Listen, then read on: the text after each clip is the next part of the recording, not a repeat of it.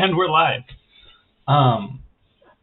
The first line of the stream will be not technically dreams, and it's great. That.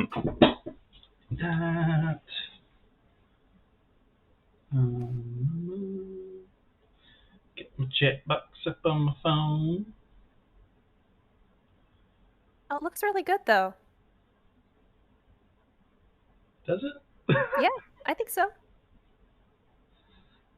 Yeah, that looks much better than I thought it was going to. Yeah, it's. I do think it's funny that you have Henry, Call, Ren, and Ben. Well, I don't. Do you want You me to don't have list any every names. NPC name? Like. No, like, but you didn't put our names. It would have been really fucking long if I did that. Although I'm Let's do planning on. two rows. Hey. Graphic design is my passion. Graphic design is my passion.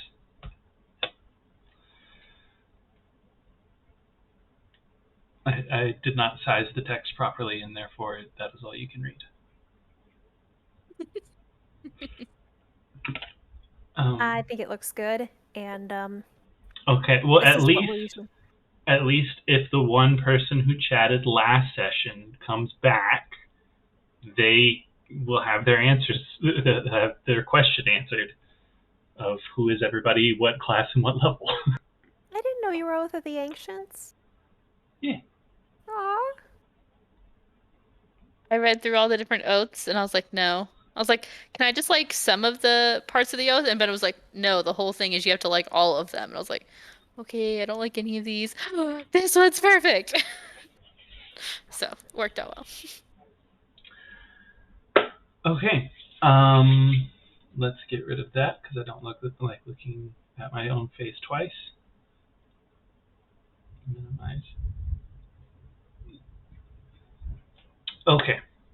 So, last session we left off with, well, let's see, what actually happened last session?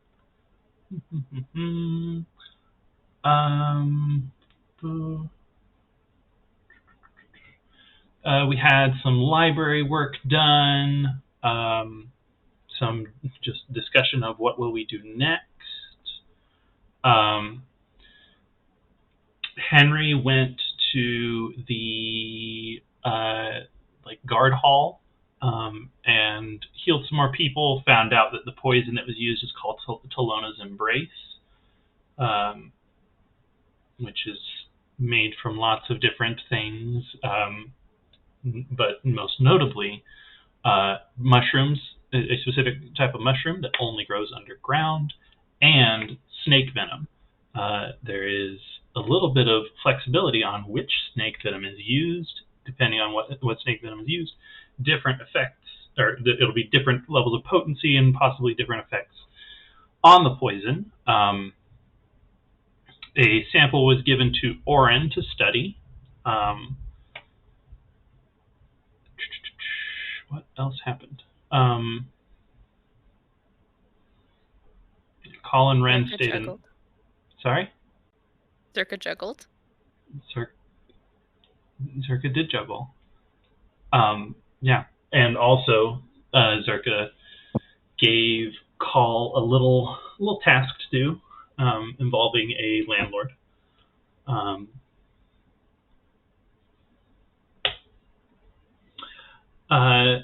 Ren had a conversation with the ring that went pretty well. And then Ren decided to go to sleep wearing it. And, maybe some things happened between last session and this one. Maybe there were some visions. Who knows? We'll see. With that, I'm going to assume that probably Ren would be the first to wake up after the events of the previous night. So let's start there with what is Ren doing? So Ren wakes up in tears, just wakes up in tears. With that good old, like confused, disoriented, scared crying. And He's not going to speak, but he's going to address the ring in his head again and just ask, Oliver? Oh. Hmm.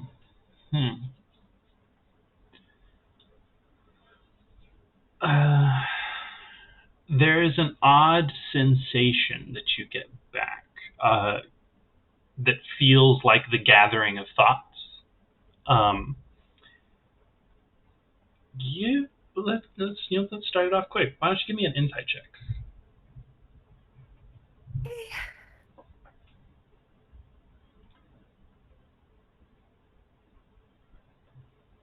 Yep, that's a 9.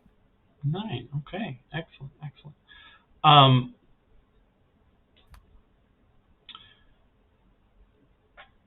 you are a little confused, and kind of still, putting things in order in your head, and kind of doing a bit of determining which memories are your own and which aren't.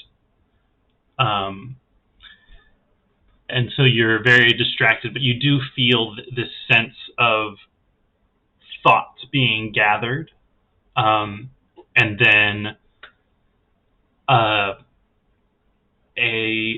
intense kind of staticky, crackly sound.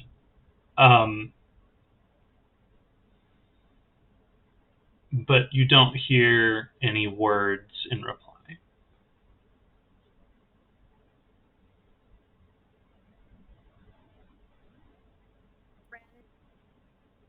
Hang on, you're cutting out. I think that was just how I was talking.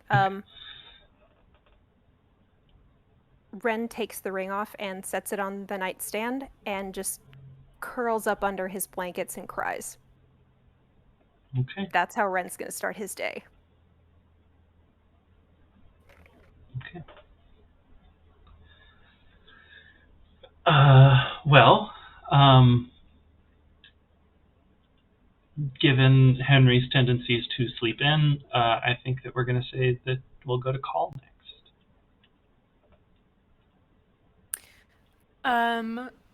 Call is probably first off going to look around and see if anyone had managed to come back while they were asleep or if everyone's still out. Oh yeah, because even of the few that were still in town, most of them were not there. Or I guess it was just Jax, and Dirk was like unconscious when you came in. Yep.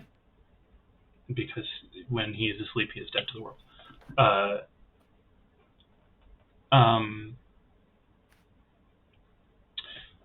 So I would assume that you wake up pretty early because your call. And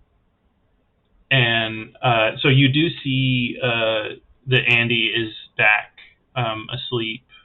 And Andy and Pim both are back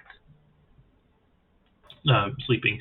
Dirk is gone, however, and Jax is also there asleep.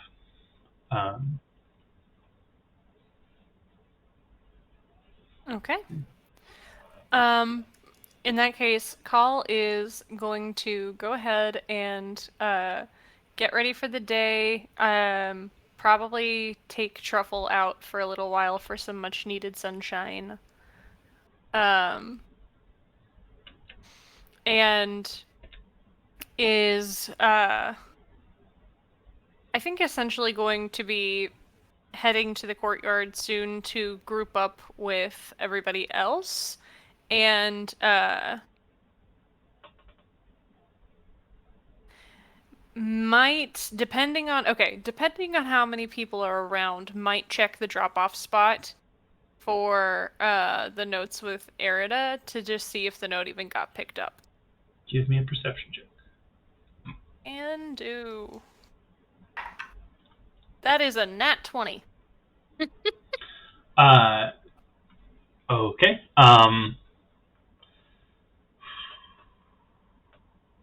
see. It's early. Yeah, there's very few people out and about. You see some guards patrolling the walls. There's no one even walking in the courtyard. Like the only people that you see, and you are very certain that there's no one that you don't see, unless they are magically invisible or something. The only people you see are guards walking the ramparts of the walls. Okay. In that case, Carl's probably going to go ahead and give a quick check to that drop-off spot, just to see if, Erida's lady's maid is even still checking. It is the note you left is not there. Okay. In that case, that gives Carl a lot of information. What time is it, would you say? Ooh, it's early. Like the sky is bright, but there is not yet sunlight entering the courtyard. Okay. If it's that early, Carl is instead going to decide that they're gonna go to a bakery and get breakfast or something, because there's no way Henry's gonna be up early, and it's probably still too early to expect Ren. Okay. So are you just gonna hang out for a while until a more reasonable hour? Probably if Ren doesn't emerge fairly early in the morning, earlier than I would expect Henry. If Ren doesn't emerge around 9-ish or so, Call may go seek him out just to say, hey, we have even more work to do now, so we might want to figure out our day. But other than that, yeah, gonna hang out and wait for a more reasonable hour. Okay. I'm gonna go ahead and say, first of all, Ren, I'm sorry to do this to you, but your window does face east, so you get early rays of sunshine, which is why you are. Or wait, hang on. No, that's wrong. Your window doesn't face east, because your window faces the courtyard, and the tower is on the east side of. I was trying to do flavor, but no, yeah, I have already established that your window definitely faces west. So, never mind. Nice afternoon light. Yeah. Yeah.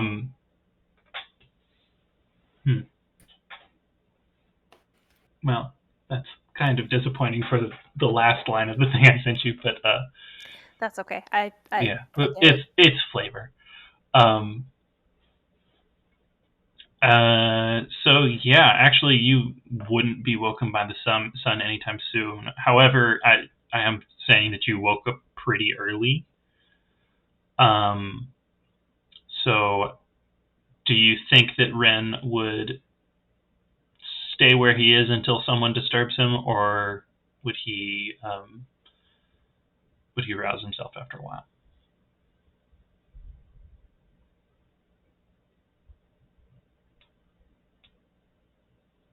I didn't see it. No.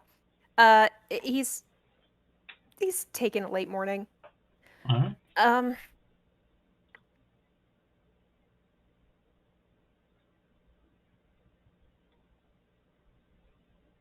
About what time is it, do you think? Well, Call said that they are going to come look for you at about 9, so... Oh yeah, Ren's still in bed. Okay.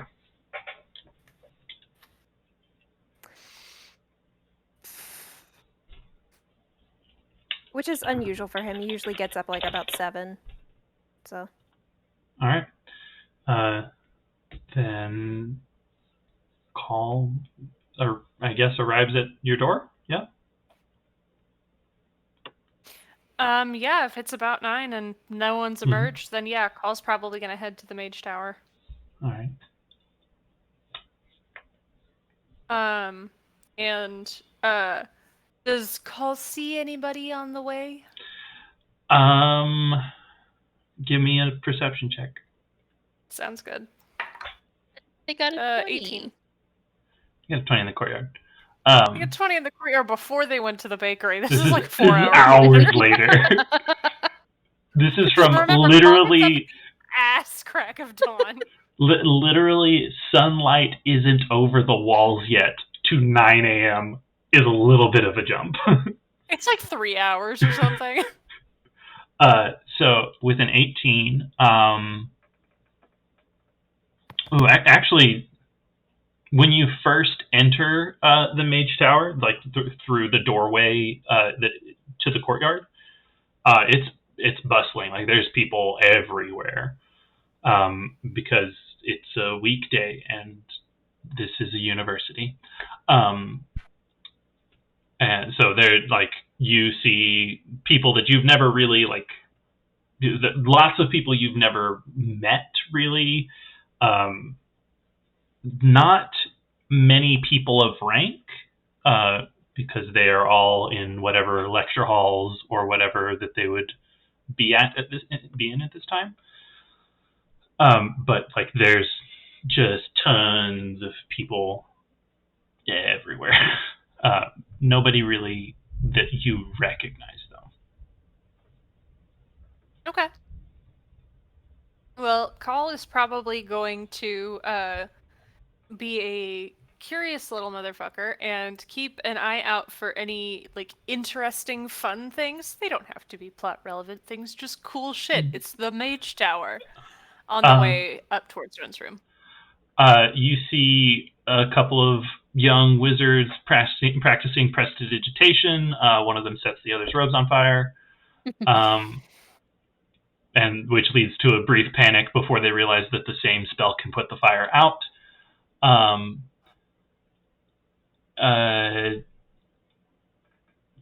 Couple of younger ones just practicing all sorts of different magic. You know what? I'm gonna check something. Where is it? Here it is. Okay. One very well dressed, not in robes as most of the people here are, but like a well dressed like tunic and like nice leather breeches. Does some flash of magic into the air with some fire. Honestly, looks like he is showing off, and then suddenly turns into a potted plant. Call's gonna stop and watch that for a second. I actually need to double check something. Wild magic sorcerer. Yes, a wild magic Yeah. sorcerer.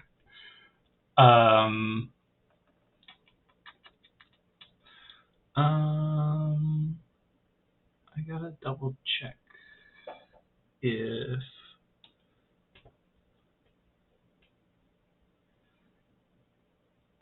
there's so many different things.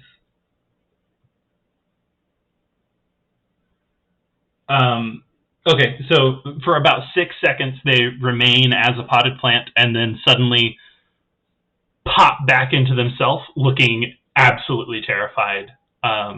And the group that was around him watching him show off all laughed at him. I think Call's gonna chuckle good-naturedly and then just proceed on their way.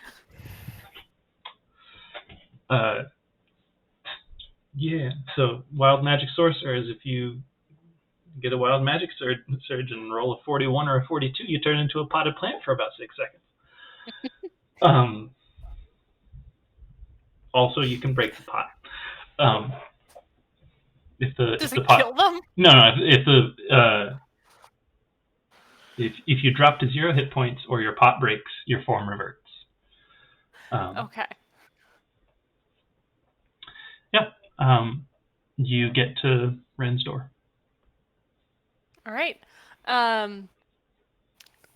I'm going to go ahead and say that when Call went to the bakery, they just went ahead and pulled a Henry to pick up breakfast for everybody.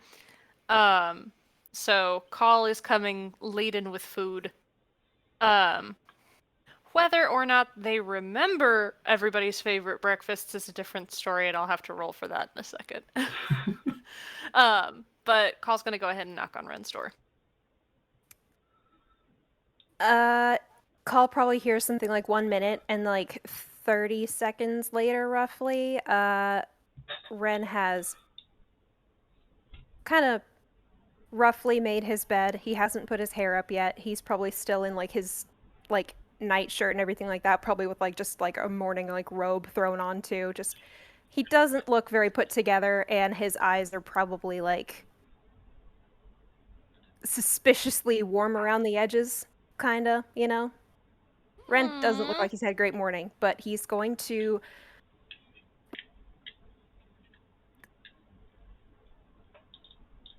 do a weirdly good job at keeping a straight face and say, "Oh, good morning. Come in." Carl's just gonna kind of take Ren in, not particularly subtly, but also not say anything, and just come on inside and be like, I brought breakfast. Oh, Thank you. Um,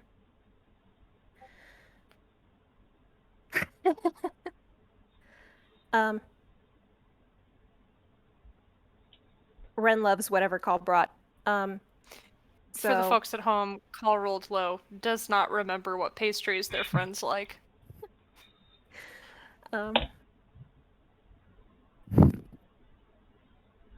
yeah, I think But Ren somehow kind of, managed to get almond croissants in there by chance anyway. nice.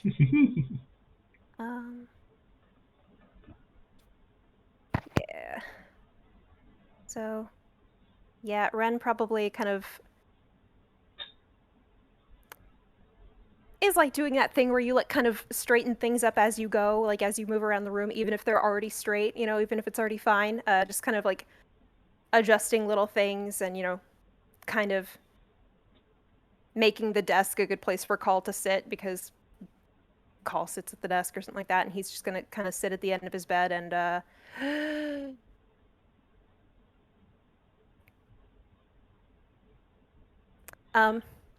Is the ring still on the desk? the ring is still in the nightstand.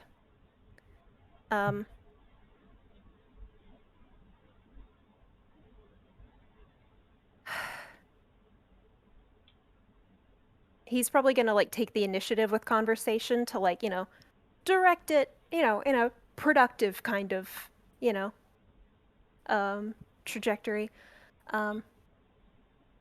So any news since last night? You were going to talk to your boss, right? Call is accepting this as a Ren's fine moment and is just gonna move forward. And Call's gonna be like, "Oh, actually, yeah, I did. I saw her last night.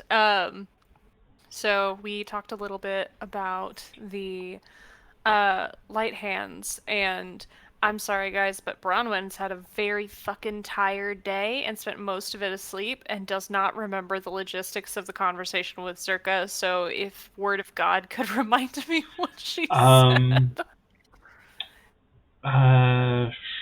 Man, what did she say? That's a great question. I have notes. Good, because I fucking didn't take them last session. I mean, I So can Zerka- tell you the extra info that she gave you. I don't remember exactly how the conversation about the light hands went. The extra information and the essentially the informal, formal extra job. Yeah. Which it was associated with the light hands. She, Yes. one of the nobles came to her to report that a couple thugs tried to muscle in on him, but he apparently scared them away out himself. Yes. And so he was just doing his duty, reporting it. Doesn't think that anything needs to be done. But Zerka still gave you the task of checking up on it. Gotcha. So, Call is going to relay that information to Ren while offering up just the box of pastries. Because apparently, since Call does not remember very much about people's food preferences, they decided to get an assortment of things. And they did. I rolled well enough on the almond croissants, at least, that there are at least 2 of those in there, but everything else is kind of just here are the generic favorites of people in general. Here, eats both the almond croissants. Just kidding. Henry's not awake right now, so right now Ren's got first pick.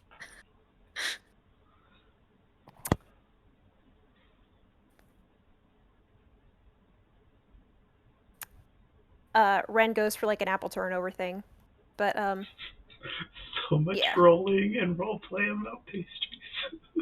Yeah. It's good. yeah, like what do you think we play this game? It's all for the imaginary food. All for the pastries. Ren doesn't even feel hunger, guys. But he's not supposed to dream either. But I lost track a little bit. I'm so sorry. Call just finished telling Ren about what Zirka discussed with them the night before. Okay. Ren's listening. Seems a tiny bit distracted, but is listening. Is eating pretty slowly.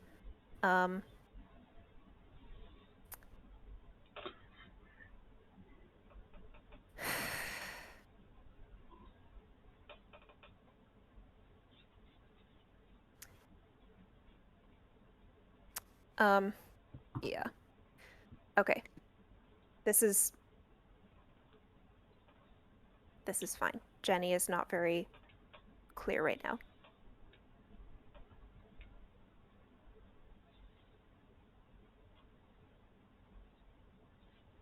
I am dissociating, but I'm working on it. Fuck. Right. So Ren's probably gonna ask, like, when they should plan on going to wake Henry and get to business on things. At this point, if Call, it's probably only shortly after 9, not even 9:30. So I think Call's gonna recommend that we give Henry another half hour before heading that direction.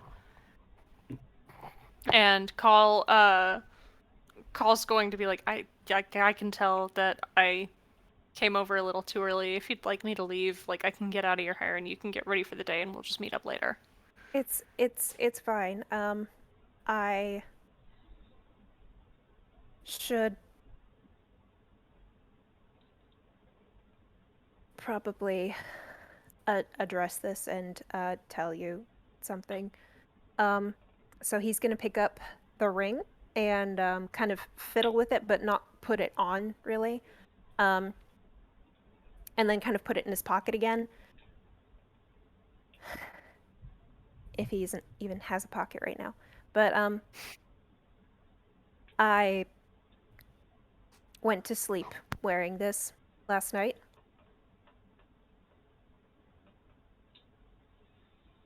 And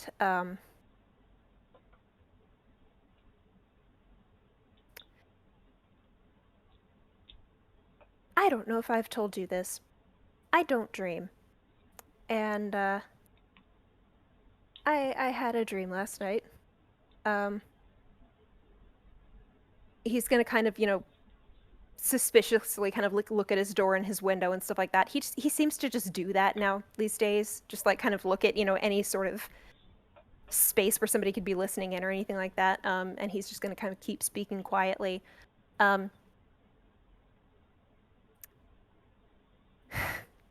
I believe I've confirmed who my friend is.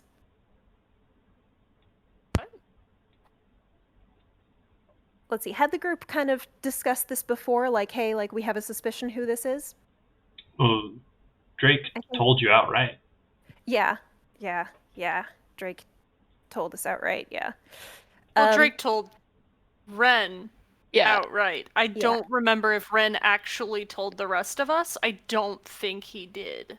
I think Ren told them that he suspected that it was Oliver, but was still trying to not go with like confirmation bias or anything like that.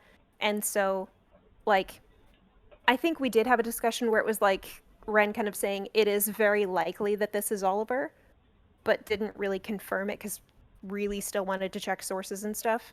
Like, did not want to be wrong about it. I think during some research on the death, it was brought up and talked about like not retroactively, but like Ren brought up a lot of what he hadn't talked about before because he saw it as relevant to the active quest. Yes. Yeah, I think that was in Henry's room too when we talked about that. So I remember it. Yeah.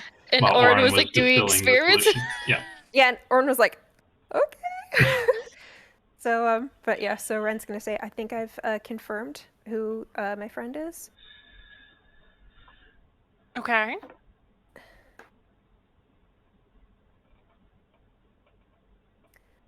And I think I've confirmed what our friend in the woods told us. So like meaning Bronk and Yes. Drake and stuff. And but yeah, he's like being very careful about what he's even saying out loud.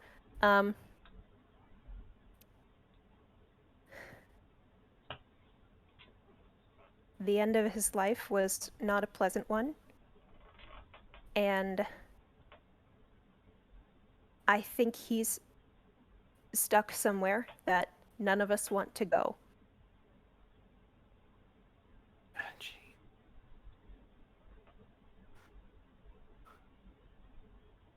Oh, jeez.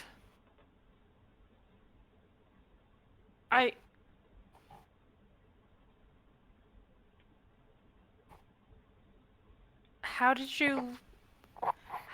you learn these things? You said you dreamed them.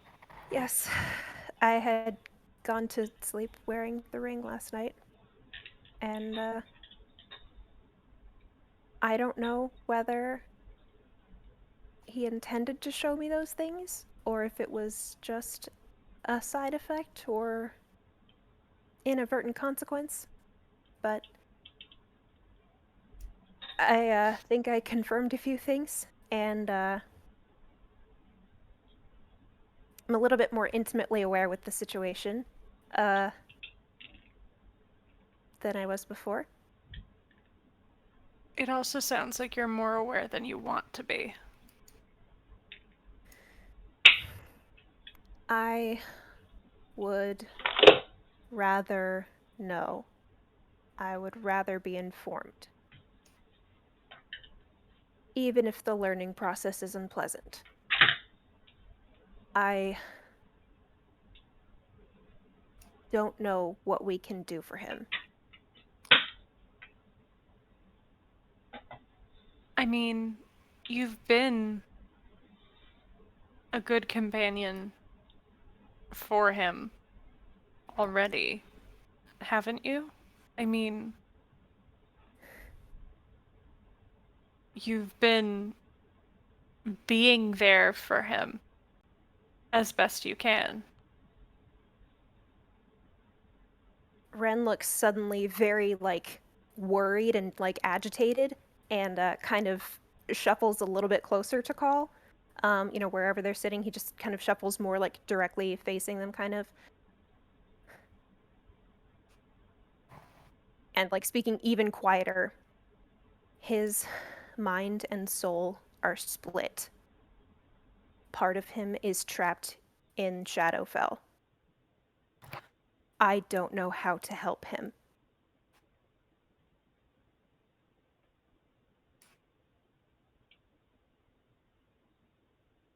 Oh my god. Call's going to kind of just like try and lay a comforting hand on Ren, just wherever's most easily accessible at the moment. Probably like hand or knee if Ren is sitting down, but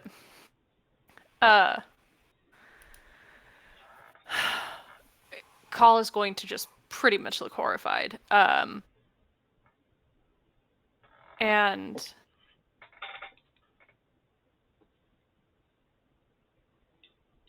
say, how does that even happen? And then kind of like jumps and goes, you don't have to answer that.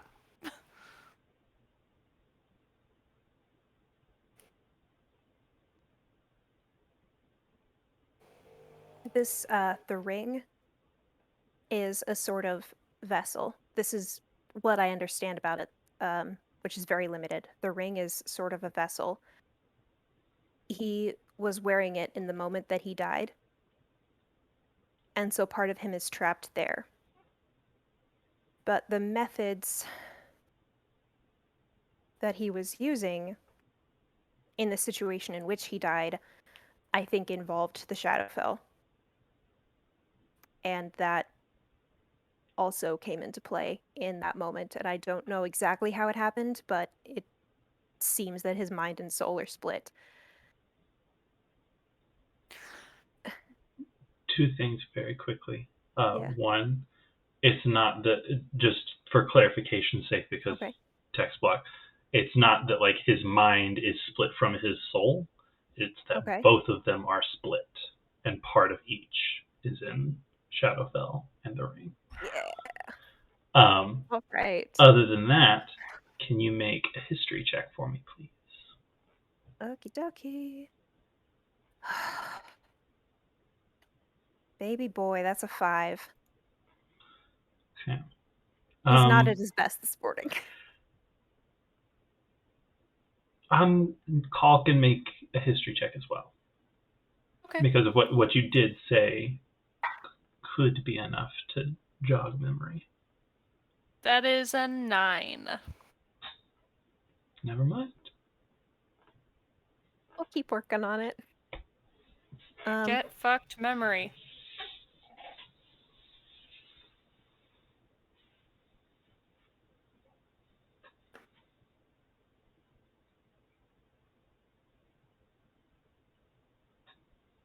I don't know what to do with this information. But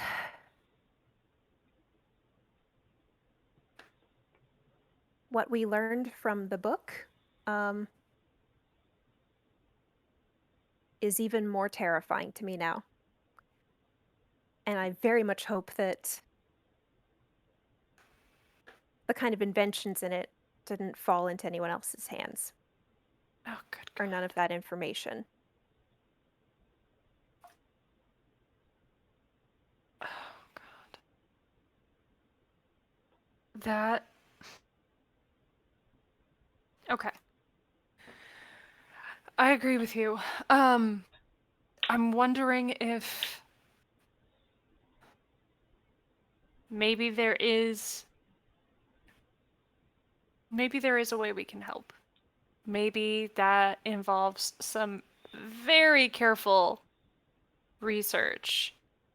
But there might be a way we can help. If we've confirmed that it is who our friends have said, I'm amazed that you walked away with him Me too. in that moment.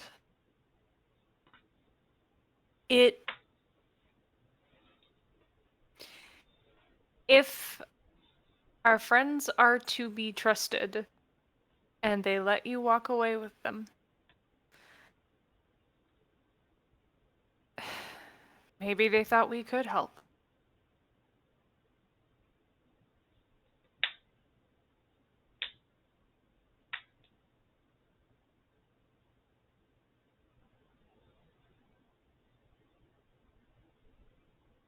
I don't know if there's a way to get back to our friends. I don't know if I could get that kind of clearance to leave the city without explaining anything.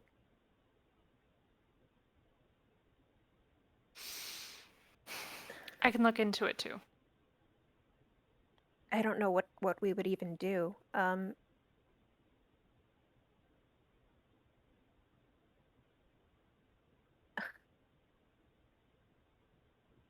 I wouldn't know how to get him out of there. He's dead. I wouldn't know how to get him out of there.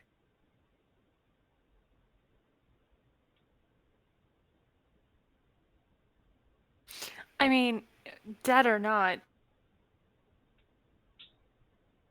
at least drying could help him not be split. Isn't that going to be inherently better? I think so too. Okay. Well, maybe some very careful research is the next step.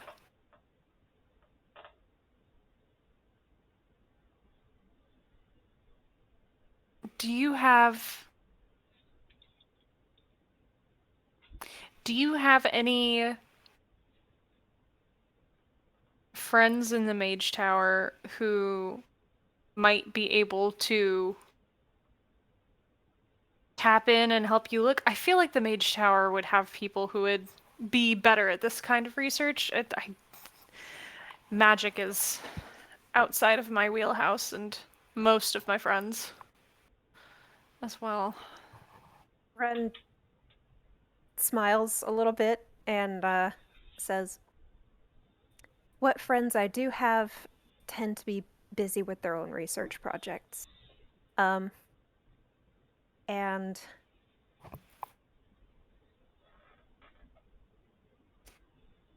I am very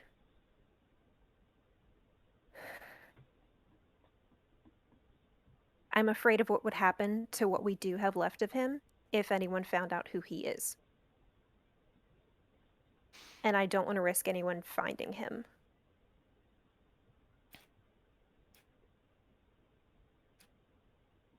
Oh god. That's fair.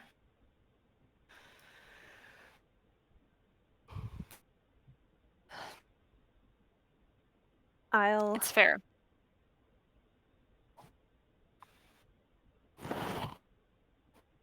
I'll keep talking to him. He's a little hard to decipher sometimes, but I think he knows a lot more than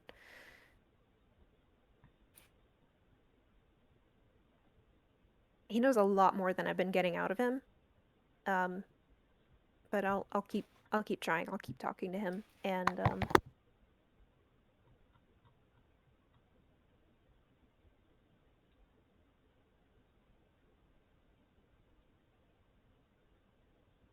Well, I mean, maybe a bright side of this is that now you've got more of an opportunity to ask specific questions. Like maybe you've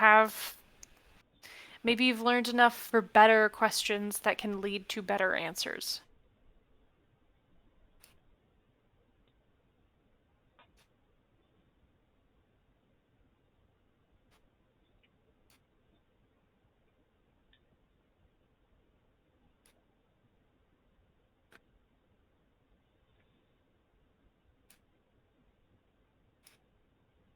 I wonder if there's another library we could look at.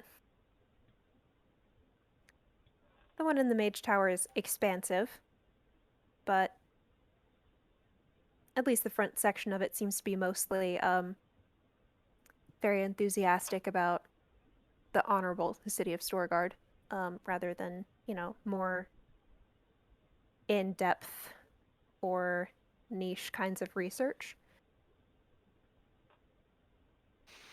I feel like I need a different source. I feel like we need to be looking in other places to find out the things that we need.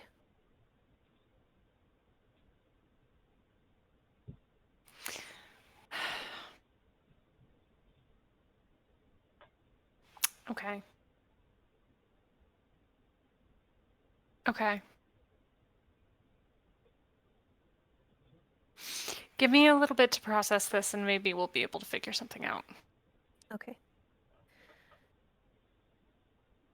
Thank you. I'm sorry you had to go through this. I'm glad we know more now.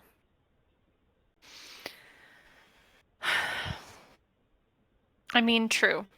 Knowing is always better than not knowing. Okay. Call at this point is going to take a look at Ren to see if Ren has, eaten the pastry he selected. About half of it. He likes it. He's just, yeah. I think Call's gonna kind of be like, yeah, you should eat. Yeah, Ren eats his breakfast.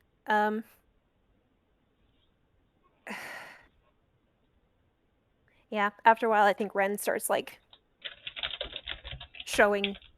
This is funny. Showing signs of life, and gets himself a little bit more ready for the day. But yeah, just Love that yeah. description. Oh yeah. So yeah, I guess Ren's ready to go find Henry. Okay. While Ren is puttering, Call is probably going to sit in the windowsill and like just look out at the courtyard.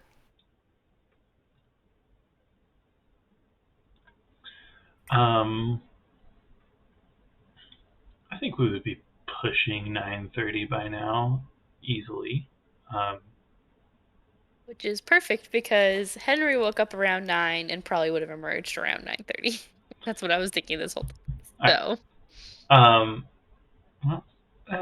Calm, give me a perception check. Fuck yeah! 21.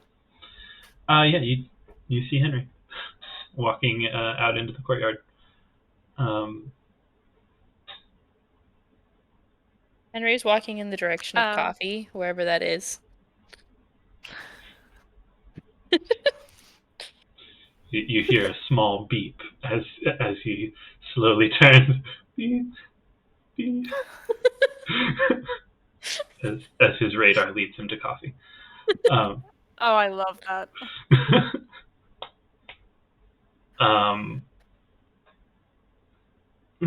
Since at least I'm not certain that it's established for the group yet, but it is at least established to me that Henry really enjoys good coffee.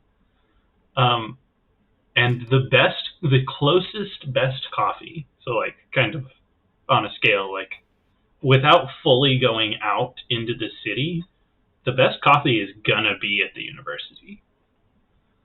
Because there are people there that brew it with magic and add a little something extra or whatever. Whereas probably the easiest access. Never mind. You're in the Hall of Light, and there's druids there. They're brewing some shit. So yeah, you've got good coffee nearby before you even come out the door. So I'm going to say that you probably have either had your coffee or are carrying it with you as you.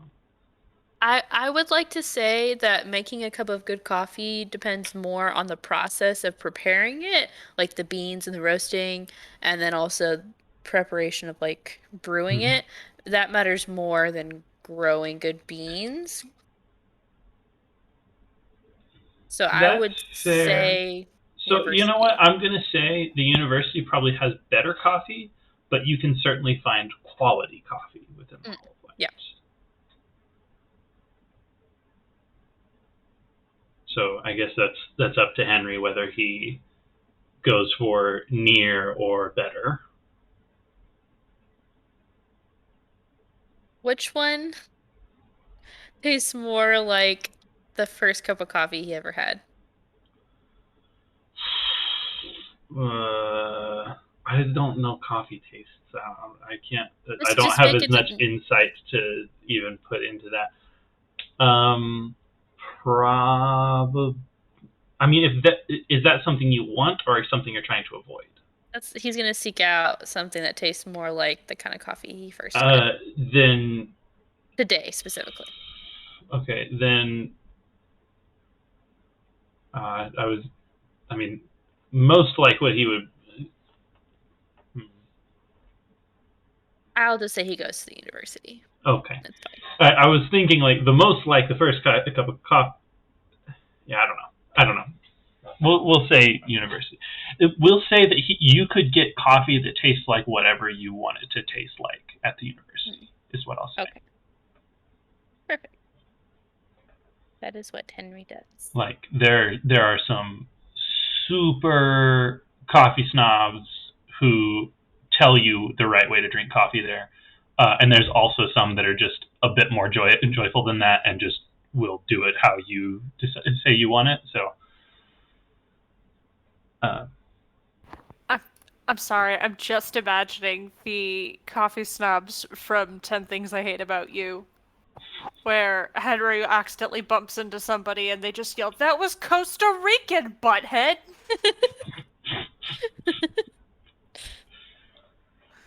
Yeah, and Henry like apologizes. I'm so sorry, I haven't had my coffee yet.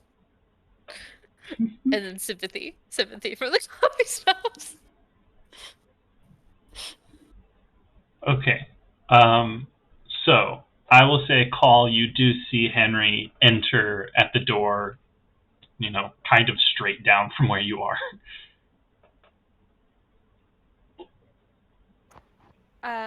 Call is probably going to just say something along the lines of like, "Oh, I guess we don't have to go that far."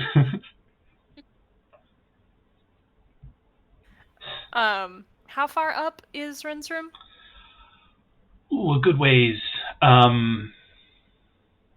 Probably like 4 or 5 stories. In that case, Call is not going to try and get Henry's attention. I thought you were about to try and jump out the window. No. No, I don't want to run the risk of having a stupid fall this early in the morning. I do want to mention whenever Call sits on the windowsill, Ren is always like slightly on edge and always has Featherfall like prepped. So Constantly readying. Does Call know this? Probably not. Why would Ren disclose? No, Call's looking out the window. Call's looking out the window, and Ren's sitting next. Yeah, no, Ren's like, let them have fun, but just in case. So helicopter parenting. Ren is a Meanwhile, helicopter Call mom. is right. Meanwhile, Call's the one sitting here like, la di da, window time. What a nice view.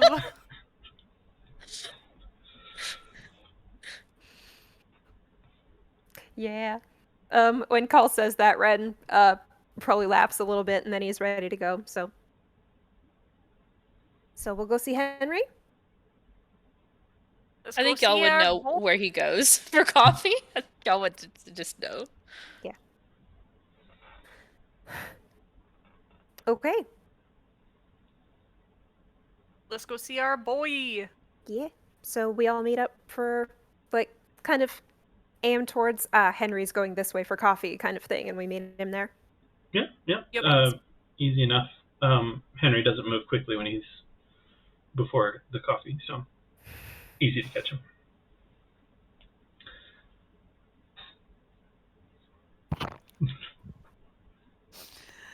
Oh God.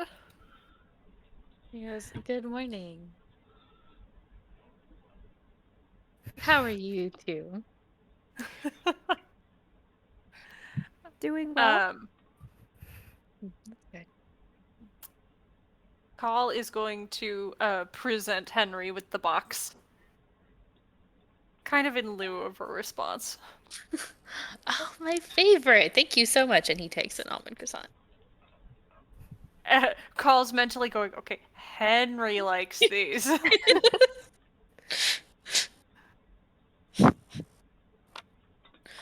So I guess Henry gets his coffee and they go sit down at a sitting place that's at the university.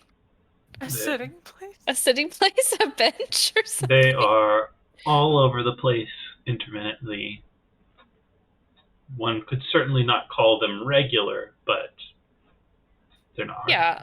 Like at my university, there in every single building there was at least one sitting area where you could like sit and do homework or whatever. So like I'm imagining like a table like that.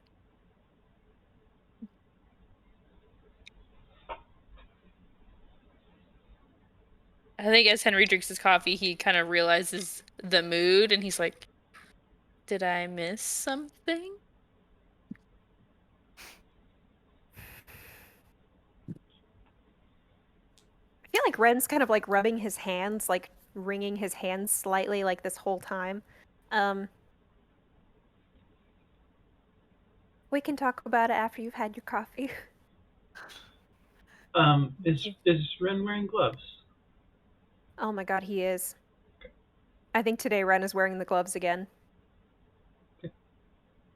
Henry would definitely notice that, but he would wait until they were gonna like talk about it. I mean, I guess should I roll to see if he notices? Yeah, okay, give me a perception check. And that's a 12. What's my modifier? Yeah, 12.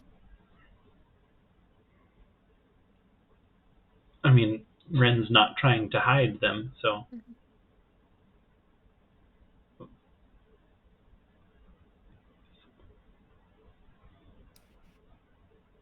Are we good? Okay, we're good. Yeah, anytime someone turns off their camera, when they turn their camera back on after, I can't see them anymore. And then I have to leave the call and come back to be able to see them again. Oof. It's good to know you know the root cause though, so we can try to avoid that. Yeah, it just means that anytime someone turns off their camera, Bronwyn has to leave the call. Yeah, good old browser Discord. I might have finally found one IT guy who doesn't hate me. So I might one day be able to get like the actual app Discord. Why did we just get taped? I'm saying I just won't turn my camera off anymore. I'll move my tape back over because I usually have tape over my camera. Perfect. Yeah. Washi tape. It's pretty. Brahman, do you know that your face cam also has a different aspect ratio than everyone else's? Oh, trust me, I'm intimately aware, and it bothers me because it's also only on Discord. It's not the fault of like my camera or anything. Absolutely, it's Discord deciding on it. Yeah, no, it's miserable, and I hate it. I am very intimately aware of this, but it's also easier to use my laptop than it is to use my iPad. So absolutely, we'll live. You'll have to. So let's breakfast is happened. Are y'all going to stay where you are to discuss, or are we moving somewhere else?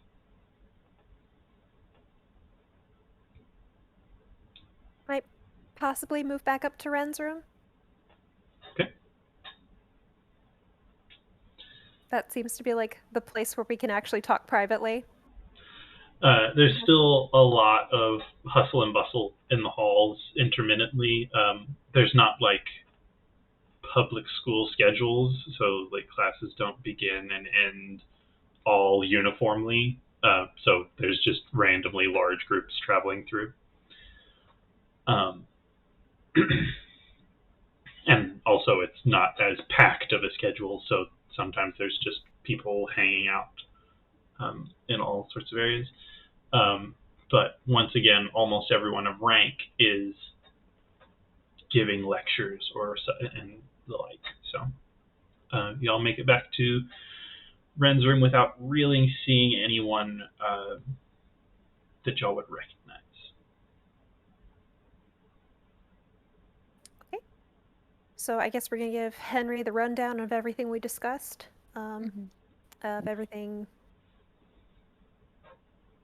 Call told Ren about Zerka and everything Ren told Call about the ring. But Ren is still talking about in that very, very cautious way, kind of like an anyone could be listening kind of thing going on. Just for the sake of, crossing our T's and dotting our I's, give me a stealth check. Okay. Oh, nat 20. Henry has a hard time hearing. Yeah, no. You take precautions, and you feel. I mean, I'm not gonna tell you how worried you feel or not, but you feel as if you've checked all the boxes and haven't found anyone trying to listen in. and you keep your voice to a tone that even if someone were like standing outside the door, they wouldn't hear you. Nice. So I'm rereading back on what y'all talked about so I can have Henry's actual reaction because I was not thinking about what he would have said. Okay, so I think when you bring up that it's Oliver, I think Henry immediately goes, but why? How did Drake let him go?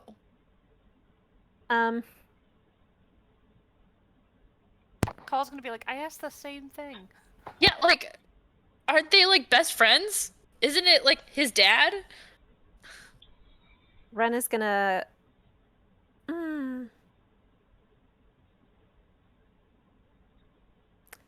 Look pained for just a second.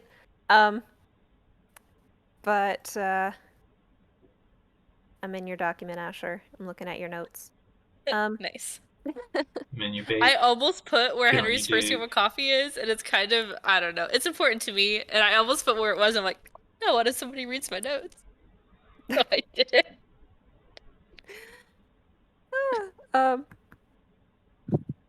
I still need to go back through and like fill in all my notes. But anyway, Ren is gonna look pained for just a second. And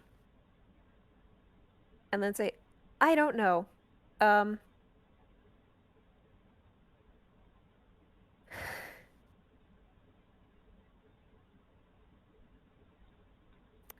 I would have loved to been able to talk with them more about it and ask them, but I don't know when we'll get that chance again. For now, I think we should avoid saying any of their names at all. Sorry, I think Henry would have said our friends. I just got excited. I think Henry would have like matched how Ren was talking. Ooh. Yes, Ben. Yeah. Okay. We're gonna stick with what Jenny actually said as far as what Ren said. But I'm gonna let Jenny read the whole thing out loud for y'all. Okay, I stutter a fuck ton, so buckle in. Okay, so you wrote it here.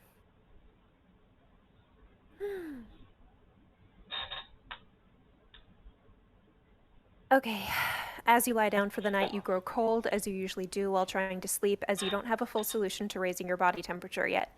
While sleeping, vivid images come to you. This is what Ben, wrote for me for Ren. Vivid images come to you. They do not feel like dreams, more like memories. You see Bronk. He looks much younger than you remember. He is on his side. His left foreleg is broken above the knee. You feel pity without choosing to. You approach him. You pull a long twisted piece of metal out of one pocket and a lockpick out of another. You run the lockpick across the other piece. As they scrape together, green light jumps between the ends of the two pieces. You separate them and the light jumps one last time. A word comes from your mouth in a language you don't know, and a voice not your own. There is a loud snap and a soft crunch as the green light grows and streaks toward the centaur on the ground in front of you. Bronk's leg straightens and his head raises, a hard grimace gripping his face. He stands slowly and the images begin to fade. New images come to you. Drake is in the shadows of a building. They do not have the steelwood accents on their arms and legs that you remember. In a small flash, you can remember how much effort and energy it took and the joy you felt for those eyes to light up the way they do. Back in the moment with Drake in the shadows, you look to your left to see Bronk approaching the far side of the same building. His tail swishes in the pattern you were waiting for, and you run toward Drake in the window above them, hungry for the book you know is inside. As you begin to open the window, you hear a click, then a sting on the side of your face, then darkness. Light grows around you. There is the green of forest around you. There are many faces that Ren should not recognize, but you do. You remember how each one of them came to be by your side. You spend a moment happy in those memories with your eyes closed. Then you open them to look at the human man bound on the ground in front of you. Truthfully, just a boy, not a man, only 15 years old. 2 years ago, you taught him how to pick a pocket. You regret that now. He stole from the son of the man who styles himself Count. Worse, he was seen. And far worse than either of those, he was followed. Stores demanding blood. It would be easy to give it to him. It would keep the knowledge you've gathered safe. It would keep the rest of your family safe. You stand to speak, and blackness comes again. Almost immediately, more images come in flashes. The bodies of your family members. The boy dead in your arms after you found him yourself with an arrow in his neck. Even Drake, always steadfast, has grown worried. Learning that you can use steelwood to repair him would have been more cause for celebration if it hadn't come with the deaths of 10 others. The anger and grief in your chest is overwhelming. It makes it hard to think, but you need to think now. The blackness of Shadowfell is still on your fingers as you write what you have learned about the substance in your journal. You close your eyes. When they open, you are standing alone, but you know they are coming. You can hear the whinny of their horses. They brush through the leaf wall. The one the boy stole from, and Stad, S-T-A-D-D, a stupid name in your opinion, leads the column. I get out of breath when I talk too much. You step on the trigger next to your foot, and the zip line you are standing on slides down in front of them. You can't stop the cackling laugh that comes from deep within from spilling from your lips. Finally, the blood of your family will no longer be spilled. You close your eyes as you laugh. You can picture the canisters opening, the black mist emanating all around. You open your eyes to see just that. The column has begun to cough. Those attempting spellcasting cannot make the verbal components nor the somatic ones as they grasp their throats. You are used to the coughs, though, and the bottle in your hand needs only to be unstoppered for it to ignite. You are still laughing as you throw the bottle in Stad's face. It shatters and ignites, just as you planned. The black mist ignites as well, and the fire surges towards you. You notice your ring on your finger, reflecting the orange of the inferno racing towards you. Then the ring is all you can see. The pain came and went almost instantly, but the prison that you forgot to remove in your excitement still remains. Your body is gone, your soul and mind are both split. Part is here, trapped. The rest of you now wanders Shadowfell, the fate you doomed to the soldiers, but more importantly, Stor's sons, too. The madness is still here, but you hide from it. You do not know what it will do if it finds you. You come to yourself. To Ren, with the light entering your window. The small blue gem of your ring, somehow glinting orange in the sunlight. You try to ignore how much it looks like a ball of fire rapidly approaching.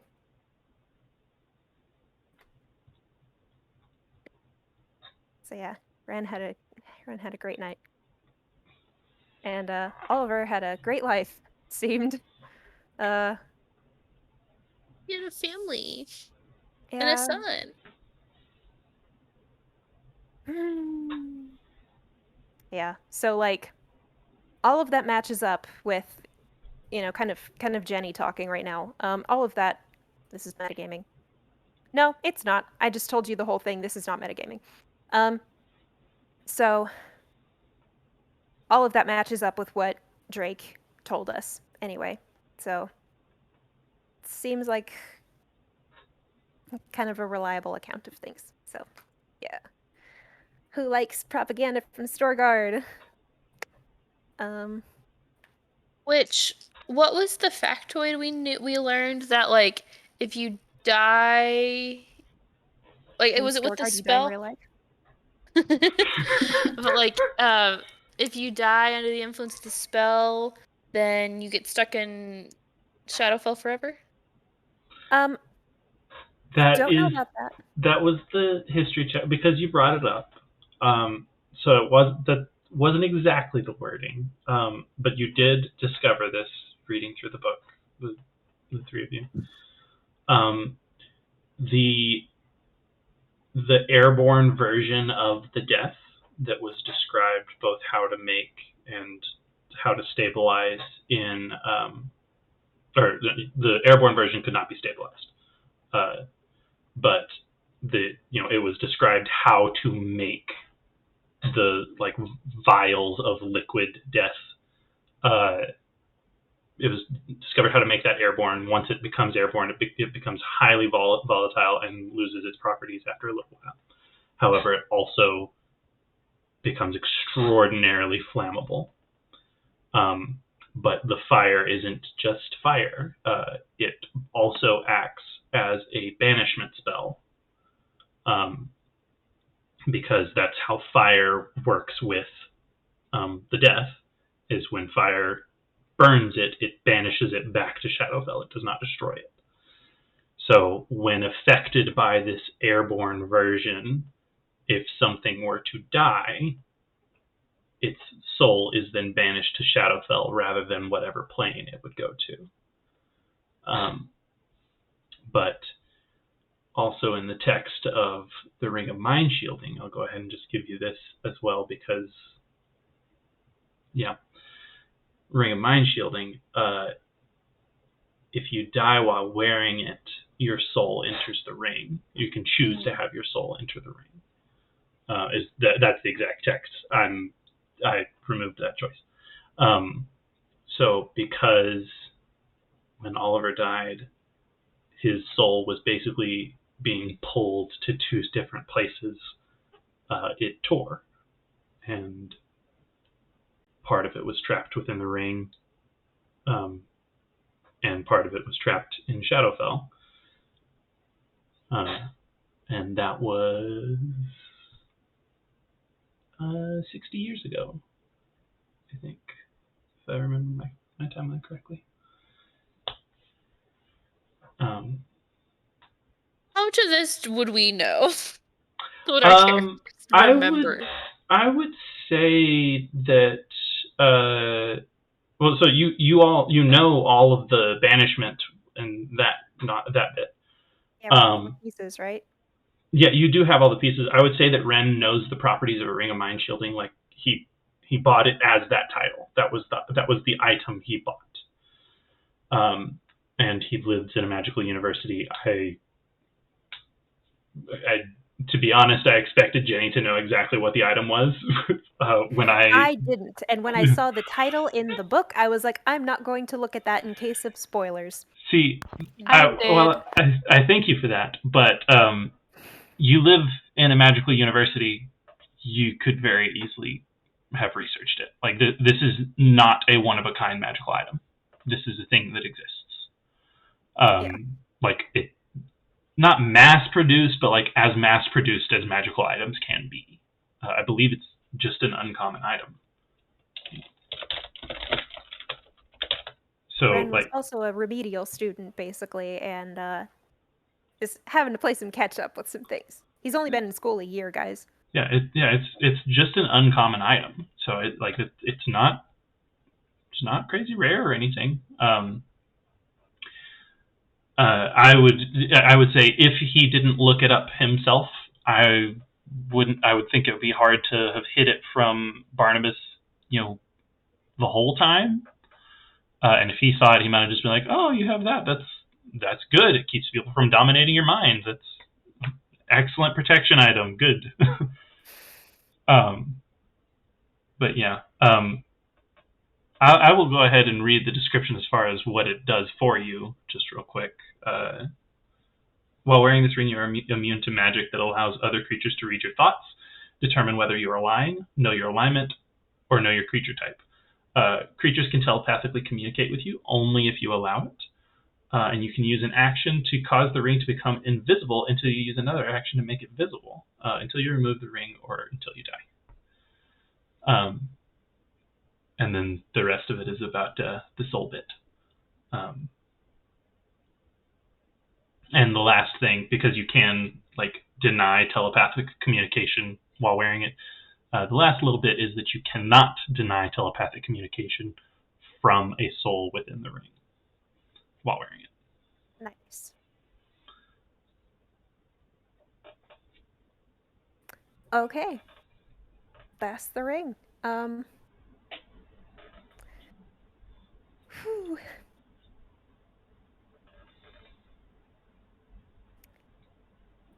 Okay, so I think Henry just kind of sits there and this is a lot. This is a lot and very sad.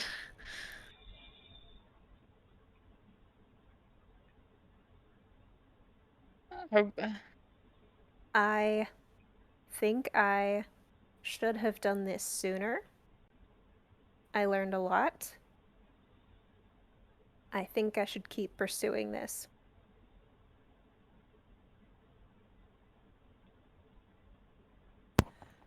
Take care of yourself while you do, okay?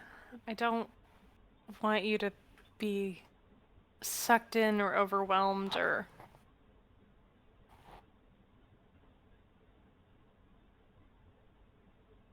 I will, thank you.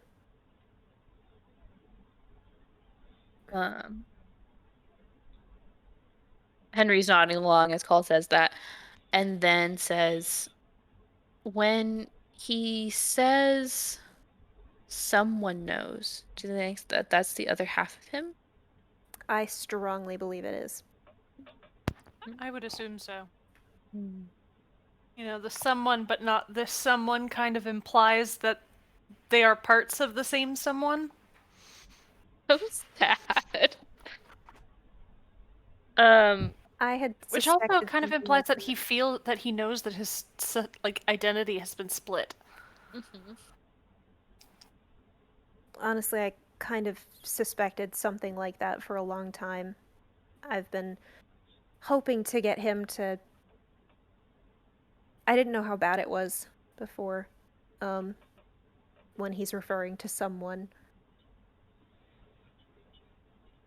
And I don't know how painful for him it is when I push at that barrier and try to remind him. I hadn't even considered if that was painful for him.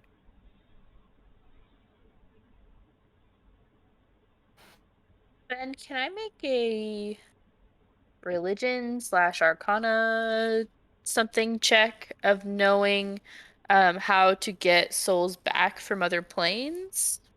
Maybe specifically for the banishment spell? You that would definitely be religion. That's an 18. Okay.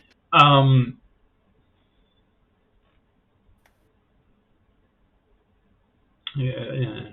Wait, So, okay, wait, sorry, one question. Religion is an intelligence check. Yeah. It wouldn't be charisma. No, it would not be charisma. Okay, just asking. But my base of magic and my base of everything that I do as far as religion goes. Like But spreading joy, that's charisma. So I just wanted to yes, ask. so the aspects of how you portray your religion is charisma.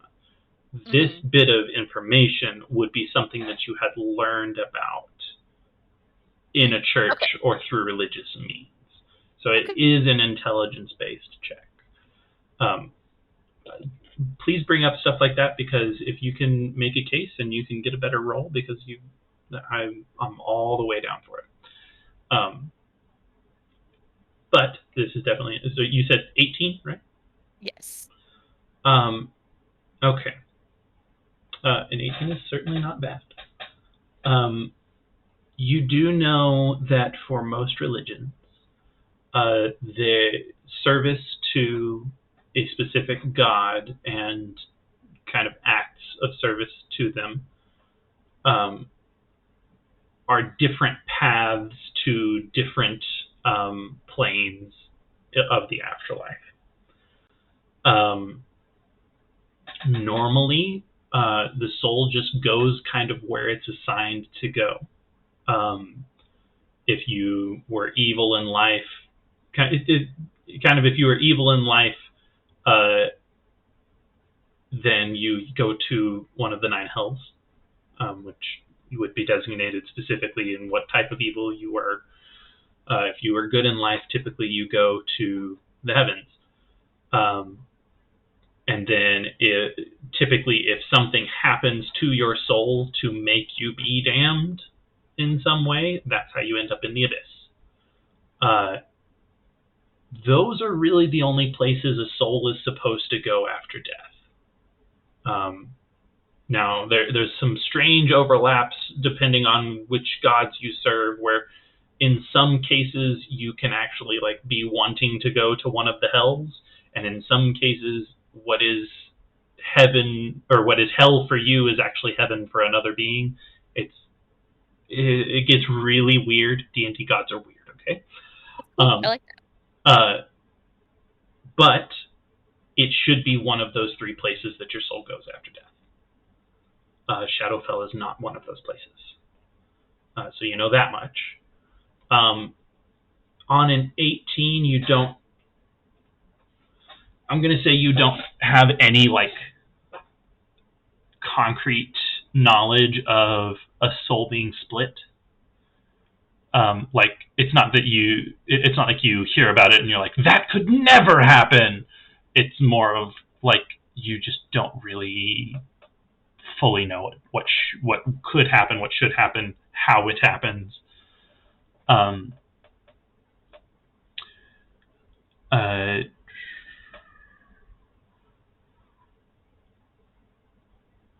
And I'll let that go ahead, and that is 18 is pretty high. So I'll say you do know this isn't really religion, but I'm still taking the check for it. But you do know that like there are certain beings that attempt to extend their lives through magical means, and usually that involves moving the soul to another container, whether that's another body, a magic jar, something like that. Magic jar is an actual item. Oliver could be a lightning bug. He could be a lightning bug that's halfway trapped in a ring.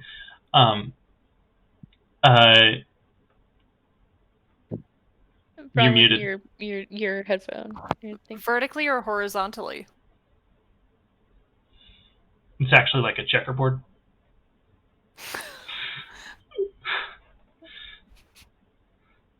So you got like the top right quadrant and the bottom left quadrant of the lightning bug in the jar? Have you ever seen the thing where they take a picture of a dog and they put it through a shredder and then alternate pieces and tape them together and then they put it through a shredder?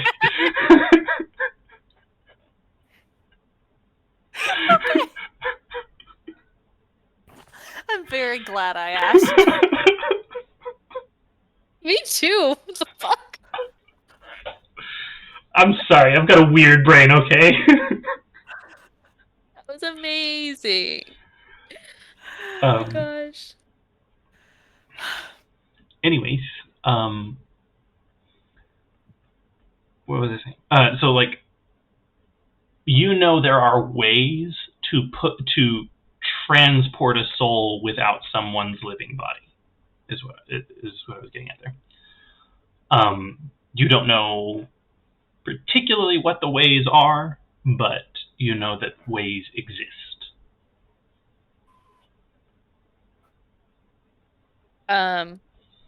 Okay, is there anything else I know? That's what you get. That's a lot. Thank you. So I think Henry, he thinks about it for a minute. He's like, because I'm assuming that Ren and Call kind of talked about wanting to research this and such, right? I believe they said that they went over again what they talked about previously. So yeah. Okay. So when y'all bring up that, Henry goes, I mean, if we could find a way to bring him back and unbanish him, I know that people have had their souls placed in objects. So if we could get it back, maybe we could, I don't know, at least get him out of Shadowfell. Like that is possible. Maybe get the whole of him into the ring at least. Yeah, that would be really great.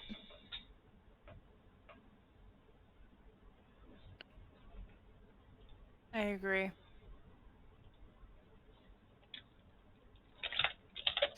I think Henry looks at Ren and says,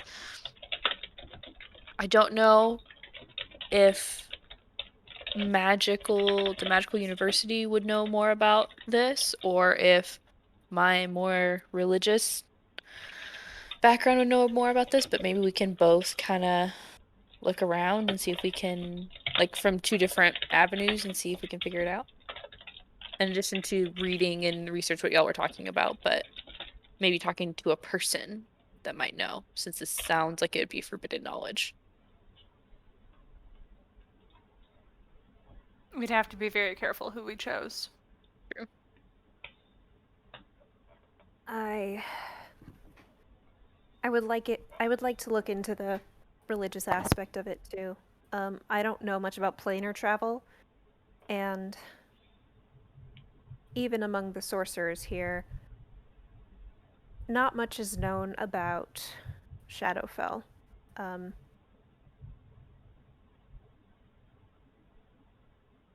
As far as I know, I'm pretty unique here. So, unfortunately, I don't know as much as I would like to about it. And also, I know a lot more than I would like to know about it, if we're being honest. But,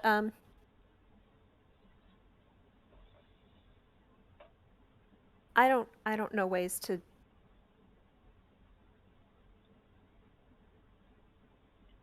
get into Shadowfell without going back into the woods. And even then, I wouldn't know how to find him. I would like to do this without us having to go there. No, we are not going there. We are not going there.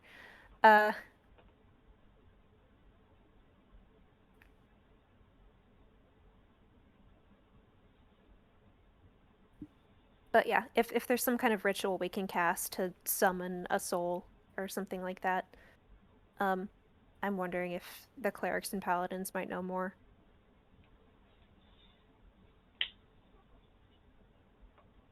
If you said something, Ash, we did not hear it.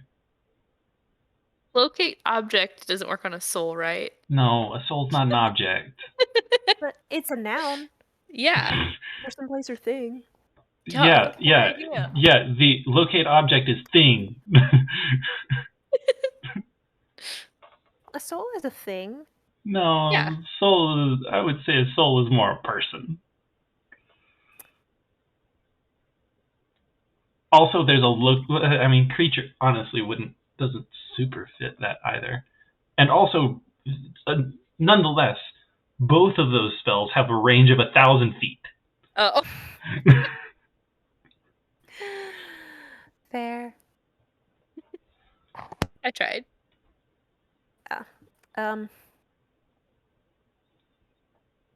Yeah, Ren will probably just say, I'll see if I can learn anything else from him. But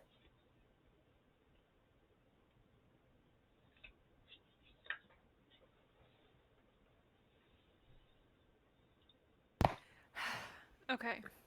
Well, as much as I hate to kind of put a pause on this conversation, I'm wondering if we need to start going about our other jobs for today. okay. Because we have a lot to do. Yes, we do. I love being able to get out lore that I've been sitting out for a long time. Oh my god. You've been sitting on that for so long, dude. Oh my gosh. You bought the ring in session 4? Yeah. Yeah, why was Oliver on a shelf in Flanagan's for half off? Much less than half off. He was like 80% off. Oh my god. Yeah, I've been wondering about that for a hot minute. It seems like an insensitive question to ask though. But Like, how did you terrorize the other people that tried to buy you? oh my god. I mean, damn, bro, why were you so cheap? I mean, when you bought the ring, when you first touched it, you heard mad jabbering the second your skin touched the ring. Yeah. And Ren, of course, Ren is the one to go like, "Oh, cool, I'll buy it." But yeah, you have asked me regularly. Okay, yeah, are you like leaving the ring on? Are you, like, are you gonna walk around with the ring on throughout your day and stuff like that? And I've always been like, no, Ren's gonna be kind of conservative about it. And then I'm like, nah, fuck it, he's just gonna sleep with it on. So I told Ash, I was like, every once in a while I tell Jenny, like even recently, I was like, yeah, you've gotten to the point you've calmed the ring down enough that you can wear it without like getting disadvantage on stuff, which is what I said you would have to begin with. Is because you put it on, there's mad jabbering in your head, you're not going to be able to focus on things, so I gave you disadvantage on skill checks. But you've calmed it down enough that it will be silent at times when you're wearing it. So I was like, yeah, you can wear it and not have any detrimental effects. You kept not wearing it, and then you're like, fuck it, I'll sleep with it on. I was like, mostly Ren. Okay, the thing is, this is how Ren would have done it anyway. Like, he wasn't going to wear the ring or out around in public during his day first. He was always, like, probably going to have spent a longer time alone with it on. Because mostly he's been doing this because he's worried about the ring getting found. He's been doing this so he doesn't put the ring in danger. But yeah. He could Yeah. just wear it invisibly. He could turn it invisible. Yeah, so something about not reading all of the item description. Like, I didn't remember that either. But then also, Ren doesn't know if the ring can see through his eyes, and he's not sure if Oliver needs to not know some things for some reason. So he's keeping things very separate. Ren don't trust like that. Ren don't trust like that. So yeah. But yeah, we do have a lot of other things to do today. So And Ren's Henry going- says, "What do we have to do? What are we doing today?" They said that they told you about Zerka's Oh, the noble. assignment as well.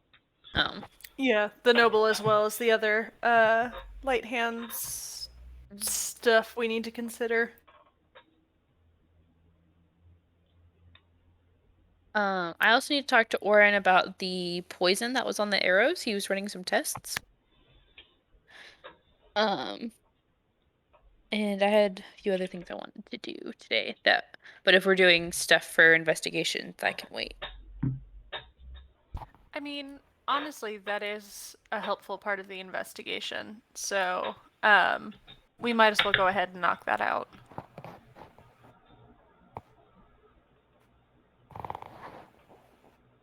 Okay. So y'all are going to see Oren? Mm-hmm. All right. Where do you go to look for him? Library. Yeah. You know, It's where we've seen him the most often. when you Also, give a character a forte, sometimes people pick up on it. Also, I have no idea where his room is. Right? We don't know where his room is? Do we? Y'all do not know where his room is. Okay. So you do find him in the library. Along with his books, which his stack is much. So y'all know his pattern of reading. He has not gotten through a lot of books already this morning. He probably hasn't been here for very long. He only has about 4 or 5 books even in his read pile. But you do see, kind of standing next to his pile of books is a little, like a little vial rack that just has one vial in it. It looks pretty clear. It's pretty clear liquid in the vial. You know Oren, and so you're fairly certain it's not water, but it looks like water. Let's drink it. That was the terrifying thing in like upper chemistry labs, is that like everything's a white powder and everything's a clear liquid. It was horrifying, the amount of things that all look the same. So, very, very accurate. Are y'all hearing fuzzies because I have my fan on? Only when you talk. And even then, only when you said it, only when you brought it up, I heard it. Okay. Well, if you do start hearing it, let me know as I can turn my fan back. So yeah, there he is. Oren, good morning. He looks up from his book and gives you a hearty wave. Takes in that all 3 of you are coming, and then he quickly turns and grabs the vial. And he says, I ran the tests like you asked me to. I was able to confirm that it is Talona's Embrace. I tried to figure out what snake venom was used, but the results that I found don't match up with any snake I know. or any snake I could find record of. And then you notice that a lot of the books that he has in front of him are actually about snakes.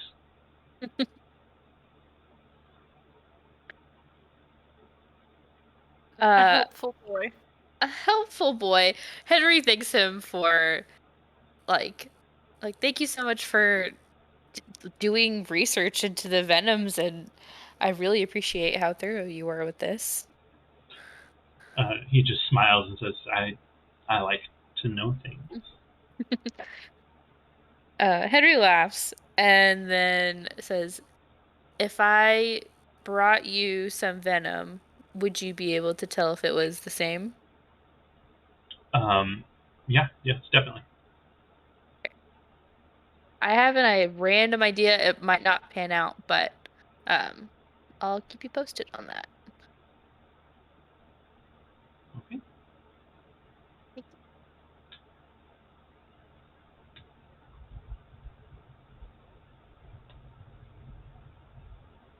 Well, with that, I guess it is probably time to look into the other light hands thingamaboodle, because at this point it's probably still a little too soon to go back to the half a mug. That's probably a tomorrow thing. So today is the perfect day to get on that new task from Zerka. All right. So, Zerka didn't mention much in the way of specifics as to who to talk to, did she? She gave you the address of like his Yes. leasing office. Like that's not exactly what it's called in Fantasyland, but that's what it is. Okay. So, well, that also reminds me that we have the address of the warehouse where Vist got arrested. So we have a couple of addresses we can go check out today. Let's do some in-town exploring. Okay, Yeah. I think we might be having a child check. Okay. Okay. Is this what tape looks like? Yes. I'm going Jenny, to pick a color. orange. Okay.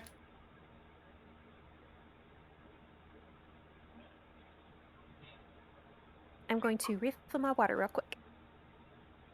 Orange. Okay. I'll be back.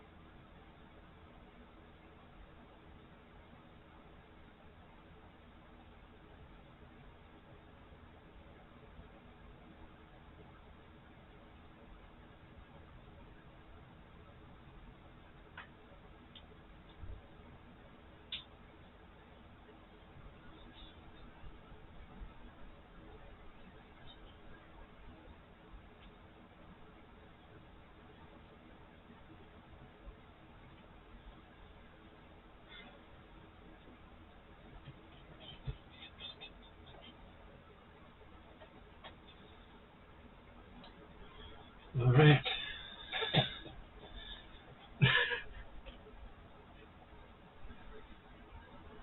You good?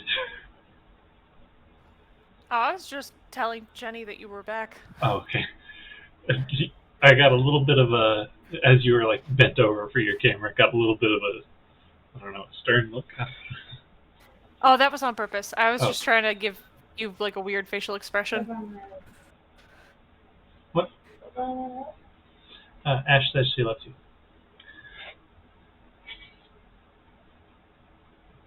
Okay. You are at like Jenny is getting snacks. Okay. I am. You're at like 2 frames a second for me. I'll turn off camera and turn it back on.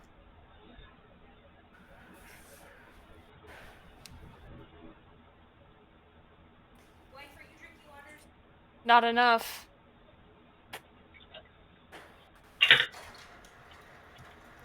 Is this better? No. God fucking damn it, I'll leave and come back again. Technical difficulties. Difficulties. Technical difficulties. Oh. I was not loved by the camera. The camera loves you, baby. Don't lie to me. Okay. Much better. Much better. Our poor sweet dear girl who, fell asleep on the bed right behind me. She, of course, was not wearing a diaper just throughout the day. So we put her down, and she was very stuffy and sore throat and such. And we were like, okay, well, she's asleep. Let's just put her down. Honestly, her diapers are usually dry in the morning anyway. She'll probably be okay. No. She wet the bed, and it was just the saddest little sound. And then she just fell asleep in Ash's arms while I changed the sheets. Aww. It hasn't happened since she was little, like really little. Aww. It was very sweet but very sad. Is she feeling any better? I will have to see you in the morning. Yeah. Because waking up from the sleep that you need very, very badly to being wet is not exactly a good time to evaluate how well you're doing. Yeah. The poor sweet girl. She's a sweet baby. What were we doing? We're gonna go to the noble's house, the landlord's Yes. rental office. Okay. That's where y'all are headed right now? Mm-hmm. Mm-hmm. Alrighty. So here's what we're going to do. As y'all enter the rent district, I'm going to have everybody give me a perception check. Huh! Nat Nat one, one. my guy. That one, my guy. 19. Well, at least Ren has his eyes open. Ren is holding you both by the hand so you don't trip on yourself. Misery loves company.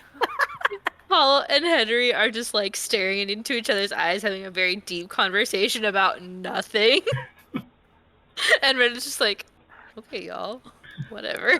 Ren's here with his hypervigilance activated, like I am not going to miss anything. Ren's like doing the thing where you're like walking with your friends. You know how like if the sidewalk narrows, you have to step behind. Ren's doing the thing where it's like, okay, the sidewalk's narrowing and also twisting this way, so I'm gonna get to this side of y'all and kind of push into you, so you follow the correct path, and I'll get to the other side and push you the other way. Anyway, Ren, you see, as you're approaching, the streets are fairly busy. Like the streets are normally busy in Storgard, especially like you're taking like the main streets to get to the rent district, and then as you are searching for the actual address, you have to go off of the main streets. But so the streets are busy. You hit the rent district, and suddenly there's like nope. Every once in a while, you see like a kid, but you see hardly any adults. Usually, you'll see like 2, 3, 4 kids like playing in the alley or whatever. They all look pretty dirty. Most of them aren't wearing shoes, and the ones that are wearing shoes, they're pretty beat up.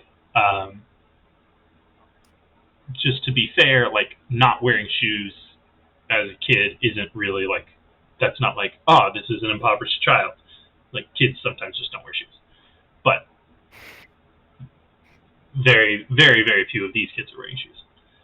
I mean, they seem happy. Like they're not like moping in gutters. They're playing. They're doing kid stuff. But there's like almost no adults. But you do remember that this area is rent housing. If you live here, you work in the city. So, and with that being said, this area, the jobs aren't in this area of the city. Jobs are elsewhere, mostly in the industrial district. So you gather that just about anyone who does live here is working. So basically only kids. Every once in a while you see buildings that are larger than houses, which, just to point out, the vast majority of houses are small, like 25 feet by 25 feet, single room buildings.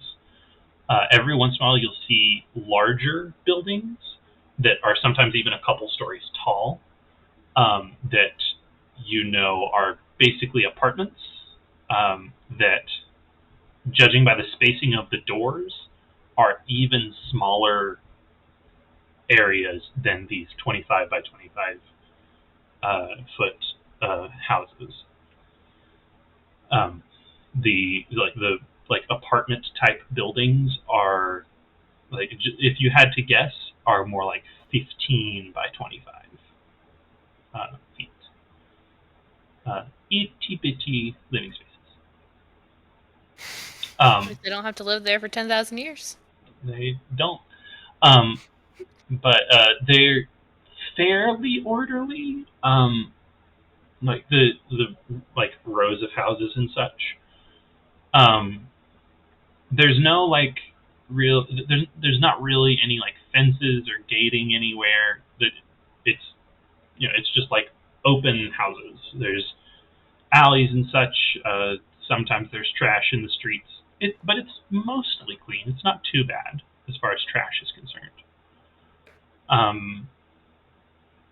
But it is very, very rare for you to see someone over the age of like 12. Along with that, as y'all are getting pretty close to the address, which I'm going to say, because you're the one with the perception check, you're the one actually leading to the address as well.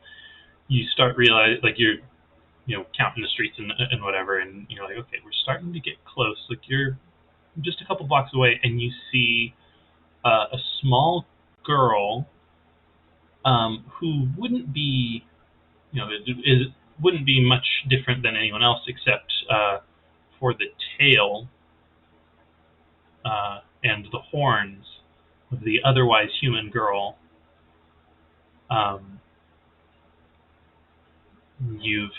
You know of tieflings. I'm not sure if you've ever met a tiefling. But this little girl, well, let's roll.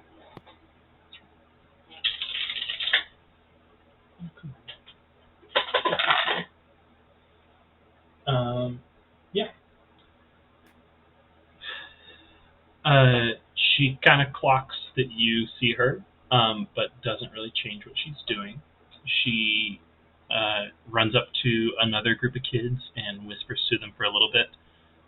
They look at each other with a kind of a scared expression, and then they run back the way y'all were coming from. But she runs not like along the road y'all are running along, but like through the alleys, more towards the direction you're headed.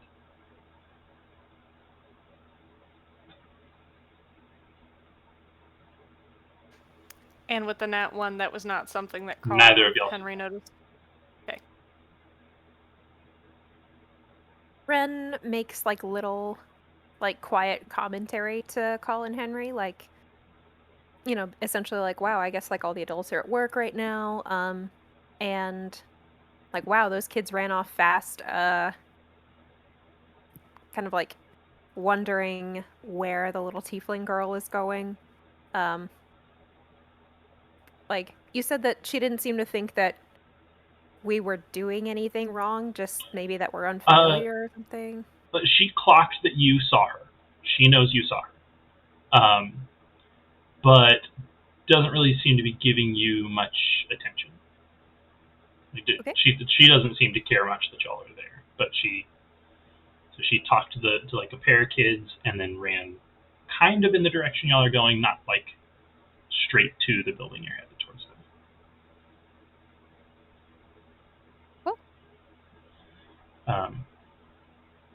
So as you approach, you kind of have to like go around one of the apartment buildings, and you see a larger building that's only a single story.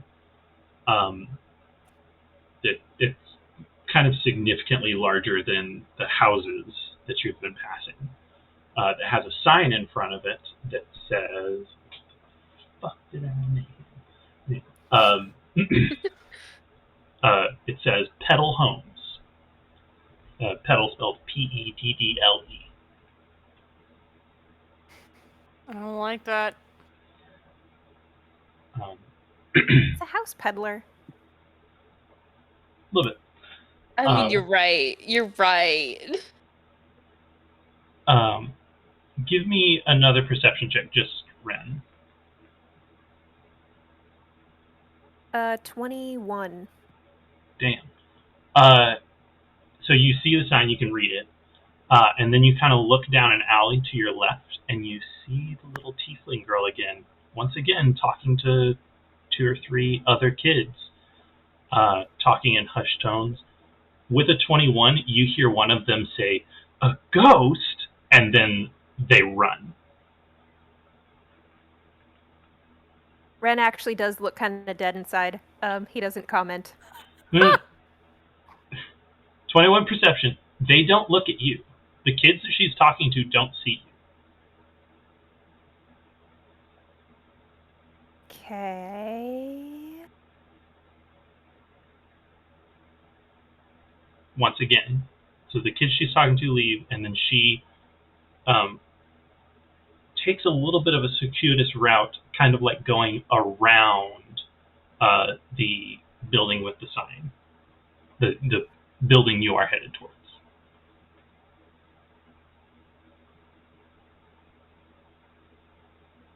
Okay.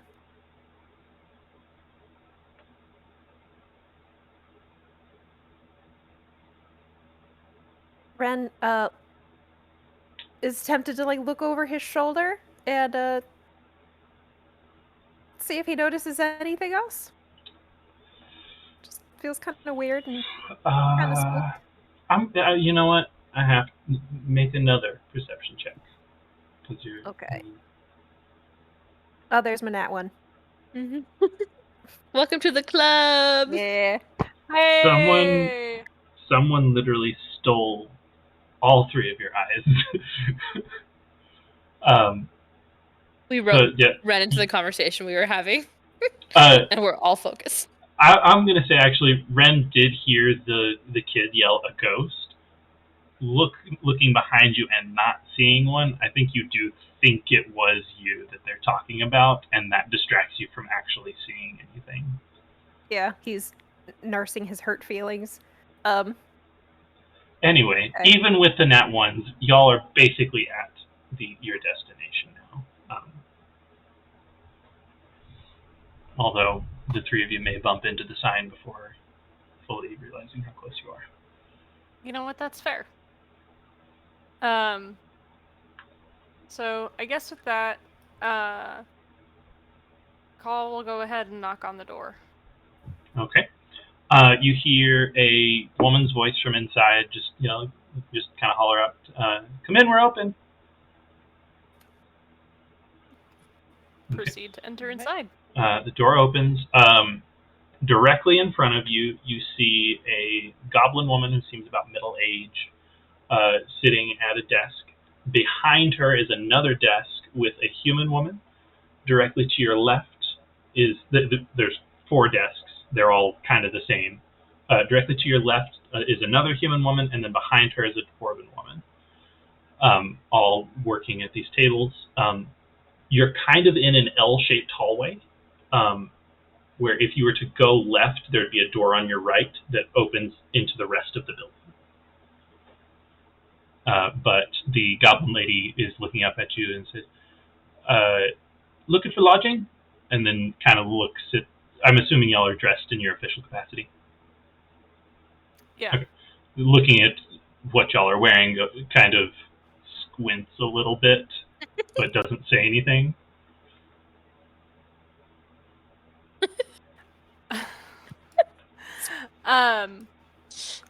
Call is going to shake their head and did we ever get the name of the rich guy who made the report? Lobbit Petal. He's gnomish. Okay. That explains the pedal housing. Call is then going to say, actually, we were hoping to speak with Mr. Petal. She nods. She has this look of, "Oh, okay," and nods a little bit, and then says, "Yes, Mr. Petal's in, just down the hall and on your right." Thank you very much.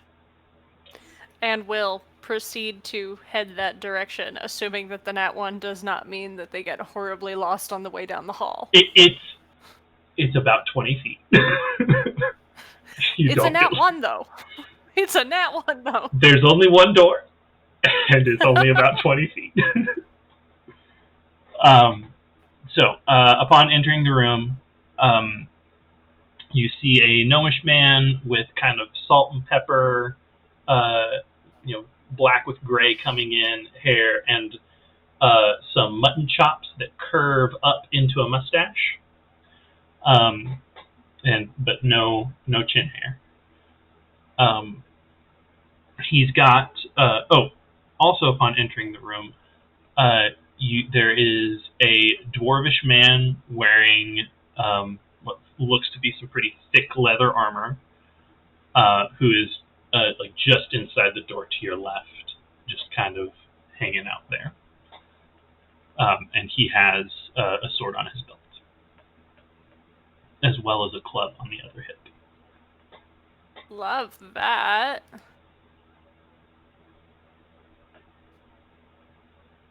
So he's got some papers and such in front of him. He looks at me and says, yes, how can I help you?"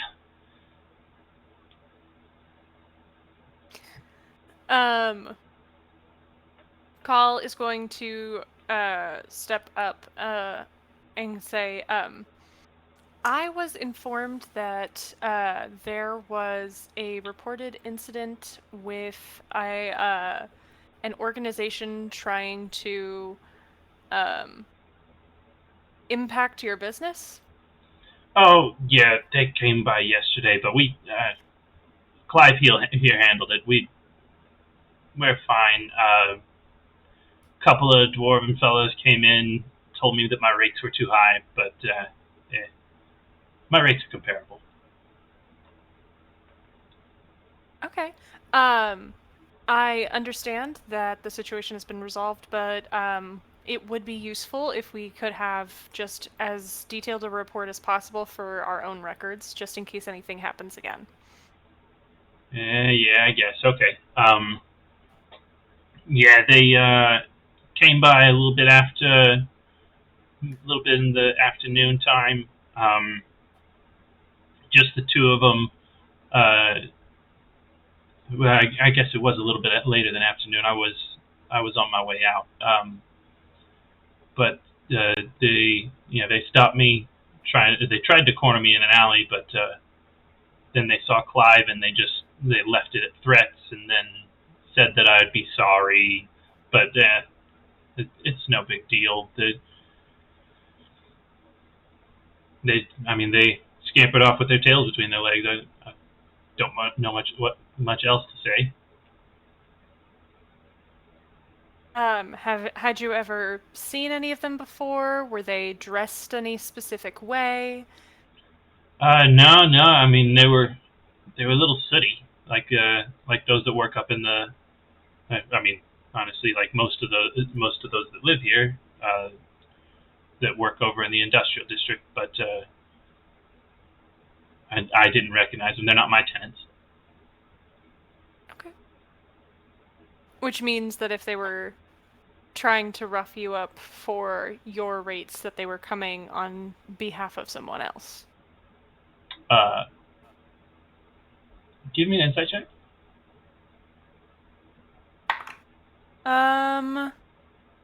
Raw 18. What are my stats on that? Insight, you said? Mm-hmm. 21. You see a look on his face. He did not think of that in the slightest. That he was not thinking about that in any way. Right. Whoops. So he pauses for a minute and goes, "Huh? Yeah. Huh." Since Carl caught that, Carl's gonna say, Carl's gonna say, like, as if, this is a totally thing. They're gonna be like, well, knowing this area, it's also possible that, they're just related to someone who lives here, and the person who lives here had no idea they did it. People get angry, people look for places to vent their frustrations, and pick the easiest and most convenient thing to do.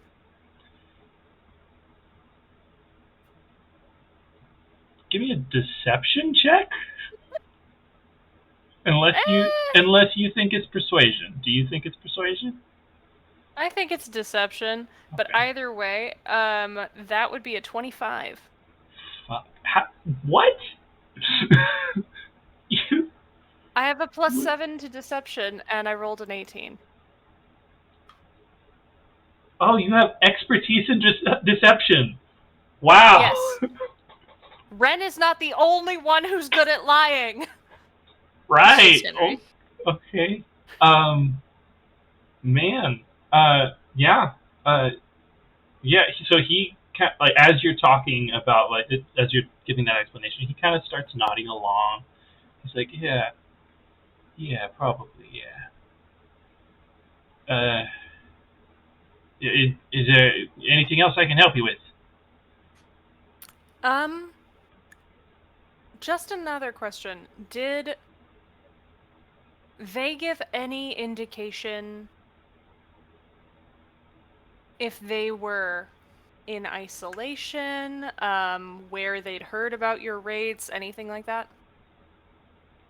No, I mean, it wasn't a long conversation. They basically just said, hey, you charge too much, drop the rate so you'll be sorry. Then they saw Clive and they just kind of turned tail and ran. Call. Your passive perception is fucking ridiculous. You hear the door, like the first door that y'all came into, where there was the 4 desks. You hear that door close. Excellent. Does Call hear any footsteps once the door is closed? Let me rephrase. You heard quite a few footsteps from inside, and then the door closed. So it sounds like they're going outside. Okay. I think at that point then Call is going to just say, well, thank you so much for your time. I appreciate the help, and if anything further comes of this, please reach out. He says, yeah, like I said, I think the issue's resolved, but if anything happens, I'll let y'all know. Thanks. And then Call's gonna, like, nod at Clive. He doesn't really even acknowledge you. But, Alright. did you Turn all... to leave. Unless... Or I guess Call's gonna look at Henry and Ren very quickly, but kind of wants to, like, head out the door and see what's going on. Ren seems satisfied with this conversation and is taking pointers from Call and is ready to go. How long is Clive's beard?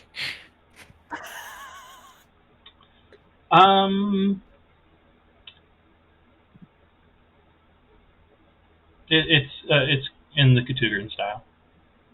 Not like clean shaven, but like close to the face. Alright, Henry gives him a little bit of a kind of look, and but then follows Call and ran out. Okay.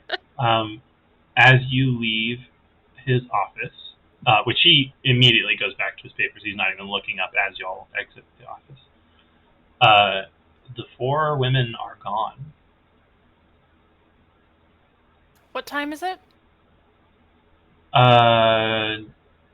It's before noon. Y'all came straight.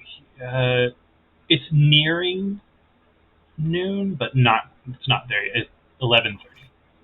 Okay, so earlier than what would be the assumed lunchtime. Mm-hmm.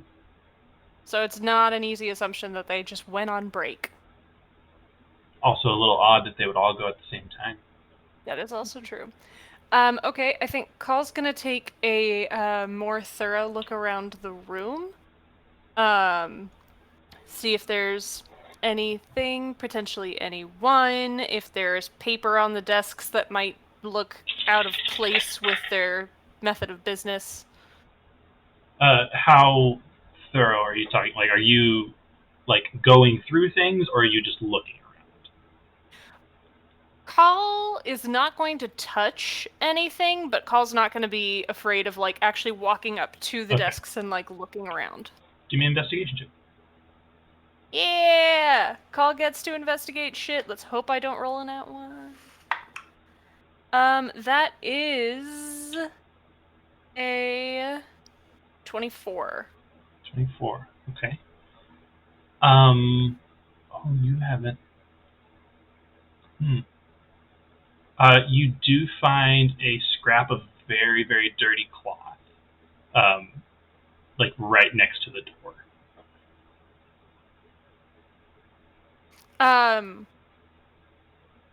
Okay, is the cloth dry? Yes. Okay. Did it look like it had been dropped? Did it look at it like it had been torn off of something when the door closed? It looks like it was torn off of something when the door closed. Interesting. Okay. I think Call's first reaction to that is then to look up to see if there's, like, any one that they might have missed. So you don't see anything above you. Okay.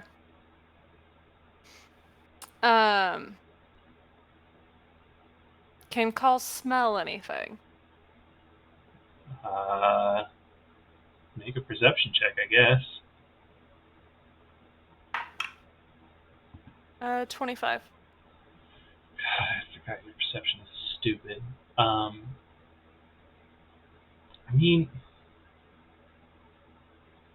you're not like an animal, though. I mean, you smell like a bit of a dirty smell, and like the cloth. Did you pick up the cloth? Mm-hmm. Okay. Like it smells dirty. Like, not like it doesn't like stink crazy bad, but like it smells dirty. Like mud dirty. Mm-hmm. And the room smells fine? Don't really smell anything else in the room. Mm-hmm. Okay. With a fucking 25, you smell some lingering perfume from one of the one of the women. Okay. All right. So, but there's nothing odd at the desks. Are there any windows in the room? There.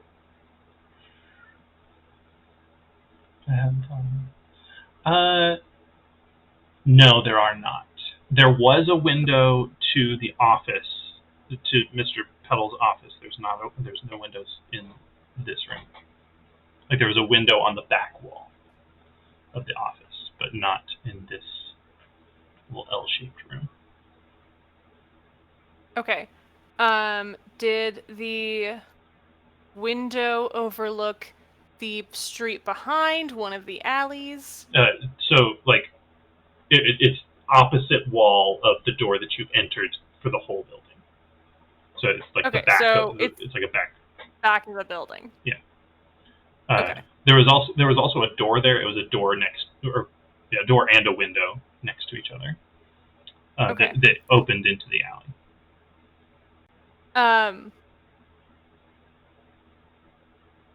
All right.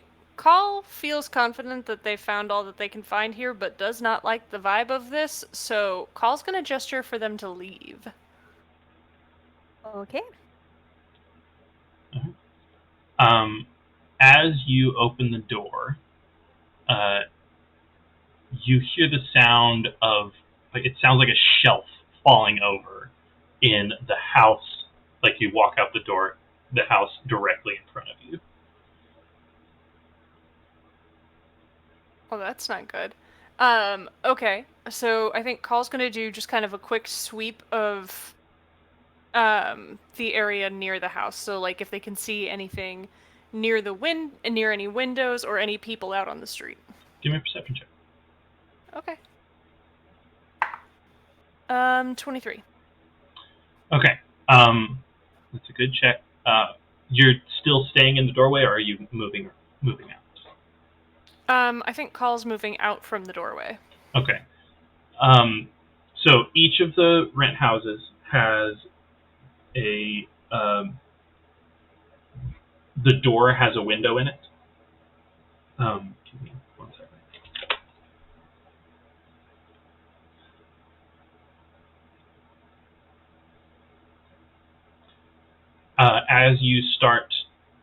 As you go to where you can see in the window of this, it's actually one of the apartments. But the sound sounded like it came from the nearest apartment of the building.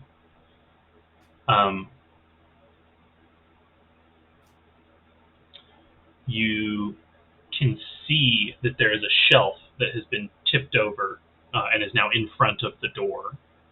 Like it doesn't cover the whole window, but it's like at a slant, blocking that door. Oh, I don't like that. Okay. Does Call see anyone on the street? No one. Ooh. Okay. I think Call is going to try to quietly convey what they're seeing to the other two, while trying. They're kind of operating against their own interest here because they're trying to talk while trying to listen. Give me stealth and perception, both with disadvantage. God damn it. Okay. As you said, you're working against yourself on both of them here. Yeah. Okay. So this is gonna be the stealth.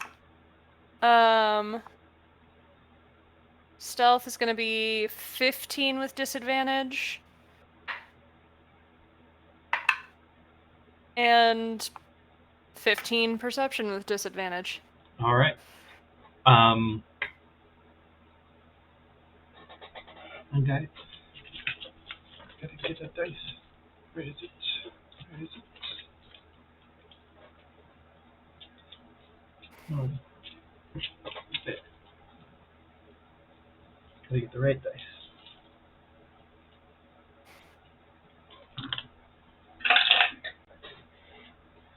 Okay.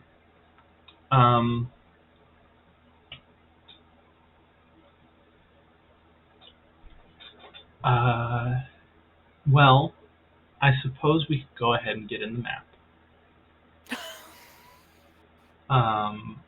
So that y'all can see what's going on. Which means I need to switch the scene. Boom. I think that went okay. Alrighty then.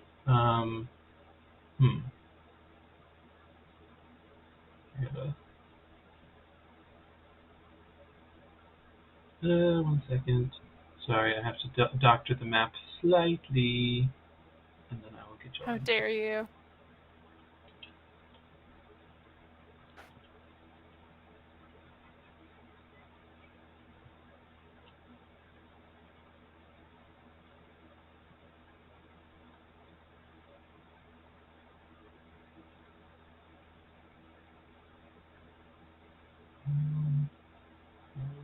Okay.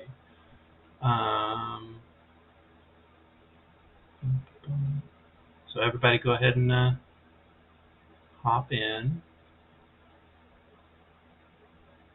Okay, question. What were Ren and Henry doing when Call just suddenly started intently poking around? Certainly seemed like they were just watching the Bloodhound work. Yeah. Honestly, yeah. Ren, I was like on standby, like, okay, Ren is gonna help investigate, or like to offer the help action, but Call really did not need it, so just happy to let Call do their thing. Just unleash them on the room.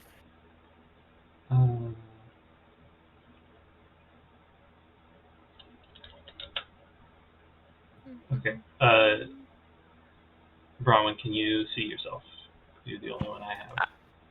I can see myself. Not only that, I can move myself. Excellent.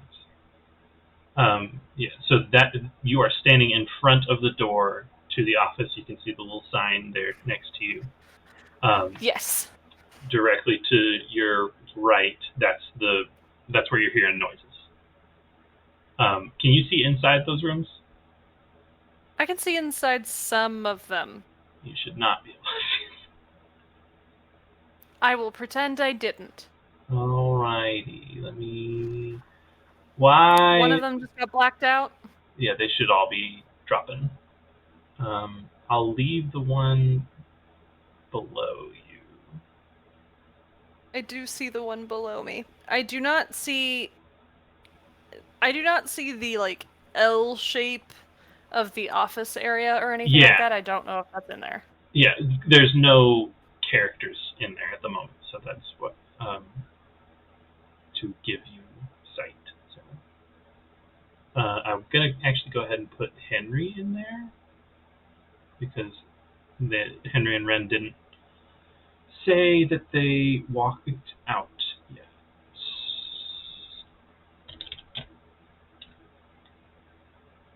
And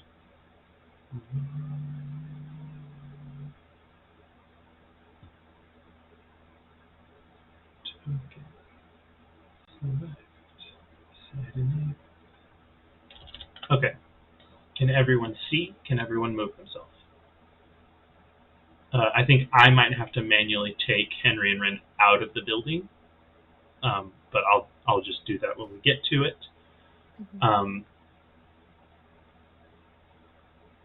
I can see inside a room. Is it down and to the right? Yeah. That's fine. That's the office that y'all were just in. So,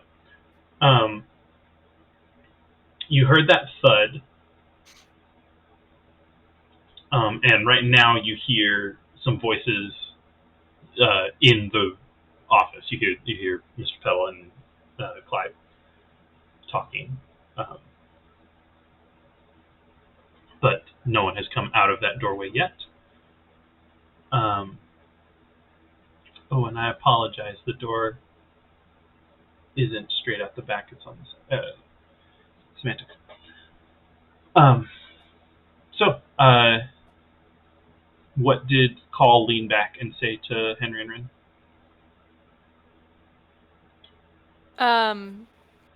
So,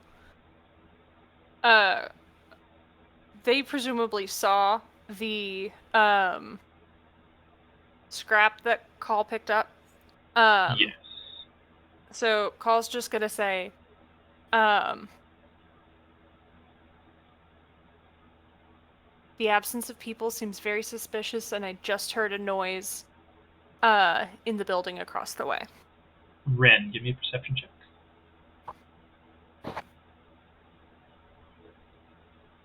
$19. That scrap of cloth really looks like the clothes that Tiefling girl was wearing.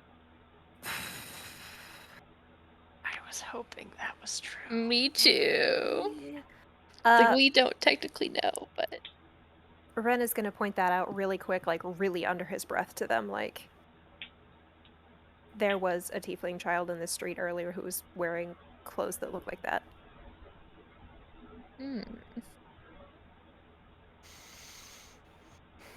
Call's just gonna nod, and I think Call's gonna make their way towards the door where the sound was coming from, or like, is there another entrance that Call can see? Not to that room, no. There's just the one door. Okay. And you've walked past a few of these like apartment buildings, and you're pretty sure that each door is the only way in and out of each apartment. Okay. They're not shown on the map, but the stairs to the higher floors are exterior. Exterior. Okay. Okay. I think Call is gonna still go ahead and step closer to that door.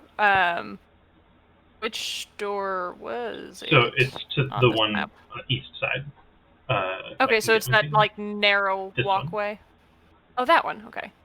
So Call's gonna go ahead and walk over that way, and if the probably stand right here, if the thing that's leaning on it is leaning at an angle, presumably that means that there's a little bit of window space that's not covered by that Yes. shelving unit. Yeah. You So can see a little bit. Call wants to like look in and see what they can see. Give. You got a 15 on your. Oh no, that was stealth and. That was stealth and perception. That was both stealth and perception while talking to them. Yeah. Okay. Go ahead and give me another perception check. Okay. Who knows? It could be worse. It's about the same. It's a 16. Yeah. You can't really see, just like the way it's leaning against it. You feel like you'd need to press your face to the glass to really see anything other than just this shelf that's in front of it. Can Call hear anything? At the moment. Give me a second.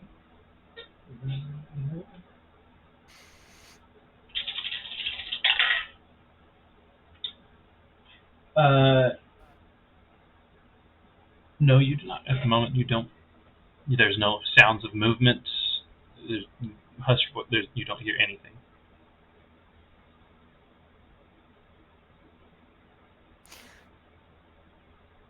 Call's gonna kind of just hold tight until they hear or see something. They're just gonna kind of be on alert.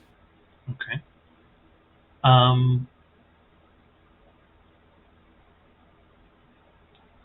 need one main. How about everybody just go ahead and roll initiative for me? As of yet, you don't see combatants, but this is just for order of things happening. 17. 16. 5. Ren's just real distracted with Call. Sorry. Ren had a tough morning. Who had 17? Who had 16? I had 17. No, that's a 2, not a 5. Mm. And then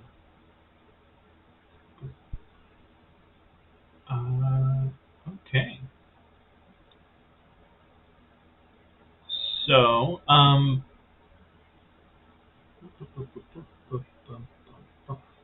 holy fuck. Just looked at a stat and was very surprised by it.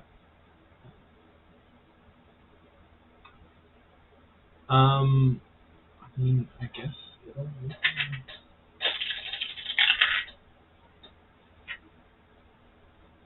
What is your passive perception? Is 25, right? Absolutely fucking stupid. As you're standing here, leaning against the doorway, you see a little.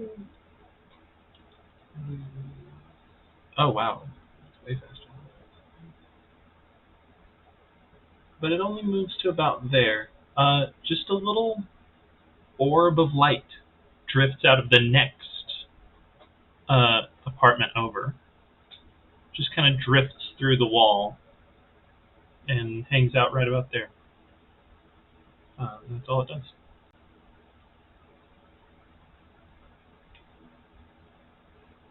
Call doesn't like that.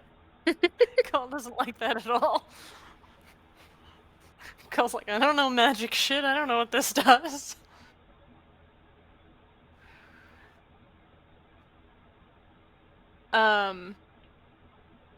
Honestly, I think Call is going to cast a quick glance towards the doorway to see if Ren and Henry have, like, seen it. Because they know magic. They know if Call should be scared. And, will probably not look away for very long. So you're just gonna like look at them and then look back. Yeah. Okay. Passive perceptions. Henry and Ren. Passive perception. 14. 12. Oh, it's listed here. Man,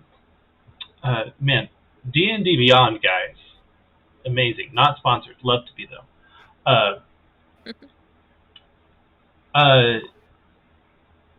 They do not notice it. They're not tracking it. They don't seem to see it at all. That being said, it is Henry's turn. What does he do? Okay, so we're outside. We're kind of looking at Call. You are outside? Oh, you can move out to the door. Yeah. Nice. I mean, we follow Call, right? Like. Yeah, I mean, like, I was assuming the door was standing open, and y'all were. Yeah. I don't see the thing that's right in front of me. Do I see it when I come out? Can I roll for that? You can give me a perception check. Mod 20. No, you do not see it. Um. And for Call, you can still see it, but it's kind of faded against the wall of the building there. Let me give a little bit more accurate representation where it is. Like, it hasn't gone through that wall, but it's like up against the wall. Alright, I think since Henry doesn't see anything, he goes, "Did you find anything? Or is everything okay?" It is not Call's turn, so we'll get to that. Well, now it's Call's turn, actually.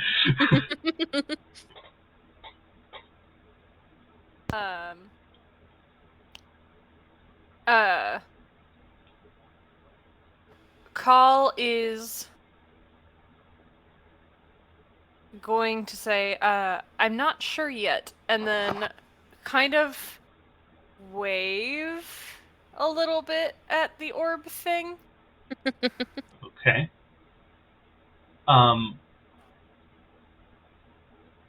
So you wave at the orb, and then behind you, kind of sounding like it's coming from the wall itself that you're kind of pressed against, you hear a groan and a slight whooshing sound. And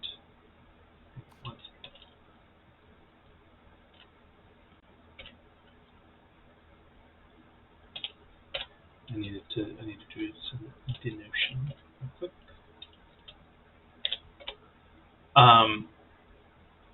And then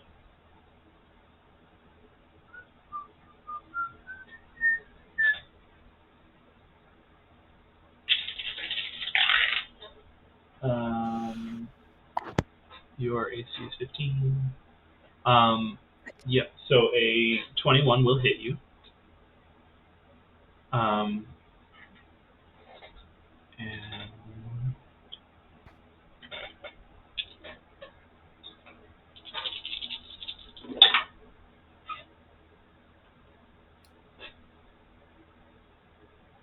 you take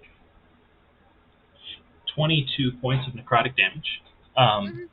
And Henry sees a spectral arm come from through the wall that Call is pressed against, and it just rakes across their back, opening these almost immediately black and decaying wounds. I assume it's not possible to use cunning, or not to use cunning action, but to Uncanny dodge. uncanny dodge. I assume that's not possible. Let me just real quick. It's very possible that you can actually. It can't says see that it. you can see, so you no, cannot I can't. see it. So no. Then Henry is actually positioned excellently to see.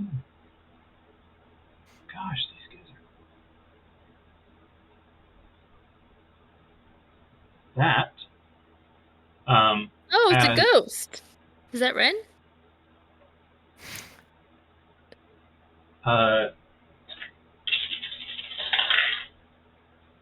Well, it kind of just streaks down this alleyway and makes a swipe at you, Henry, but with a 9. I'm pretty sure that doesn't hit. Nope. Then. Double checking. Oop.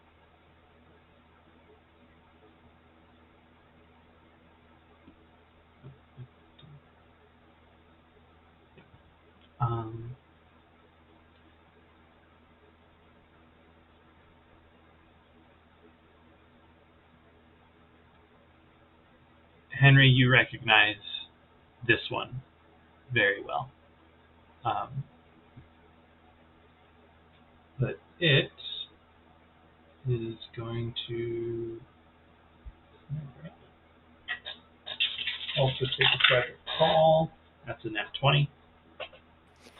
Call can do uncanny dodge for this one because they'd been looking directly at the orb thing, so this guy would be in Call's periphery. Absolutely, you can see him. And also, when you get attacked from behind, I'm assuming you're looking around, and he doesn't just like teleport there. You see it kind of. He does.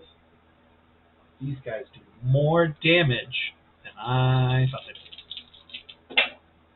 Yeah, Henry had that experience too at one point. 10. Oh, that's doubled.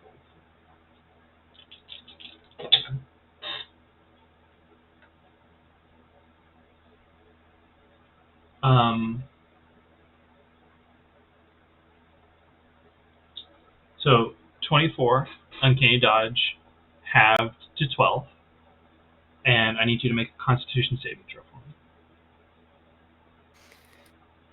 Okay. That's a whole 6. Your HP max is reduced by 12.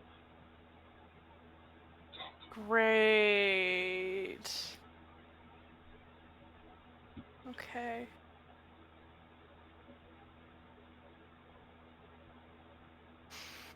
Fucking shit. That one another can't one. quite make it. It is gonna. You see it come to here, and then it goes through the wall inside. Oh. Is this the or else? Ren, it's your turn. Does Ren hear chaos going on outside? I imagine Call did not just take 24 HP without making a sound. Okay. Sorry, Uh, 34 HP damage. without making a 34. sound. Mm-hmm. I can do math real good. Uh-huh. So 34. Ren can move through friendly targets. So I want out of the building. And so there's Henry. Okay. So Ren is here now. Fuck the people inside. And they're landlords. They're not people. Okay. I'm just So let's see. Was it A who did the spooky shit? You cannot see the one that did the heavy hit on call. It is inside of the building. Cool. Okay. We're gonna look at A. And Ren is going to do his favorite thing. And guess what we don't have? It's Twin Spell. But guess what else we have? It's Quicken Spell.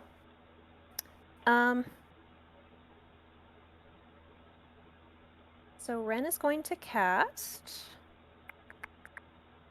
Mind Spike on that little dude, the A. Yeah, the purple A. Mm-hmm. So you're casting Mind Spike. Go ahead.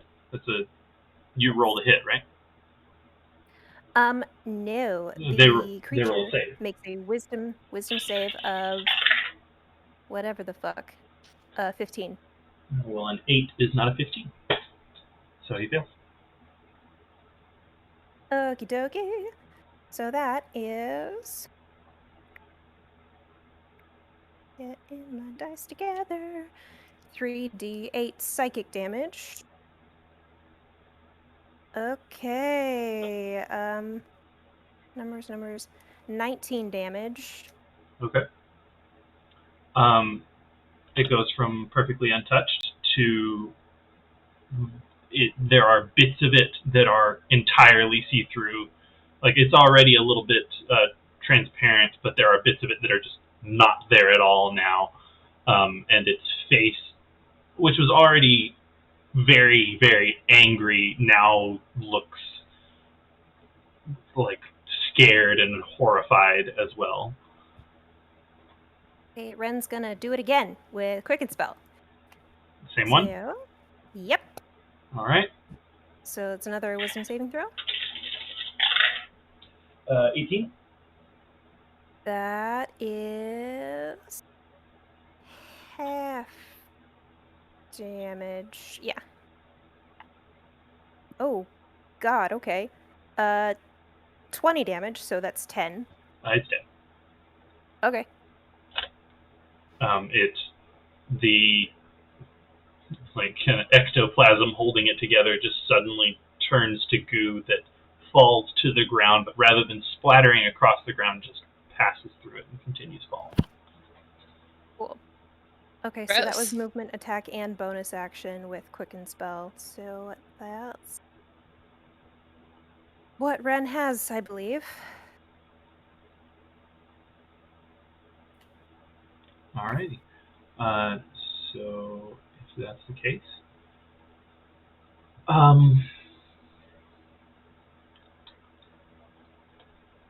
this is going to move right here. The little orb. You have a higher AC than 14, don't you, Ren? Yep. Just kind of drifts towards Ren and lights up a little bit, enough that Henry and Ren can now see it, but nothing happens. It like lights up and crackles slightly, but no effect happens. And with that, it is Henry's turn. Alright, I'd like B to. What does B look like? Does they look like a person? It is very humanoid, ghostly visage. Okay. They will need to make a dexterity saving throw of 14. Dexterity saving throw. That's a 3, my guy. Great. it's a failure. And Henry like sees what's going on and kind of like moves his arms like this, and he casts, and a very bright kind of angelic light appears in his hand, and he throws it like a spiked volleyball right onto B, directly onto B, and they take 8 radiant damage. Okay. And just for my own sake, what? Sacred Flame. Sacred Flame. Yeah. Okay. Alrighty. Ooh, hang on. Let me double check. Yeah, okay. Call, that's you. Well, Call is going to use a bonus action to disengage, and is going to back the fuck up. I think. Wait, where did we see the purple A coming from? Purple, just from the north. Just from the north. Yeah, it kind of came out from one of the alleyways. Okay. And B came from the east? Yes. Okay. Both blue and purple bee came from the east. Yes. Okay. In that case, Call's gonna use bonus action to disengage and run west. And a little further down. And is going to go ahead and use a whole action for a healing potion. All right. So It's, you just have standard healing potions, right? I'm checking that now. That's okay. No, I have. Yeah, I think I just have standard healing potions. So that's 10, you said? Yes. Very briefly, I want to toss out a home rule. I was talking about this with Ash. If you take half of your max HP, there will be a like a lingering effect that won't matter until at the end of combat. If you ever take your full HP in damage, there will be a lingering effect that takes immediate effect. But so it's like a sprain or a break, like a broken bone or a sprain, for the half your HP that you kind of just don't notice is happening until the end of combat. I bring that up because Call did. Half or full? What constitutes full? Is full unconscious or is full? So it's in one hit, if the damage done is half your HP, then half your max HP, then it'll be a lingering effect that you don't even realize happens until the end of combat. So it kind of just make a little tally marker and note that you took that much damage to remember for after combat. If you ever take a hit that is your full HP, things will happen immediately. But along with that, if you are magically healed at least 10 HP in one go, then even the temporary damage is fixed. Or sorry, not even, but like the half HP lasting effect is healed before it even happens, really.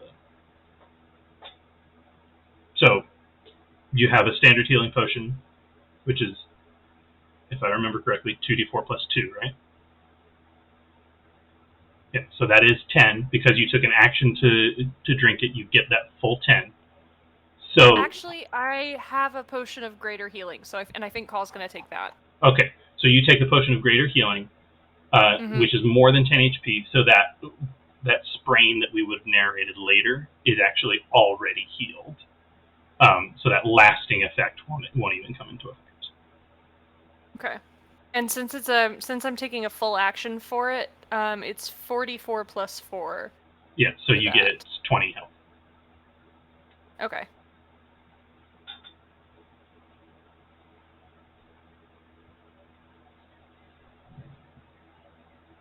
Okay. Well, and that was action, bonus action, and movement, so that was Call's turn. Alrighty. This is going to drift out of the wall, and it's going to make an attack on Logan. That is a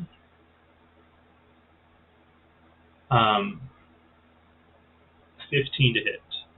That's a hit. Alrighty. You take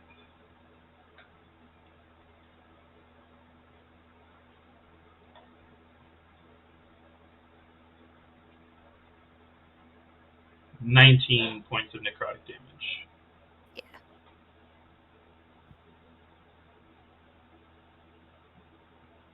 Okay. And then B is going to take a swipe at Henry. That's a 19 to hit. That hits. And that is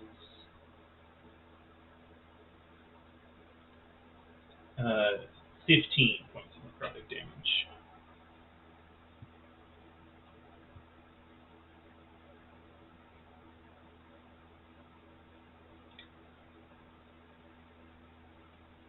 And then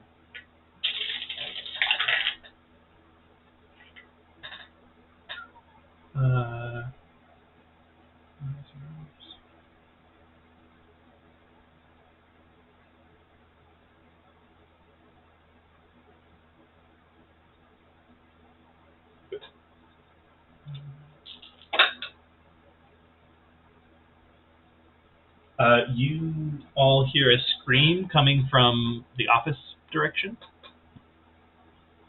And it is Ren's turn.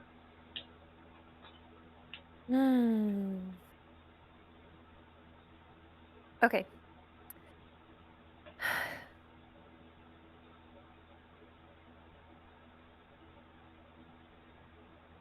Okay.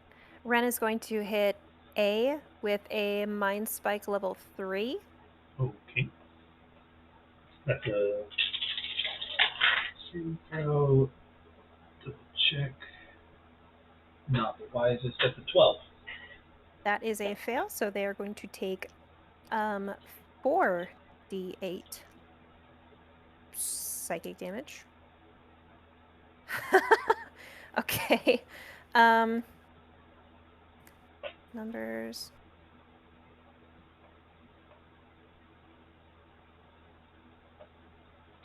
$24 damage. 24. 24.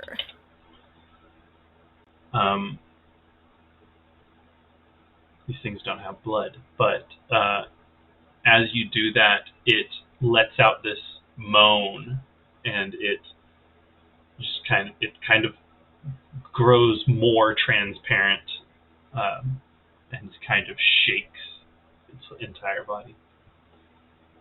Okay. About a second. Movement.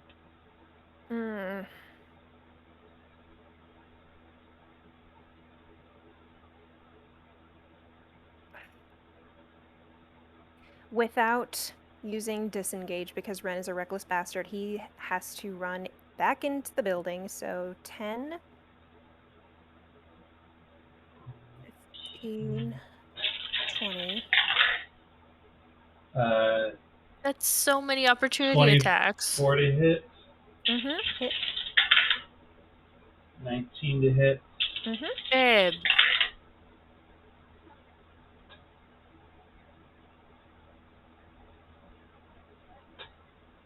19 to hit.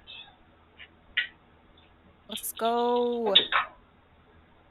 First one is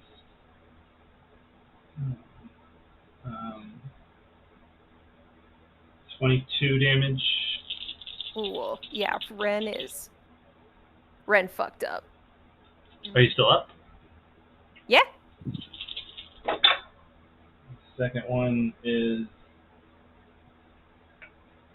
18 damage. Still up? Mm-mm.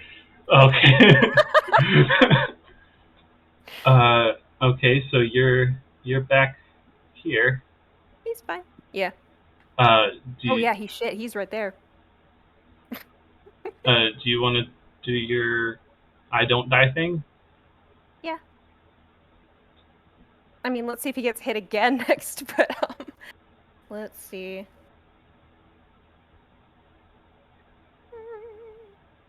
I guess technically, when you're leaving, you would have made it inside the door to provoke the attack. Okay.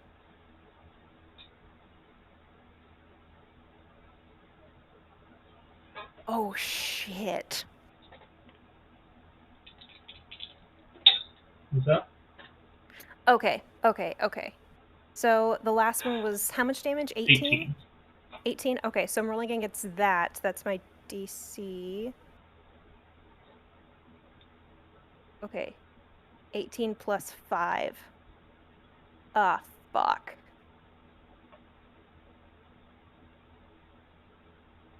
Okay. Wait a second. Okay.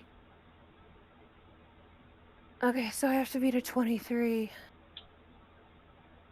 Let's see.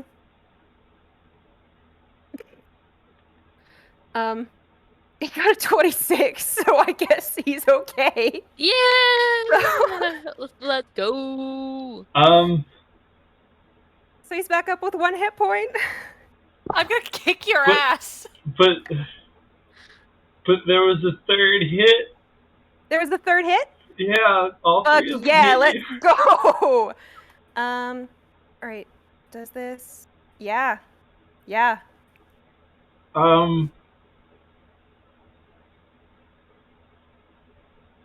I mean, I already read it's 15 damage, 15 Fuck Ren. lightning damage. Okay.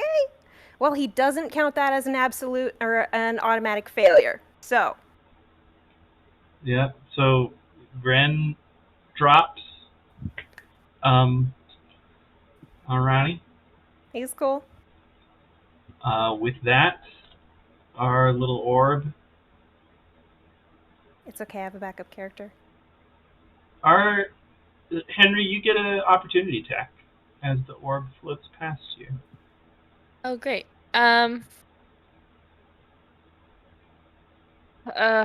Fuck, what should I hit it with? I'll try to hit it with Sacred Flame, I guess.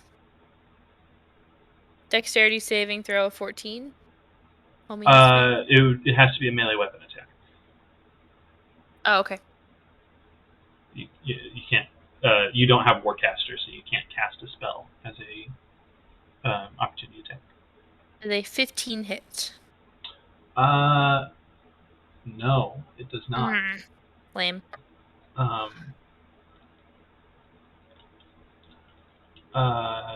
So yeah, it continues on. 5, 10, 15, 25.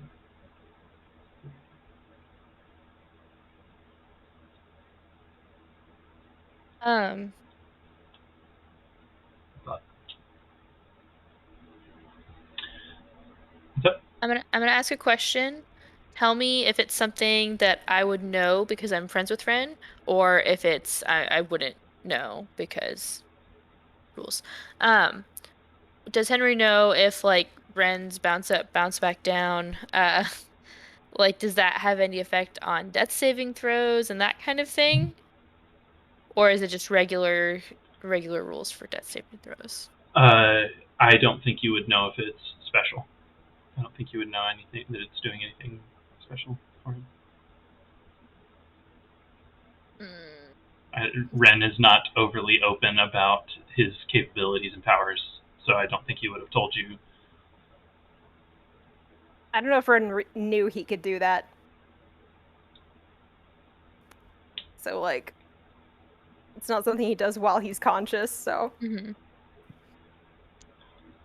Right. Well, it is Henry's turn. Okay. Do I attack or do I heal Ren?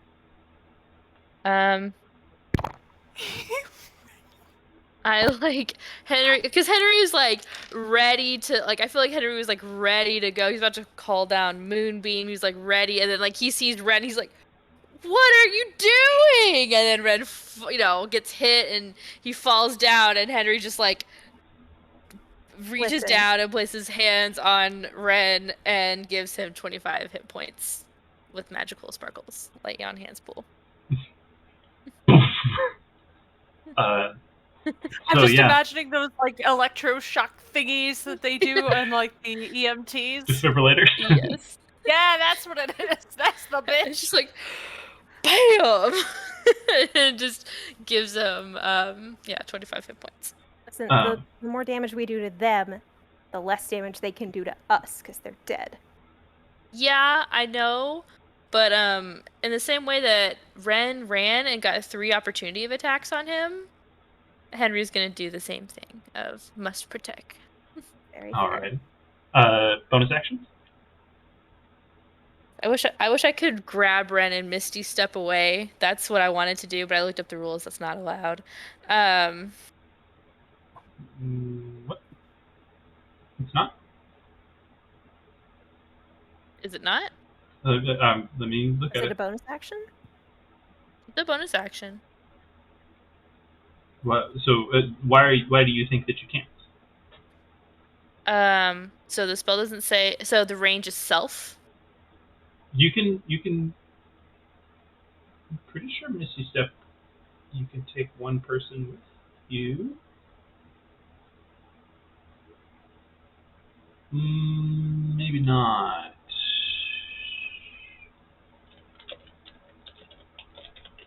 He did at the execution. That's what So I it was could be a thinking. house I was like, I did, but I was like, wait, am I allowed to? And I looked up and there's like this. Yeah, there are many teleport spells that allow you to take a second person with you, but Misty Step is not one of them. I'm sorry that I got that rule wrong before. So yeah, no. So Dimension Door is where you can bring one willing creature. And that's what I Dimension was thinking Door, of. Thunder Step. There's a bunch of them that you can take one person with you. Yeah. Which in Fantasy High they have Misty Step and Dimension Door that they use pretty often, so I was getting confused between the two.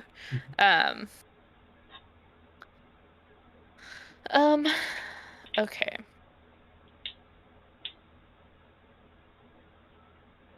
I think as a bonus action, I'm going to cast. I don't know what magic weapons do. I don't know if that means anything. I should probably look that up. Yeah, that's all. Okay. Magic weapon is just like a property for a weapon. Like, I don't know when you would need a weapon to be magical or not. Lots and lots of things have resistance or immunity to damage from weapons that are non-magical. But I have no idea, like, who that would be. Okay. Call. Yep. Okay. So, Call is going to, just pop up right there and shoot the ever-loving shit out of A with extreme force. Alrighty. Alright. That will be a 22 to hit. That hits. Alright. And since, Henry's in melee, you get Henry- sneak attack. Yep. Fuck yeah. Alright, I gotta grab another d6. And they have a magical weapon. Yeah, rolling 46 is fun. Yeah. Okay, that would be a 16. 16 damage. 16 damage, yes. It looks insanely fucked up. It is held together by like tendrils of its incorporeal self. Okay.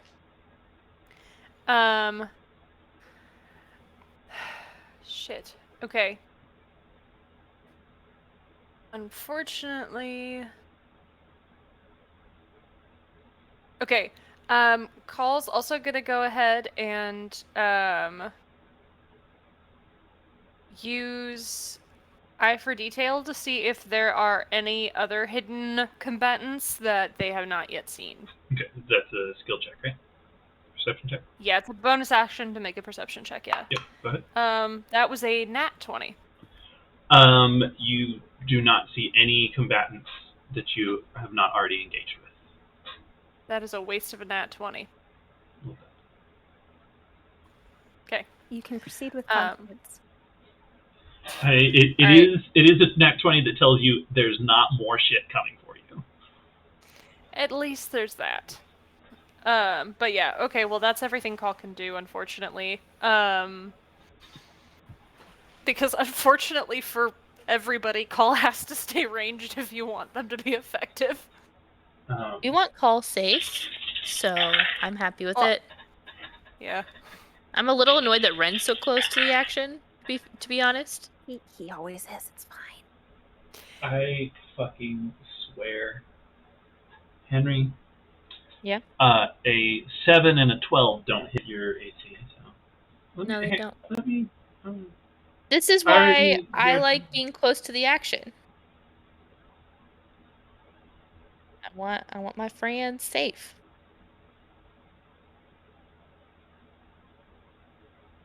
See, I should read more.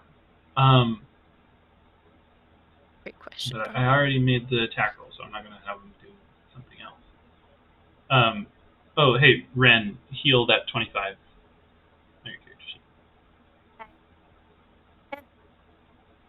Should be 25. Okay. Yeah. I got to you on my initiative tracker, and it had you on death saves, and I was like, no, wait.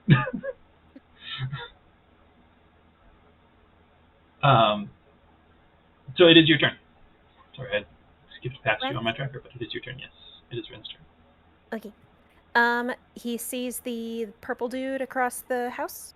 Yeah, and you can also see that its arm is reaching through the wall. Okay, we're gonna do another third level Mind Spike because I love Mind Spike apparently. So Wiz save 15 for that thing. Wisdom save 15.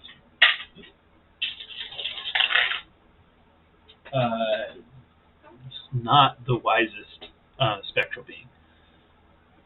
It Okay, fails. 4d8 damage, baby. Okay. 16 damage to that. 16. The arm that's reaching through the wall just seems to disappear as streaks come down from its head into the rest of its body, and bits of it just go away. But it is still there. Okay. And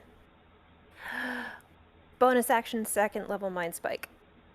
Alrighty. Yeah, I love cooking spell. Yeah, I'm so sad that I used my action to heal Ren. That was dumb of me. It does save. Okay, so half damage on 3d8. Okay. This guy actually rolls pretty balanced.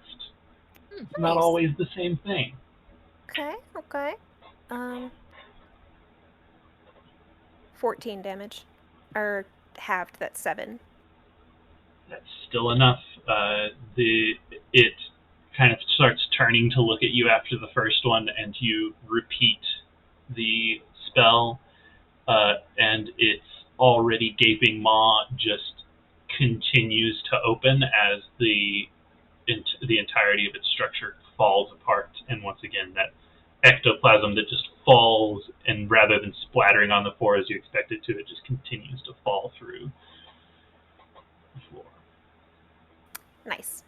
Okay, that was that, and okay, so 5, 10, 15, 20, 25, 30. Ren will go there and call to the, like, towards the door, like, are you all right? Alrighty. Oh, actually, you. Never mind. Mhm. I was. My initiative tracker is not complete. Actually, I don't have the people in the office on it. So I was like, oh wait, no, I rolled a 20 for their initiative. But no, the fucking light has better initiative than that. Um, so, let's see, he had leather armor.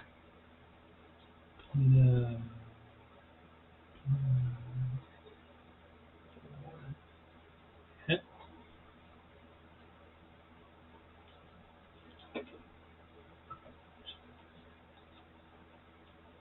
You hear the sounds of electrocution, and Clive pushes out the door and falls to the ground, unmoving.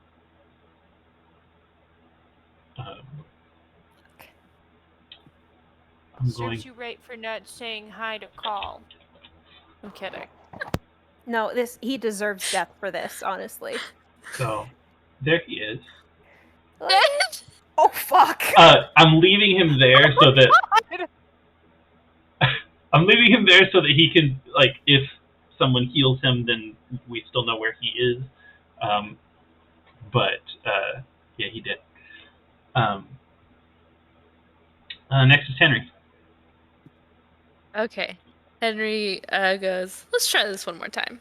He touches his amulet and he raises his fist to the sky and then goes and just like slams it down. And as his arm is moving, a column of moonlight goes right in between A and B. Mm-hmm. Like Um, I'm assuming just like on the corner there. yeah, like on the corner, so it's not hitting Henry, but it's hitting both of them. Mm-hmm. And then they take damage on their turns, right? Yes. Yeah, and they have to roll saves on their turns. Yes. So let me know when it's their turn, and we can do that. It is Call's turn. Okay. Can Call tell which of A and B is looking more bloodied? B looks for the most part fine. A looks like it's falling apart. Okay. In that case, okay. I know the way the sign is structured on the map. Is that It's like sign? It's not giving them cover. Okay. So it's also not enough to impede Call's ability to shoot B. Correct. Cool. Okay. In that case, Call has seen Henry go ahead and do the moonbeam thing, so Call's gonna go ahead and shoot the one that looks healthier. Okay, that's B. So Call is gonna go with, that would be a 22 to hit. 22 will hit. Okay, and since Henry is in vicinity, let's see if Call can do any buku amounts of damage. Oh, that's nice. Nothing below a 4 on that roll. That is a mad 20, my guy. Nice. All right. It now is looking. I mean, it's not as bad as A is, but it now looks much worse. Speaking of which, what's that saving throw? 15 Constitution. Okay. A saves. Does it take half damage? Half still? damage. Yep. Okay. We're going to use the same damage roll for the two. And B fails to save. Okay. First one gets 2 damage. Okay. And the second one gets 4 damage. And the next one gets 11 damage. One damage roll. 1 damage roll? No. Yeah. Can I keep this what I rolled for next turn? Sure. Okay. You can keep the 11 for next turn. That being said, As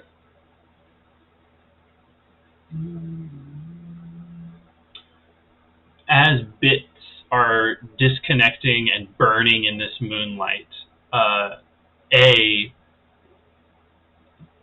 on.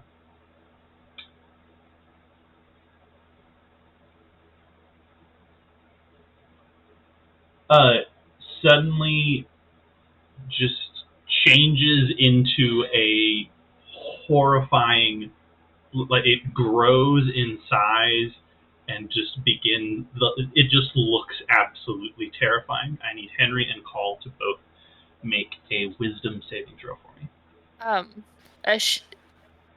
Are you taking into account that a shape changer has to go to its original form?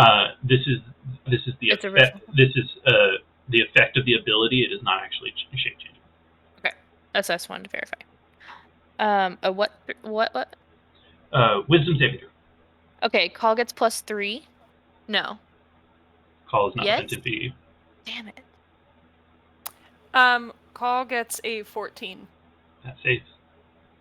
Thank God. Henry gets an 11. Okay. Well, you don't age by 1d4 times 10 years, but you are frightened of a.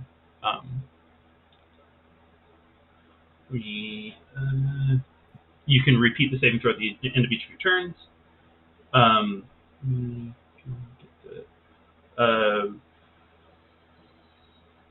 So you cannot willingly move closer to A, and attack rolls have disadvantage. Okay. B. Neither are a problem. Call, I need you to make a charisma saving throw for me. Or, no, hang on. No.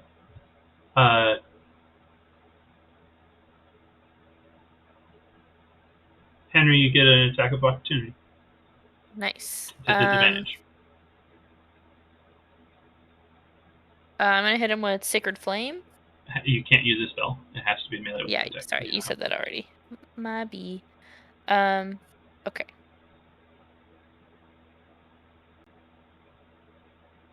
16 to hit.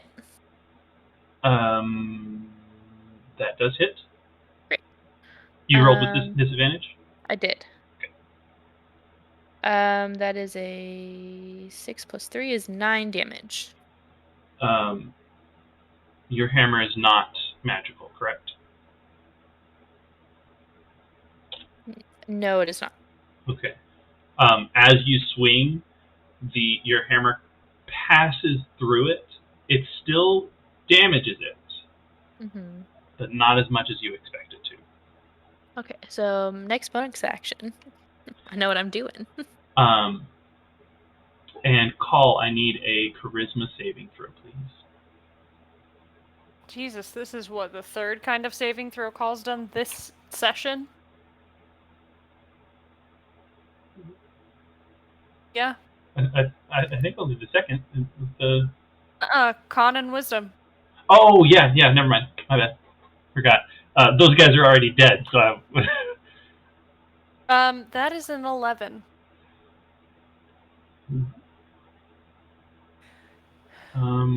They need to stand close to Henry. The ghost puts its hands onto Call's shoulders, rears back, and enters Call's body. No!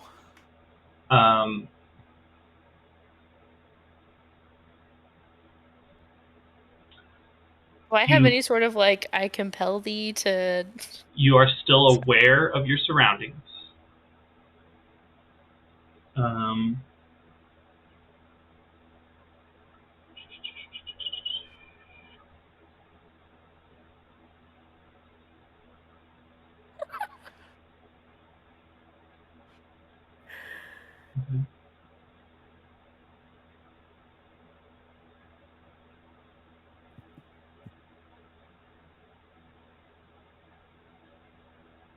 Okay.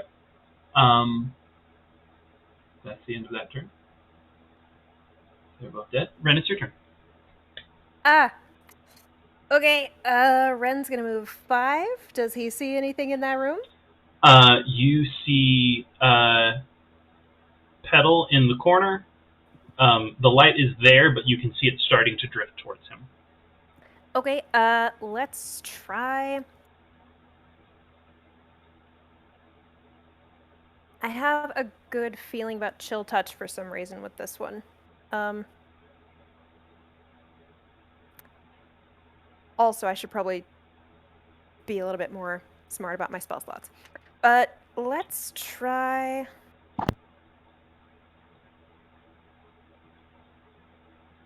Okay, cool. So I'm actually doing this 2d8. Okay. Okay, so that's a spell attack. Okay. Plus 24 to hit. 24 to hit does hit. Okay. You're using So- chill touch. Okay. Yes. So, oh, it'd actually be a 25 because no, yeah, that's 24. And then 2d8. Oh, I rolled the little thing on the thing. Oh, look at So, that. 10 plus 1 because cantrip wand, so that's 11 damage to that thing, and it is necrotic damage. So the energy of your chill touch collides with the glowing orb, and it does damage it, but it doesn't do as much as you would expect it to. Guess what I'm gonna do? You gonna do it again? I'm quick and spell Mind Spike. Quick and spell Mind Spike. Okay. So it's chill touch or Mind Spike. So let's see. Experimenting with damage types.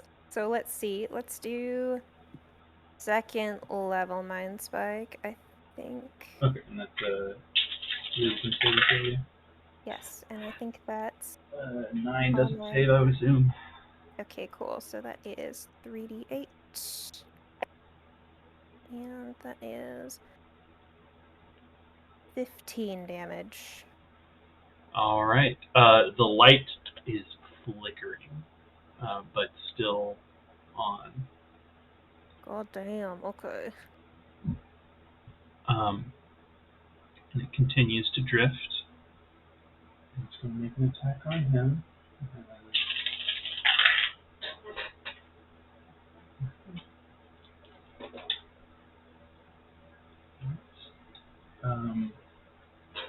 He drops. Yay.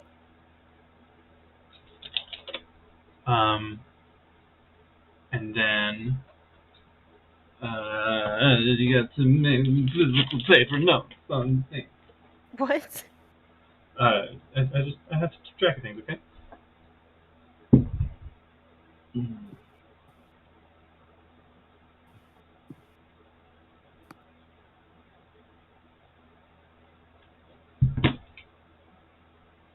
All right.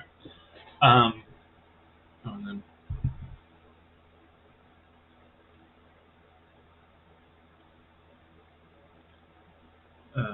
Okay. Next is Henry's turn. Okay, so I want to do Nature's Wrath, which is spectral vines that spring up on a creature and they're restrained. The creature gets to make a choice of either a strength or dex saving throw. Can I shout to call, "Don't move"? Just cast it? You can say that, yeah, sure. Okay. Henry says don't move, casts that, and Bronwyn. Does Bronwyn make it or does the ghost make it? Bronwyn, I'll have you. It's your body. You can make it. The ghost is making it, but the ghost is getting your stats. So. Okay. So I'm assuming that means that Call does not want to succeed on this save. But but the ghost does, and the ghost is in control. So use whichever saving throw is higher. Either dexterity or strength. Assuming dexterity. Oh, it's obviously Dex for Call. Yeah, I was like, I mean.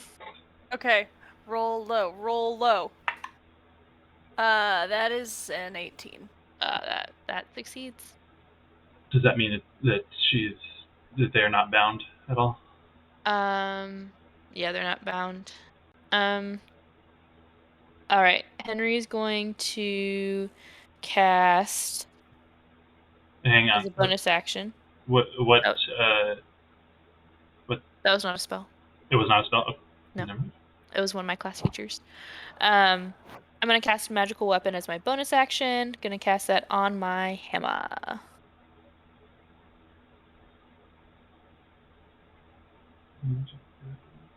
Wish I would have done that earlier when I was thinking about it, but I was like, I don't know if it's worth it. Okay, that's cool. I really thought when you said I'm gonna cast magic weapon, I was like, do you mean spiritual weapon? But no, there's a spell called magic weapon. I didn't know that. I don't know things. Okay. So any movement? No. All right. Call is incapacitated. Ghost A is going to reach out for Henry, and Henry make a charisma saving throw for me. I mean, I have a +9. Hopefully, it's all right. Is a 15? 16? That does succeed. Great.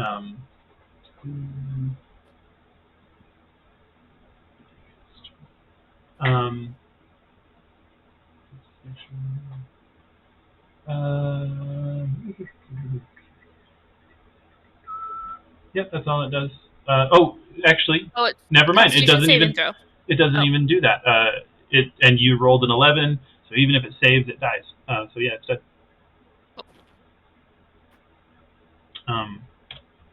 Yeah. Sorry. So even though you succeeded your saving throw, you didn't actually have to make it. So. Yeah. And then, okay. I have to look at because it does not get any of your class features,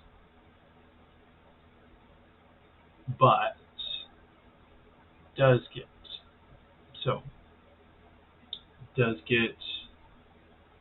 I don't think it gives your proficiencies either, so it would just get a +5 to hit. 21 hits Henry. Mm-hmm.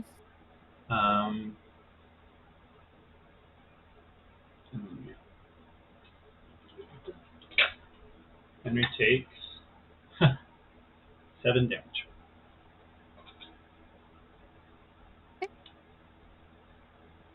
I'm sorry, from what? You shot him. Yep, I thought so. This means, non-canonically, I have now shot both of my teammates. I'll add it again. I was like, hey, fuck you guys. You're a call apologist, Jenny. I am a call apologist. Call has never done anything wrong in their life ever. I wish Call would shoot me. I think it's step on me is what you No, said? I want Call to shoot me with an arrow. Ren, it's your turn. Would you like to take your action to yell, shoot me? No, we'll do that later. Oh. Okay, no. Yeah, he has to go in here. Let's do Steps chill over the touch dead again. body. Steps over the dead body. Okay, that is a 18 plus 8 is 23. Okay. So 23 to hit That'll hit.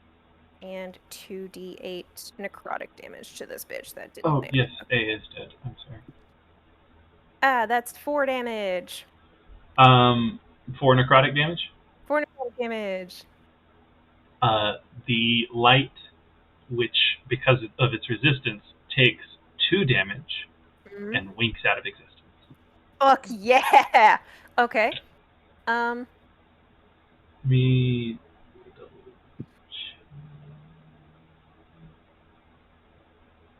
Yeah.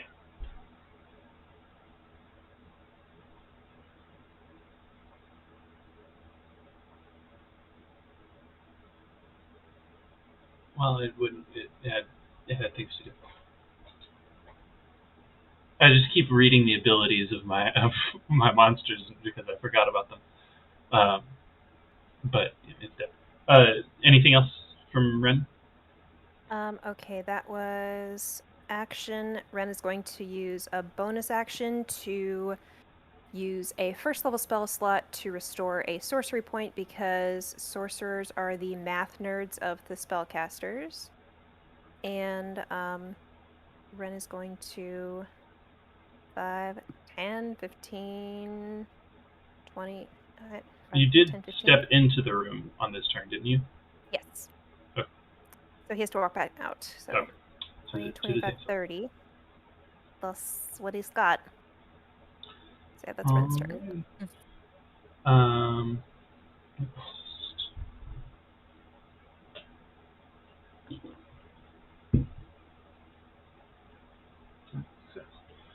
Um. Henry, that's you. Henry's going to run at call and try to grapple them to the ground. Okay. So is that opposing athletics checks? It would or be. what is that? Okay. That would be opposing athletics check. All right. Grapple. So Henry tries to pin Call to the ground, not in the way that Ren would want to, but I beg your pardon. I'm going to get water. Am I rolling for this, or is the ghost? You're gonna roll, Like I know but the it's the ghost ghost. is, but I mean, like, are you or is it me? You roll. It's you. It's happening to your character, so I'm gonna let you keep rolling. Okay. Because you rolled for the ghost's action using Call's stats, so I wasn't sure. Who I was did. rolling I'm for gonna what. not do that in the future. Okay. But I did it once, so I know how to do the math to tell you what to add because it doesn't get your proficiency, and there's a couple other things that it doesn't get.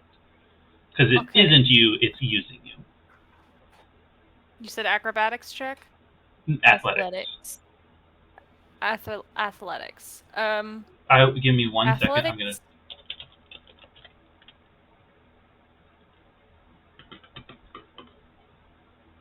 I'm gonna. So. Oh, you can. You're going to use your acrobatics. Oh. So Why? because you can choose, and the ghost would choose your acrobatics because your acrobatics is better than your athletics. I'm aware. It's a 25. 19, which is high, but not a fucking 25. So I will say, you can taking the grapple action only takes the place of one of your attacks, and you have 2 attacks, so you can try again. Okay, I'm gonna try again. I'll try to roll really low. Okay. I got a mod 20. Okay. Roll low, bitch! Fuck! Ah! It's a 24. You're too good. Call is too good. Much too slippery. Um, So nice that it was a charisma saving throw for this. Nice. This is disgusting. ridiculous. Call is too good at things. Alright, well, I'm gonna use my bonus action to harness divine power and get a spell slot back. In that case, would be Call's turn, but Call is incapacitated. So it is now Ghost's turn. You have melee weapons, yeah? You got an axe. It is going to drop your bow on the ground, Rude. draw a dagger, and so Call, go ahead and make an attack, adding only 4 to the roll, not 7. 10. It's a miss. Thank God. I mean, Henry's tanky, so it would have been okay. But Can't use any of your shit. Yeah.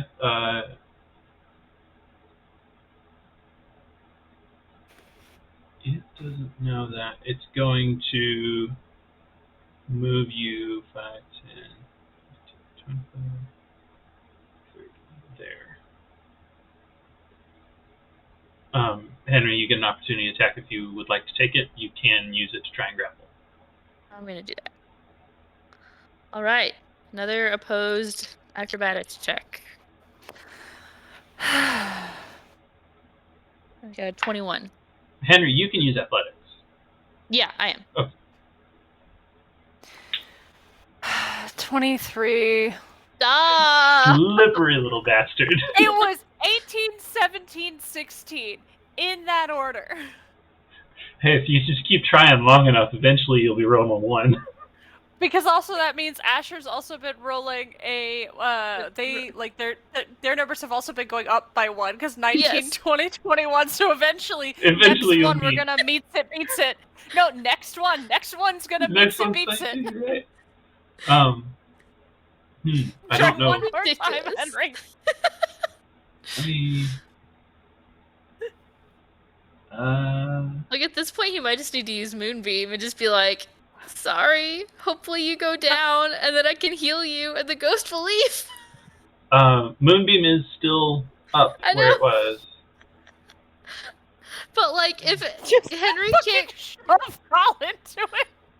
I mean, he can move it. He can move it around. I know, but it's funnier if you Yeah, shove it's- Colin into it. All right. It's like, I'm sorry.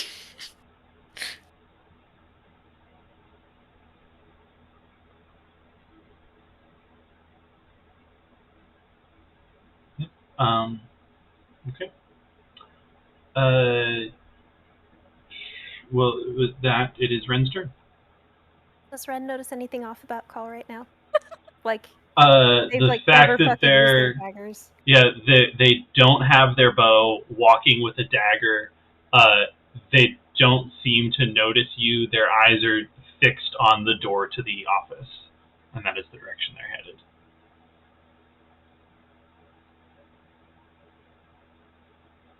Anything else?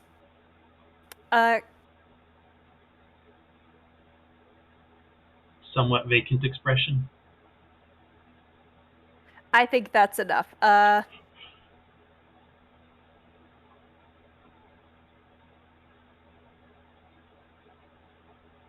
Yeah, I'm gonna say that's enough. Ren casts Hold Person, 3rd level. Oh, hey. Okay. So, Wisdom saving throw 15.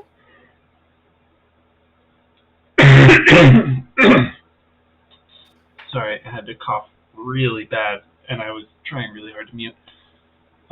They failed it.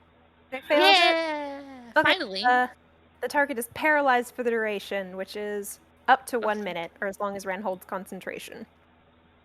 At the end of each of its turns, the target can make another Wisdom saving throw. On a success, the spell ends on the target. So that is an action, and Ren is going to use a bonus action to use another 1st level spell slot to recover another sorcery point, because math. And he's going to call out to Henry. Henry, are you okay? Oh yeah, also does Henry still have the arrow sticking out of him? Because that would also be a fairly good indicator for Ren. Ren can't see Henry from where But they are. Oh, you're right. Henry's gonna. It's Henry's turn, right? Just a second. Okay.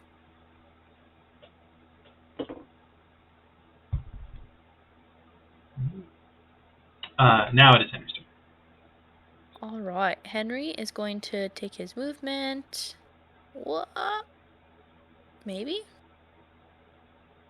Oh gosh. Can you not get in through the door? Try one more time.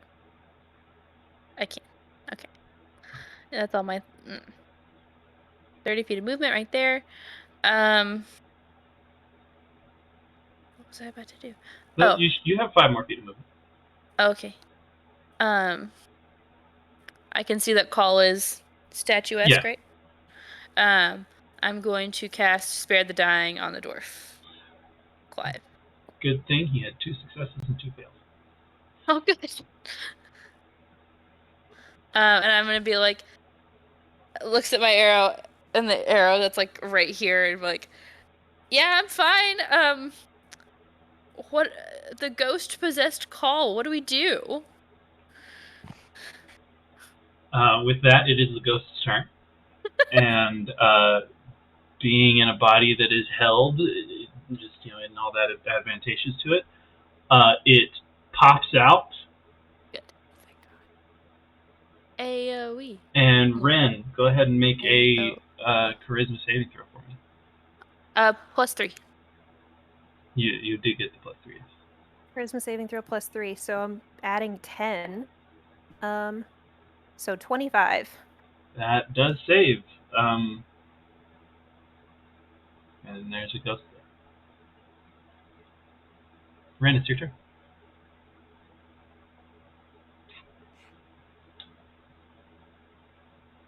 Okay.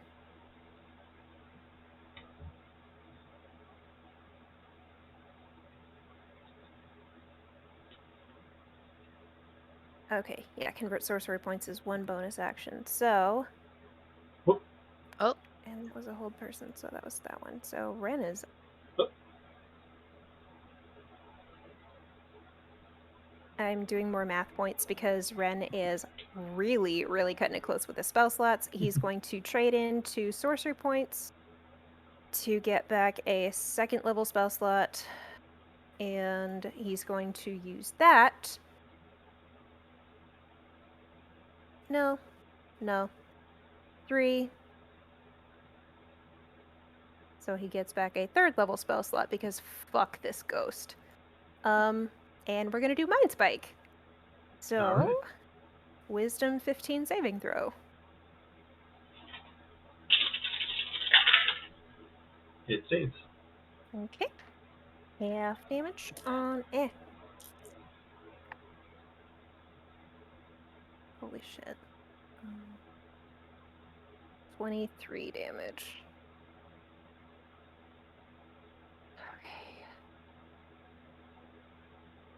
Sorry, how much damage? 23. Fuck. Yeah. 23 psychic damage, correct? Yes. Okay, yeah. Yeah, that's... The ghost screams horribly, somewhat reminiscent to the horrifying visage that the other one did, but as it grows, it just kind of tears apart, and its ethereal tatters just drift to the ground. Okay.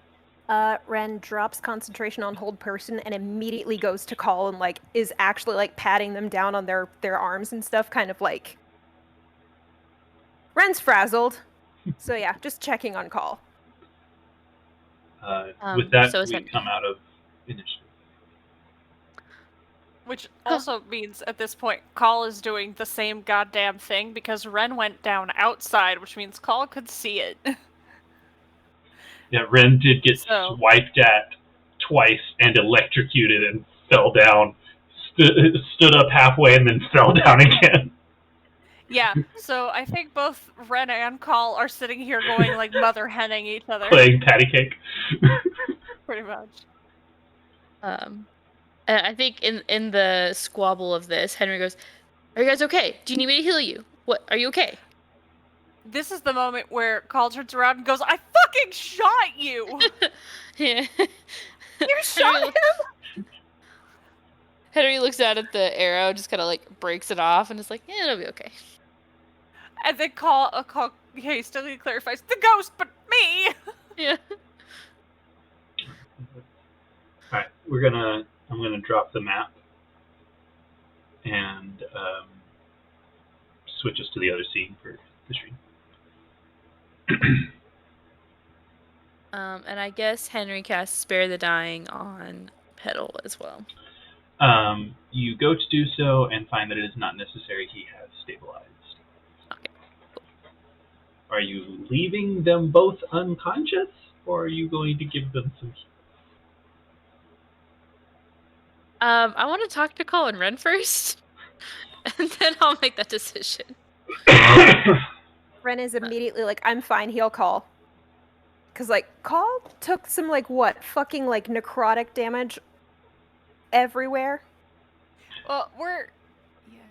Yeah. Y'all took the same attack. You took it twice. Ren's fine now. So Call got the shit beaten out of them. Call drank a greater healing potion. Like, honestly, y'all have both healed about the same. Yeah. Okay, well, I was just gonna say, Call is actually, I rolled for this, was a little bit pissed off at Henry, because Call, before their turn even started, was down to 3 HP, and Henry, who had a turn directly before Call, did not do anything to heal them. And so Call was pissed, and now Call's starting to feel like, they shot Henry, so now maybe they're even. yeah. So I'm just putting that out there, because Call was down to 3 HP before their first turn, and Henry, who went right before Call, didn't do shit about it. See, okay, in my defense, usually when Ben talks about people getting, it's an NPC or a monster or whatever, is hurt, he'll say, oh yeah, they look bloodied. And so I was like, Call's fine. Yeah, I don't know why it didn't register to me that they were on such Call has low. 37 max HP and took 34 damage. 34 damage. I thought it was like 24, which is still not great, but it was 24 34. with one hit. My bad. Yeah. No. I need to pay more attention. Call was mad, but now Call's like, yeah, okay, I can't be mad anymore. I fucking shot him, so whatever. Water under the bridge. Well, I cast Cure Wounds on both. Call gets 10 hit points, and Ren gets 9 hit points. What about the people who like died on the floor? Henry goes up to the dwarf and gives him 3 of his healing hands pool, lay on hands pool, and then goes and gives 2 to the landlord. All right. And you said Ren got 9? Yes. The dwarf, as the dwarf comes to consciousness, he just is like, it fucking spec ghost, and runs. As he's banging out of the door, you hear something about not getting paid for extra dimensional battles, and he's gone. As you wake up, Petal, he also is fucking terrified, has pissed himself, and is just like scrabbles against in the corner. He's what? And then falls back unconscious, but not having taken any damage, just blacks out from fear. Mm.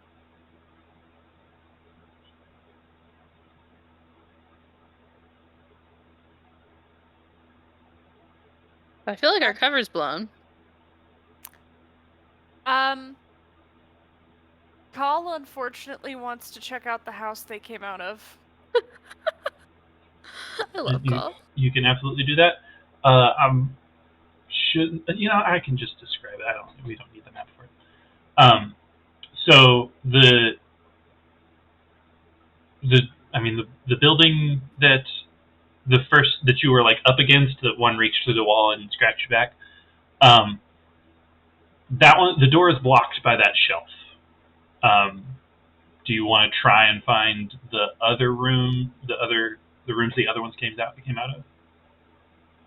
I think so. The answer is yes, but I think Call kind of wants to try and do the blocked room first, because they're kind of figuring there's a reason that the door got blocked. Okay. Then if somebody wants to give me an athletics check to try and force the door open, or Call can try and fail one. Yeah, Call massively failed that. So Call. 15? Not great. Can I hit it with my hammer? with the 15, you push against the door and stuff shifts, but it's still not enough to get in. You can hit it with your hammer if you would like. Smash it with a hammer. That's 23 to hit. Do I hit the door? You do hit the door. It's the door. Roll your damage.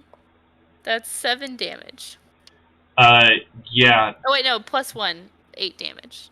The top hinge just kind of comes loose and breaks a little bit.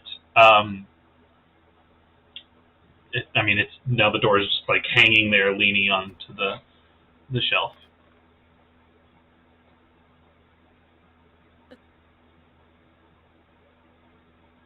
Should I hit it again? Ask and call. Call's gonna say, we'll try again later and go for one of the other doors. Okay. Make a perception check. Okay. That is a nat 20. Fuck. You stand there for a second and are like, it came from this way, and you just kind of get the trajectory down. You know each of the rooms because they didn't all come from the same room, and but you are able to pinpoint each of the rooms that they came from. So you enter the room that the wisp came out of, which is what the little ball of light was, the will-o-wisp. You enter that room and see nothing. Well, no, give me an investigation check. Okay. This investigation check is going to count for all of them. Okay. Make it with advantage because you're fucking nat 20 a second ago. Awesome.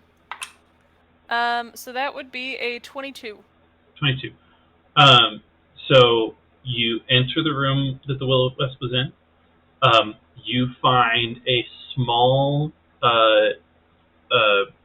it kind of looks like a dinner plate, or it kind of looks like if you took two like metal dinner plates and stuck them together this way. So it's like a disc that has two flattened ends on either side. So like the top is flat and the bottom is flat, and then it's like a disc. That obviously does not look like it was supposed to be here. It looks very intentionally like placed in the center of the table. And then in each of the rooms that either the specters or ghosts came out of, you find a dead body in each one. Like it's old and decayed, and they still have dirt on them. It is pretty obvious that they were recently dug up bodies. Like some, they smell bad. They smell real bad. Fun. Like there are bits of bone that are visible in some areas. They are rather heavily decayed.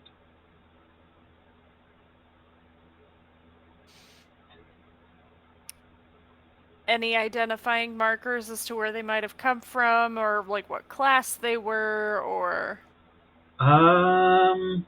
Not that you don't find anything of value on them, but I mean you can't even make a good guess at what gender they were. Like there's not much there. Wonderful. I think what Call is going to, I think, in order, go pick up their bow, and then go walking into the room with is Petal conscious, or did he, or was he unconscious now? He is unconscious because he blacked out. So like he's not he's not like dead unconscious. He just like passed out because of the trauma. I don't remember if Call noticed that, so I'm going to assume that Call didn't. And Call's going to kind of wander in with the intention of being like, so what the fuck? But if he's unconscious. Did you take the little metal disc thing? No. No, you just left that in the room that you found it. I mean, was Henry not with Call when Call was wandering around since Henry was with Call when they were trying to get the door down? He certainly could have been. Yeah, Ren would've- Henry would have been following Call around. Okay. I think Call stalked out quickly enough that they did not think to touch it or not touch it at all. Okay. Did anybody pick it up? I think Ren might have wanted to cast Detect Magic on it. Mm. Okay. Good. You get a conjuration ping off of it.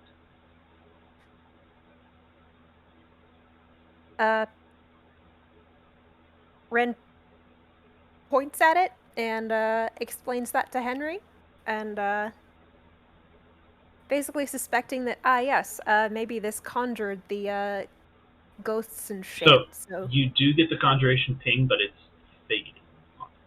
okay. You know, That's that would make sense. Sorry, Let's one not more touch thing. it. One more thing for Yeah. Call's investigation check. Every room that you went into that you found a body, and also the room that the will-o-wisp came out of, the doors were not locked. Ooh, don't like that.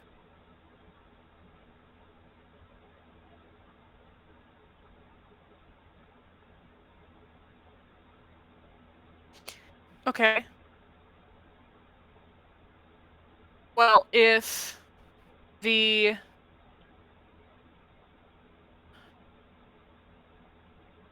So the guy's unconscious, so Paul's walking out of that room. Is anyone out on the street at this point? I assume no, but... If you bend the right way, you can still see Clyde running. That's not true. He would have gone around buildings by now. But there is no one. There's no one in the streets. I think Henry's gonna mention to Call, after we ping Conjuration, Henry's gonna go over to Call, who's in the office now, and say, when you were possessed, you were heading to this office. So I'm wondering, it could just be because you wanted to kill them, but I'm wondering if there's something in this office that they were after as well. Call's gonna, pause for a minute and be like, well, that's a damn good point. Call is also going to say, Detective Silverhammer. Call's going to say it's absolutely worth checking out. So, it might be that they were just coming to kill them, but there also could be something else. So, I'm gonna go ahead and roll for investigation for the room.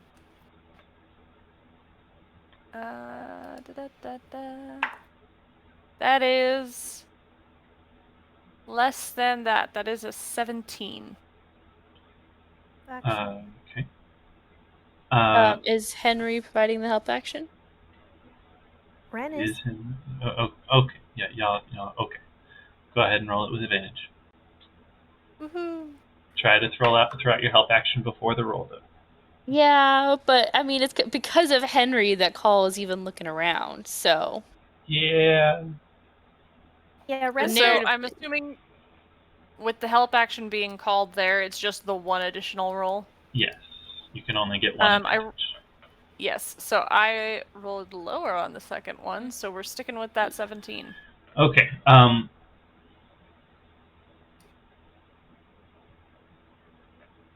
With a 17, you kind of start going through his desk, and you do find a ledger that shows the markups in rent that have been talked about. He has doubled the rent in the past 6 months,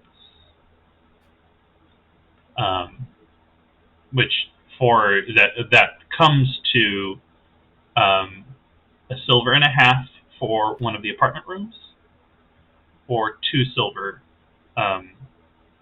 for the houses monthly. So Bruh. still pretty cheap, but yeah, he has Sorry, those were the starting numbers. They are now double that. So it's now 3 silver for the apartments and 4 silver for the houses. So he sucks.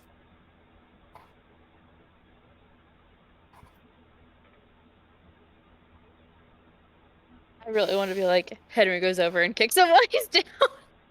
But Henry wouldn't do that. By God, it'd be tempting. You know, sometimes I remember the scale, just, you know, kind of the proportions of, you know, what gold and silver and copper are, you know, what they would be to us, and I'm like, holy shit, our characters are rich.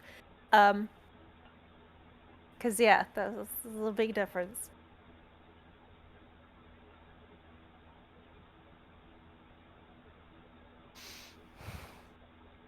Jesus.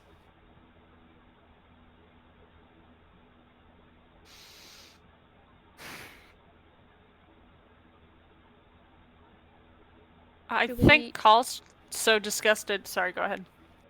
You go for it. Oh, I was just gonna say that Call's so disgusted that they just don't know what to do.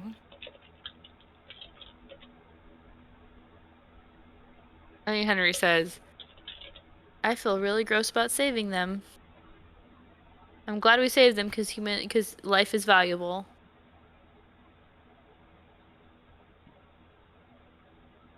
But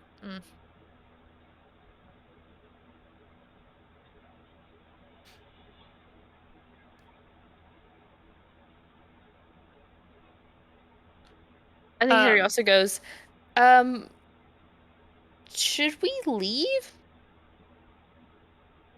Because though we are on the side of the law, I don't think anybody will be happy that we prevented this from happening.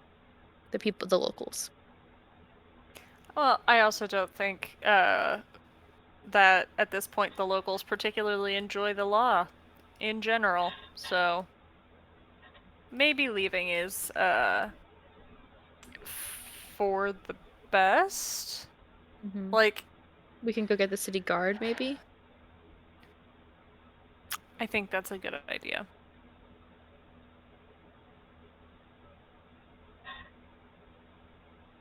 So, Call's gonna make their way back to the door. They are gonna kind of pause in the doorway and be like, and just say, I wonder how that tiefling girl you mentioned relates to this. I wonder too. I hope she's okay. You said she was a child, right? She was a child.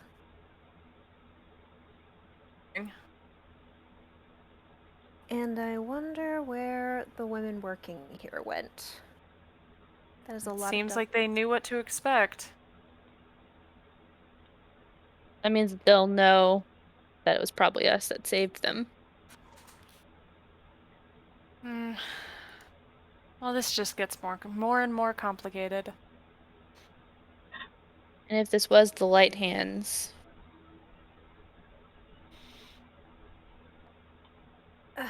I know we don't like this man very much, but we did just save him. And I feel like if even the women working with him abandoned him and, like, possibly were in the know that there was going to be an attack before, I don't think that there are many people who would want him alive right now. And somebody might try and come back and finish him off now. If we are going to the city guard, do we need to take him with us?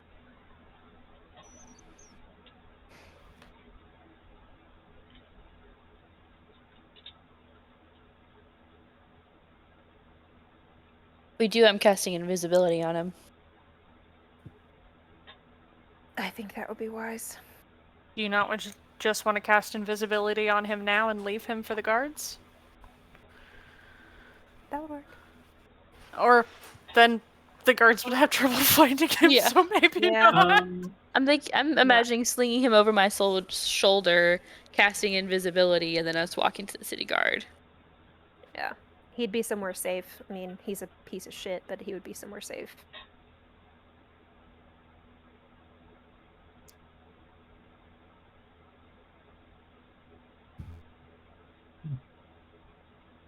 Speaking of casting invisibility,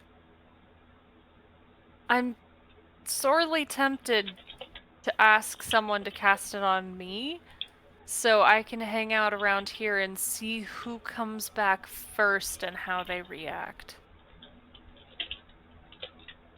Ren, do you have leftover ability to do so? Let's see. Oh, Ren. Or what we could do is we could leave Homie here. Call could stay. I could cast invisibility. Ren and I can go to the city guard and bring him back. And like worst case scenario, Call attacks while invisible if someone tries to kill the landlord.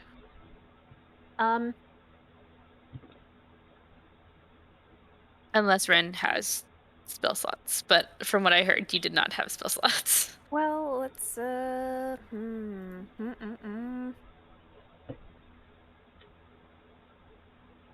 Yeah, no, he doesn't have spell slots. Like, even if he scrounges with whatever he has left, nah, he's out. But he's also just gonna... Technically, he would have enough to cast it on one person, but he is putting his foot down on Call staying here alone. Like, that's not gonna happen. So... Did you say that out No, loud? Ren's just gonna say, no, I can't cast it right now. Oh, okay. That's okay. So I think Henry's like, okay, well, I mean, I can do it. I should. I think we should all go back right now. We have enough to report as it is. But we could be learning so much more about this. Like, we still haven't figured out if this is connected to truly anything. We've learned nothing from this experience. Paul, could you climb on top of a roof or something so that you're not These like, I know buildings you are all shoot wood. Well, then, yes. like, because you could, I know you're more accurate when you're higher up at shooting, and then also it just provides better protection because who's going to be looking up, and even if they look up, they're not going to see you. I can work with that.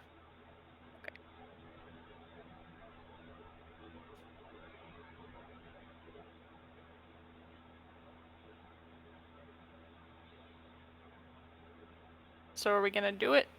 Yeah. Do you want to climb up there first, and then I'll cast it?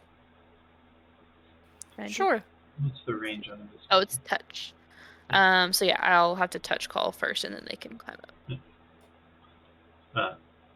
Lasts. You have to. It's concentration for up to an hour. All right.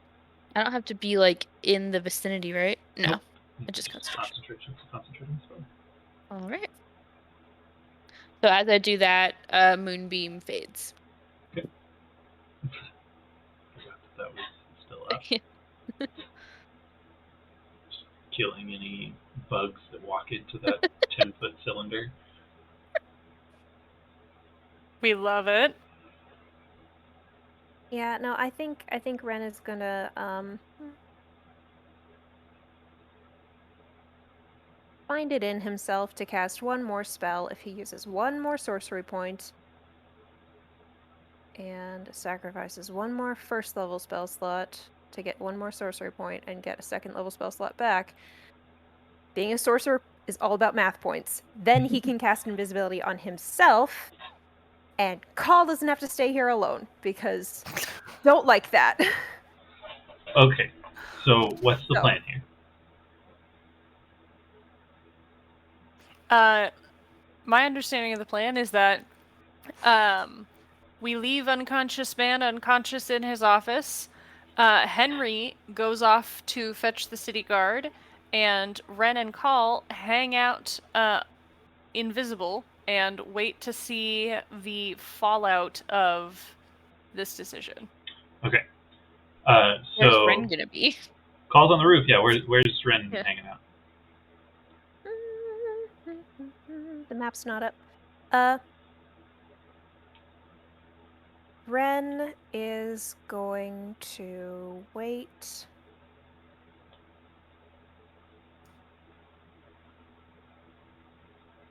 In the L-shaped room, can we make sure that like the door and the window in the office are locked? Yeah, they both are. Okay. And also, like the door is obviously like it's used. You can tell that the door is used, but it is locked. And then the locks on the window, like there's not dust near the locks. It looks like they're used pretty frequently, so it's kind of a situation where he locks and unlocks these windows frequently when he wants to use them. It hasn't been sitting there rusted for a long time. Okay, so the two of you are staying. Call, are you on the roof of the office building or one of the apartments? I think Call's going to get on the roof of one of the apartments for better visibility as to what's happening in the office. So are you wanting to be able to see the front door, or like what are you wanting to see? If Ren is waiting in the L-shaped room, Call wants a better view of people approaching the front door. Okay. So directly at the front door there's an apartment building to the right and to the left. With one of the ghosts and one of the specters came out of the apartment building.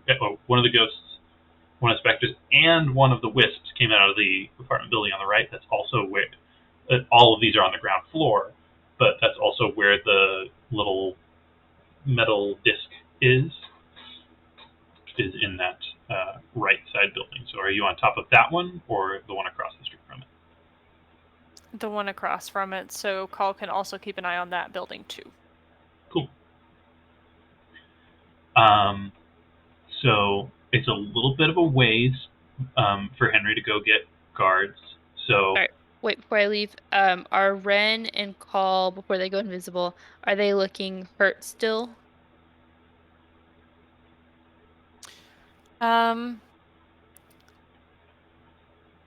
Call looks roughed up, but ultimately fine. You have had time to go over your wounds. You can tell exact numbers if you want. 33 out of 37, so Call's mostly fine. Actually, Oh. Call your max HP yeah, has does that been reduced to 25. That is I until didn't you know take how a long that rest. would last. Oh, until I take a long rest. So Call's at 25 then. But And- can't but be they any can't. higher. Okay. Ren is at 34 out of 45, but he's doing okay. I'm gonna go ahead and give Ren some more heals though. 5. It's not crazy, but okay. Is that the And rest it of your goes- lay on hands? No, it's cure wounds. Oh, thank you. All right. So 15 or 20 minutes later, at about the time, well, I'll narrate what Henry is doing afterward. Two dwarven men come into the road that leads up to the office building. They are. One of them is saying, "Well, make a perception check for me." Call. Happily. 25. 25.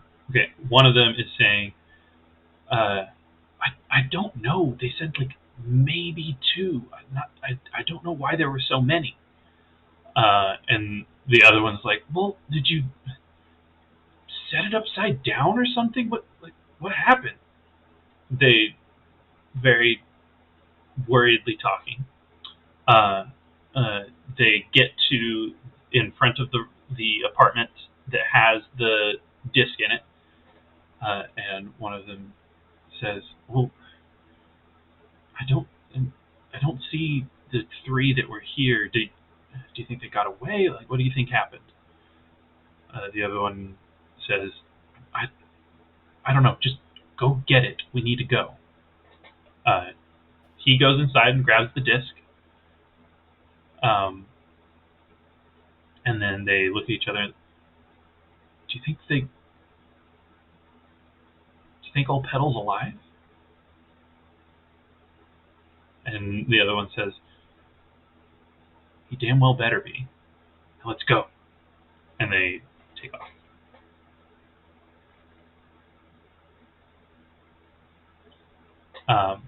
At roughly the same time that is happening, Henry, you run into a group of 6 city guard hurriedly coming your way. Okay.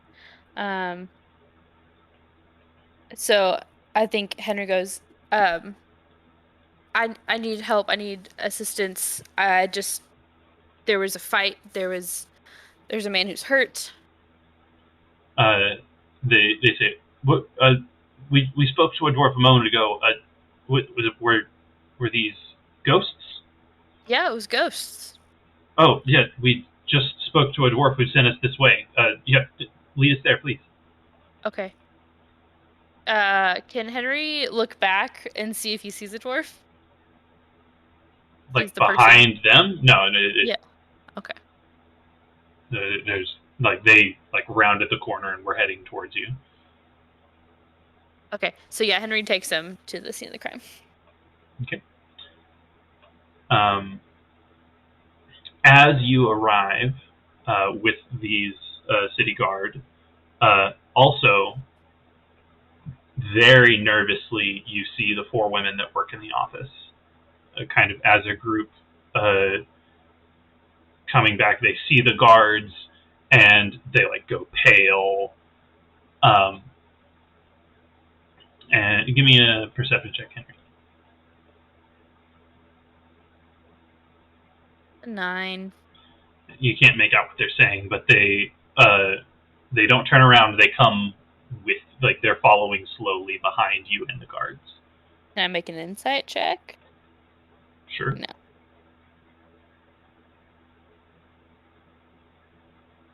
Day 21. They look scared. I mean, without being able to hear what they're saying, Yeah.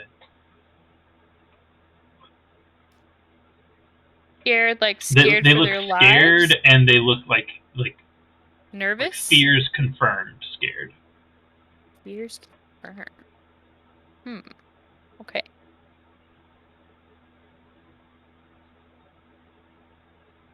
Alright, so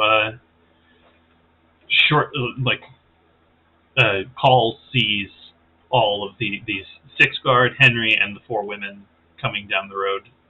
The women a good ways behind the group of guards, but they are still headed this way.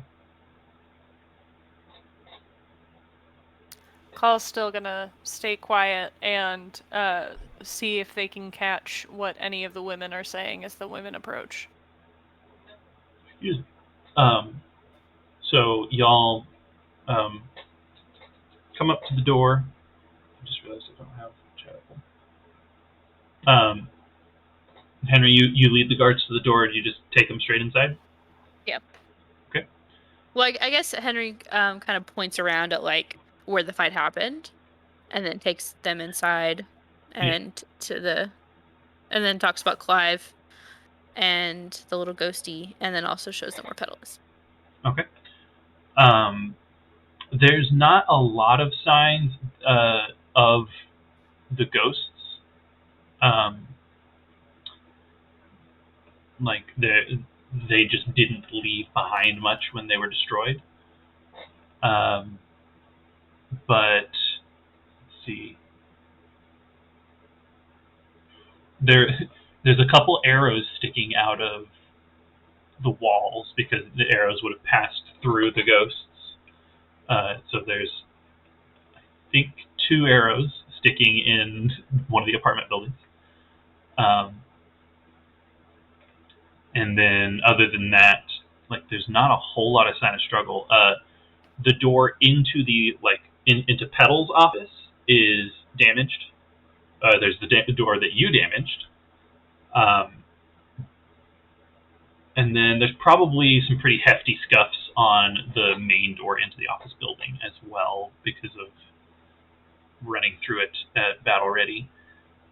But yeah, so you show them to Petal. They kind of kneel down, like slap his face awake, and he comes to. He says, "What? The ball of light." And he's like frantically looking around the room. And they say, "It's okay. It's okay. You were saved by. Was it?" They turn and see you. Was it just you?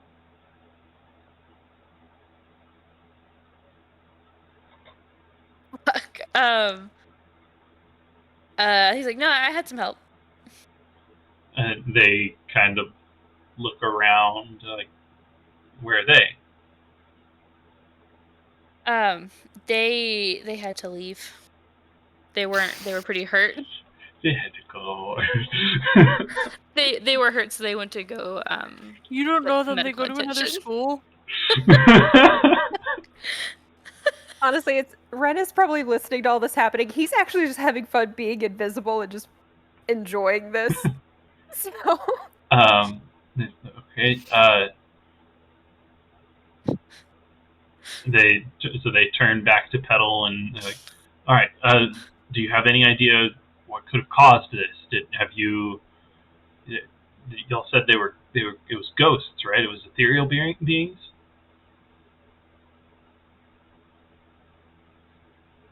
Me or Yeah. him? Well, Oh. both of you. Yeah, there were Spectre. There was 2 Spectre. There was a little ball of light that could shoot lightning. And there were 2... Would I know the word that you were saying? The ghosts? They were ghosts. Ghosts. Okay, and then 2 ghosts.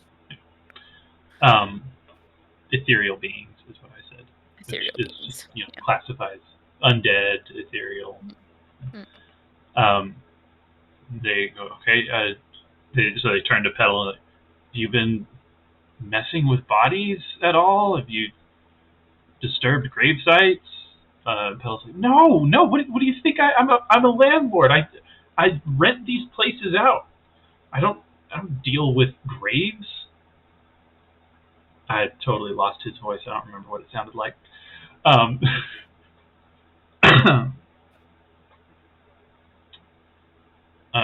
So they kind of look at each other a little bit and like, okay, let's run a search of the premises and see if there's anything we can find. And so the guards split off in pairs. 2 of them stay in the office to keep talking to Petal, but there's 2 pairs of them that go out to search.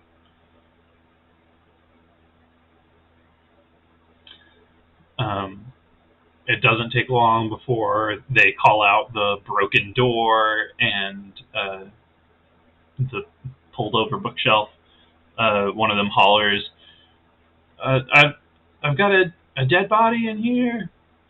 And they start calling out, like, and then they eventually come back and they're like, all right, there's dead, decaying, clearly dug up bodies in your houses. What have you been doing?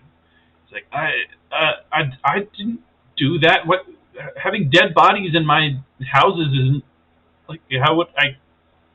That's ridiculous. Why would I do that? So they kind of agree there. Like, no real reason for him to do that himself, especially seeing as he's the one who got hurt. And then he looks around a little bit and he's like, you said they left. But one of them said that it could have been the light hands. Did I ever mention that? I don't think I ever said that by name. Did you say it? No, but he knew when they came. He knew. Okay, because I was like, I did not. I intentionally never said the word light hands. Yeah, so he kind of wags a finger and he's like, yeah, yesterday they came by and threatened me and told me to lower my prices, and Oh God. The gods. He just kind of trails off. Well, is there anything else that you all need? Looking at the guards. They're good. Well. Let's see how they feel.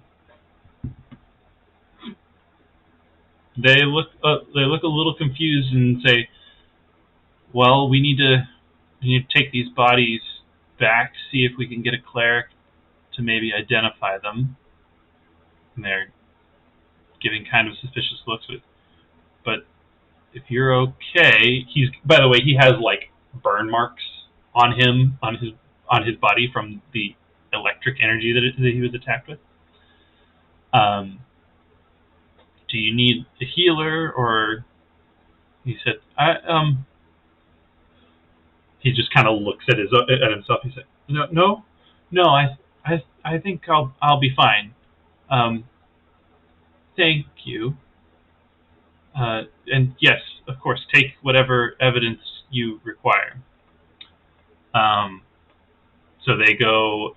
A short while later, a few more guards come up.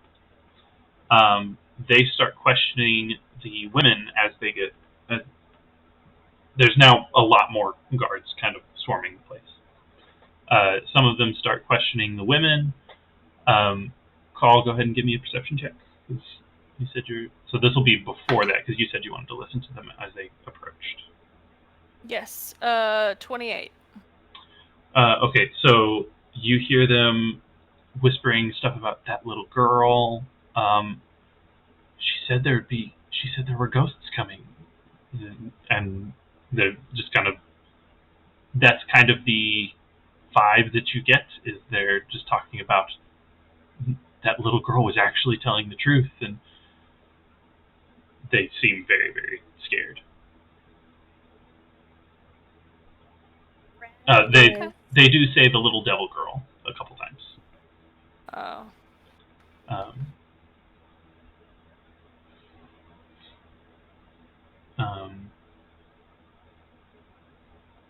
And after a good while, more guards come up and start talking to them. The statement, I'll let you, that same role will carry over. The statement they give is that a little girl came in, told them that the three of you, Clive and Mr. Petal, had already gone out his side door because there was a group of ghosts coming, and they needed to leave as quietly as possible to not attract their attention. But still, on the way out, the tiefling girl's clothes were caught in the door and ripped a piece off, which actually caused the door to slam a little bit louder than they wanted it to. And then they just fled. And then after a while went by, they came back to see if anything was going on, because they wanted to see if it was actually real. Then when they saw Henry and the guards come running by, they were like, "Oh no, it was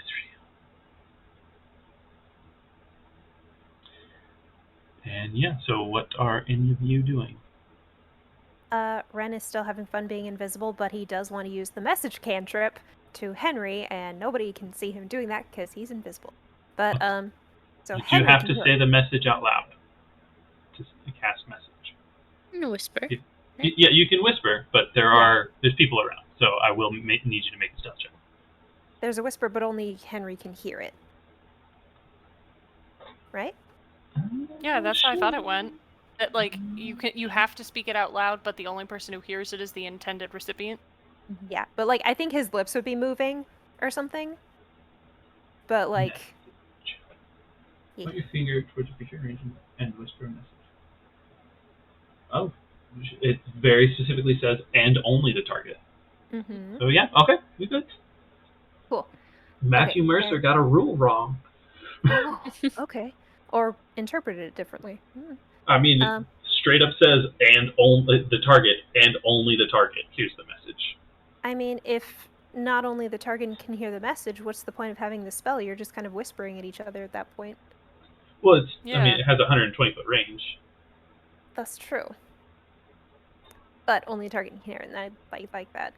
So, yeah, Ren is kind of watching the investigation in the building kind of go down, and still is invisible because it's funny. But he's gonna whisper to Henry, should we ask who was living in that building? Like, kind of assuming that Henry would think of, like, the apartment across the street. Like, whoever Petal was leasing it to. Can Henry answer back? Yes. Yes. Okay. He says, I have the vibe of what I want to say, but I don't know words.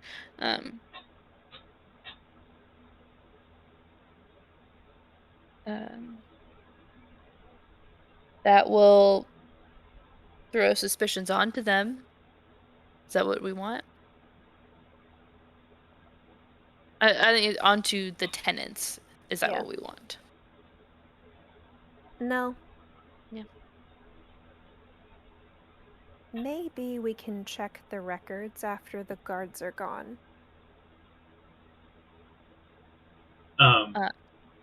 As you say, after the guards are gone, you notice that Petal's getting a little anxious and kind of urging them to take whatever evidence they need and leave.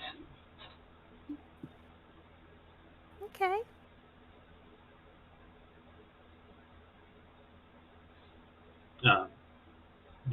There's a good dozen guards here by now. They have collected the bodies onto little stretchers, and so some pairs go off with those bodies.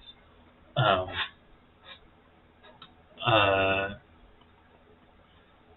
think they're going to take the 2 arrows as well out of the wall. When they, okay, yeah. Henry doesn't say anything.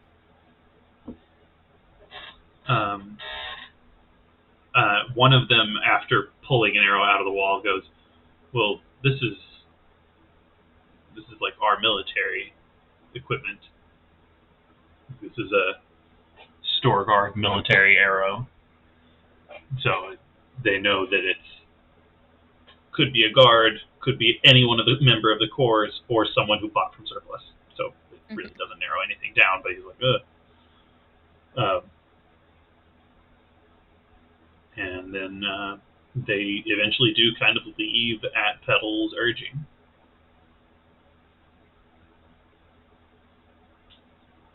I'm assuming he's shooting me out as well. Yes. Ren will whisper to Henry again, I'll stay here a little longer. See you at the courtyard? And Henry whispers, perfect. Find out what he's hiding. Okay. And then, yeah, he leaves. So are you going to try, you're going to get into his office while you're Is Petal in the office right now? So not at the moment. He kind of like is at the door of the office building, like kind of ushering them out.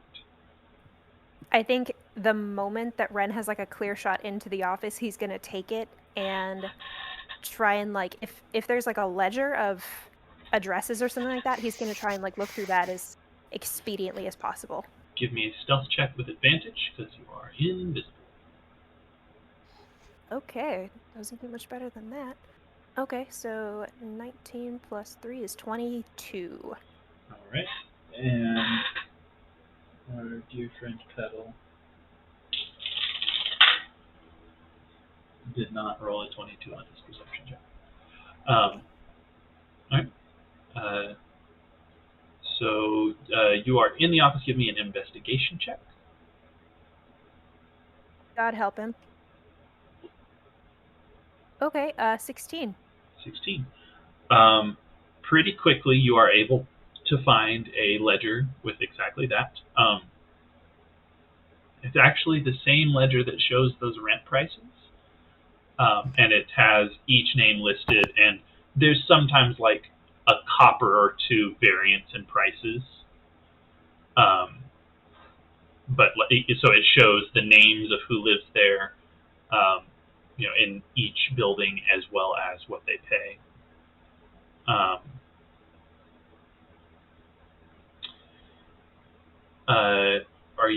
What are you going to do with this ledger? He's just trying to memorize, like, do we know what street we're on? Like, yeah, we had the address. Yeah.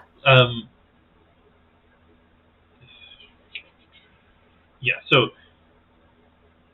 are you going to just try and memorize it in your mind, or like write down on a piece of paper these addresses? Because there's plenty of paper all over, and he's got quills and ink. If Ren were to, no, he doesn't want to touch that much. He's going to try and memorize it, and then write it down as soon as possible. Give me just an intelligence roll. Come on, Ren. That's my boy. 17. All right. And then, yeah. Okay.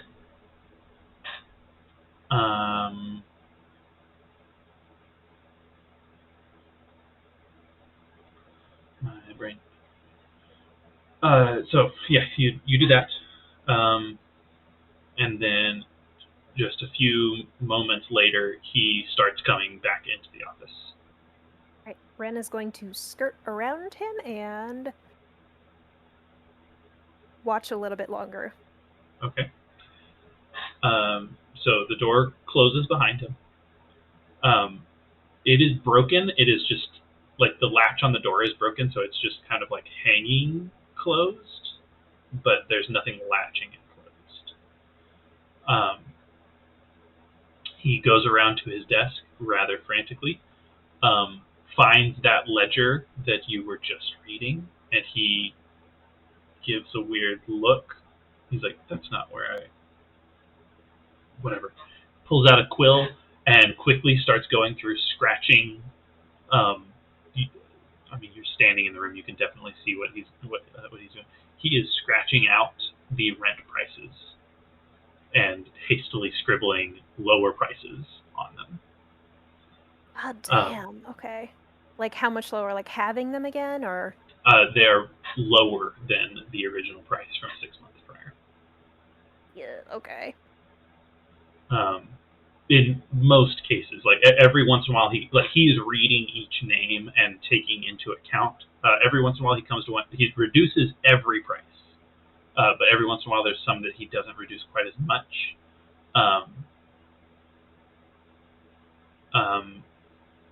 And you can't see like the history of the prices from where you're standing. Like it's not all on this one page.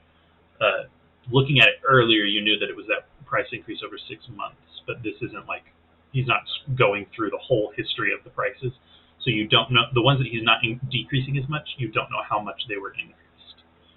So it's kind of there's some variance is what you get out of it. And he goes through. There's lots and lots of names. He has lots of tenants. And so this takes a while. It would take about 20 minutes for him to do all of them. Are you going to just stand there and wait for him to do all of them? Ren is going to whisper again, hoping that Call is still on the roof. Okay, so this is like a wooden building, right? Yes, it is. Okay, and it's only a 1-story. Hopefully there's not 3 feet of solid wood between Ren and Call. So Ren is going to point up towards Call and silently do another whisper. I'm stuck in his office with him. Please get me out.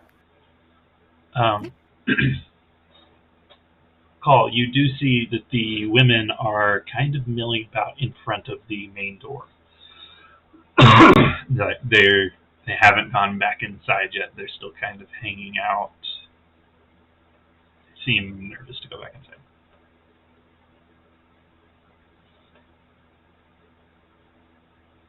Did Call hear the message? Yes. Okay. Call is going to... Yeah, I know. Call is going to respond with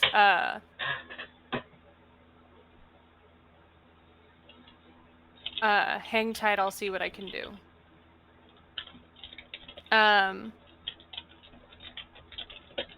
So I think Call is going to very quietly climb down from the roof. And yeah. Advantage.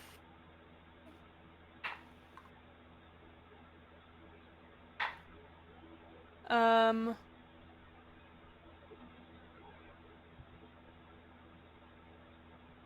15. Okay.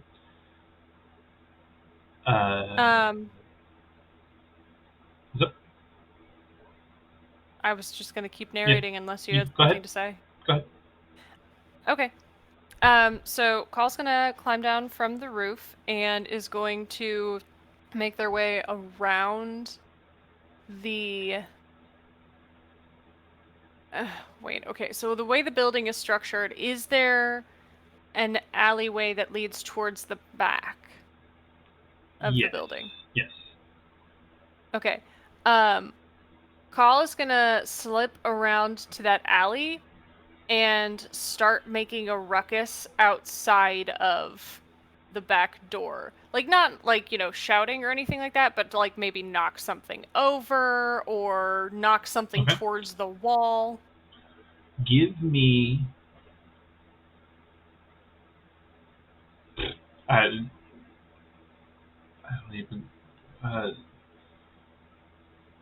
want to say performance, but that sounds wrong. Make an attack roll for me.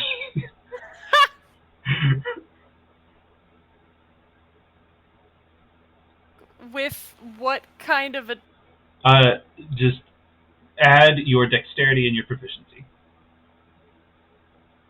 dex and proficiency? Hmm. Okay. So that should be like a +7. Pretty badly. Yeah.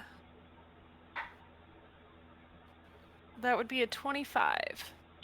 Okay, yeah, you make a loud rattle, and Ren, you see Petal look up, absolutely terrified.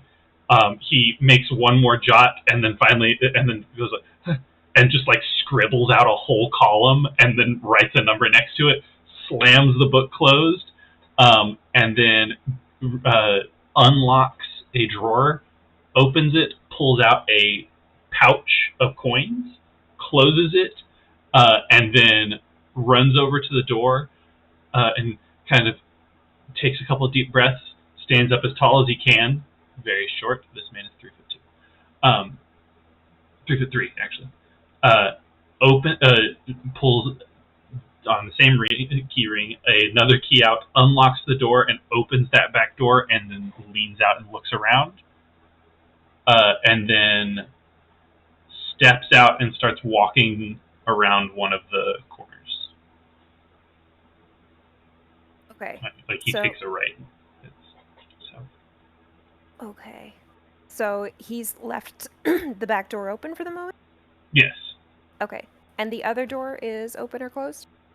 I mean, It's unlocked, though? it's broken. It's It is broken. like hung closed, but it's broken. That's fair. Okay. Okay, so back there. And he's there.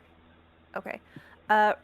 Ren is going to slip out into the alley, like after him, but like giving him a wide space, like not following him anymore, pointedly trying to avoid him after that. The noise in the alley, can he point towards that and do another whisper? Sure. Okay, Wait, so he's gonna. So that it only goes to your intended target, even if you point at the wrong person. Sweet. But that is the direction that Petal went as well. Okay, so yeah, pointing, intending for that to be towards Call. Hopefully that's where Call is at the moment.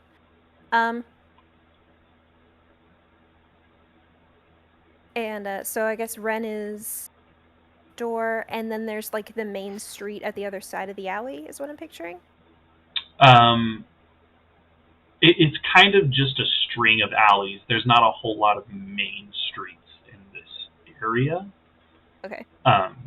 Because it's just all houses kind of crammed in as tight as they could get. Okay. Like, the streets are like 10 feet across, and that's it. Wait. Okay, he's gonna point towards where he thinks Call is, and, yes. Thank you. Meet you back at the courtyard? You get it. Yeah. Carl's gonna say, roger that, see you soon. Okay. And with that, we're going to end it, because it's 1:18. Yeah.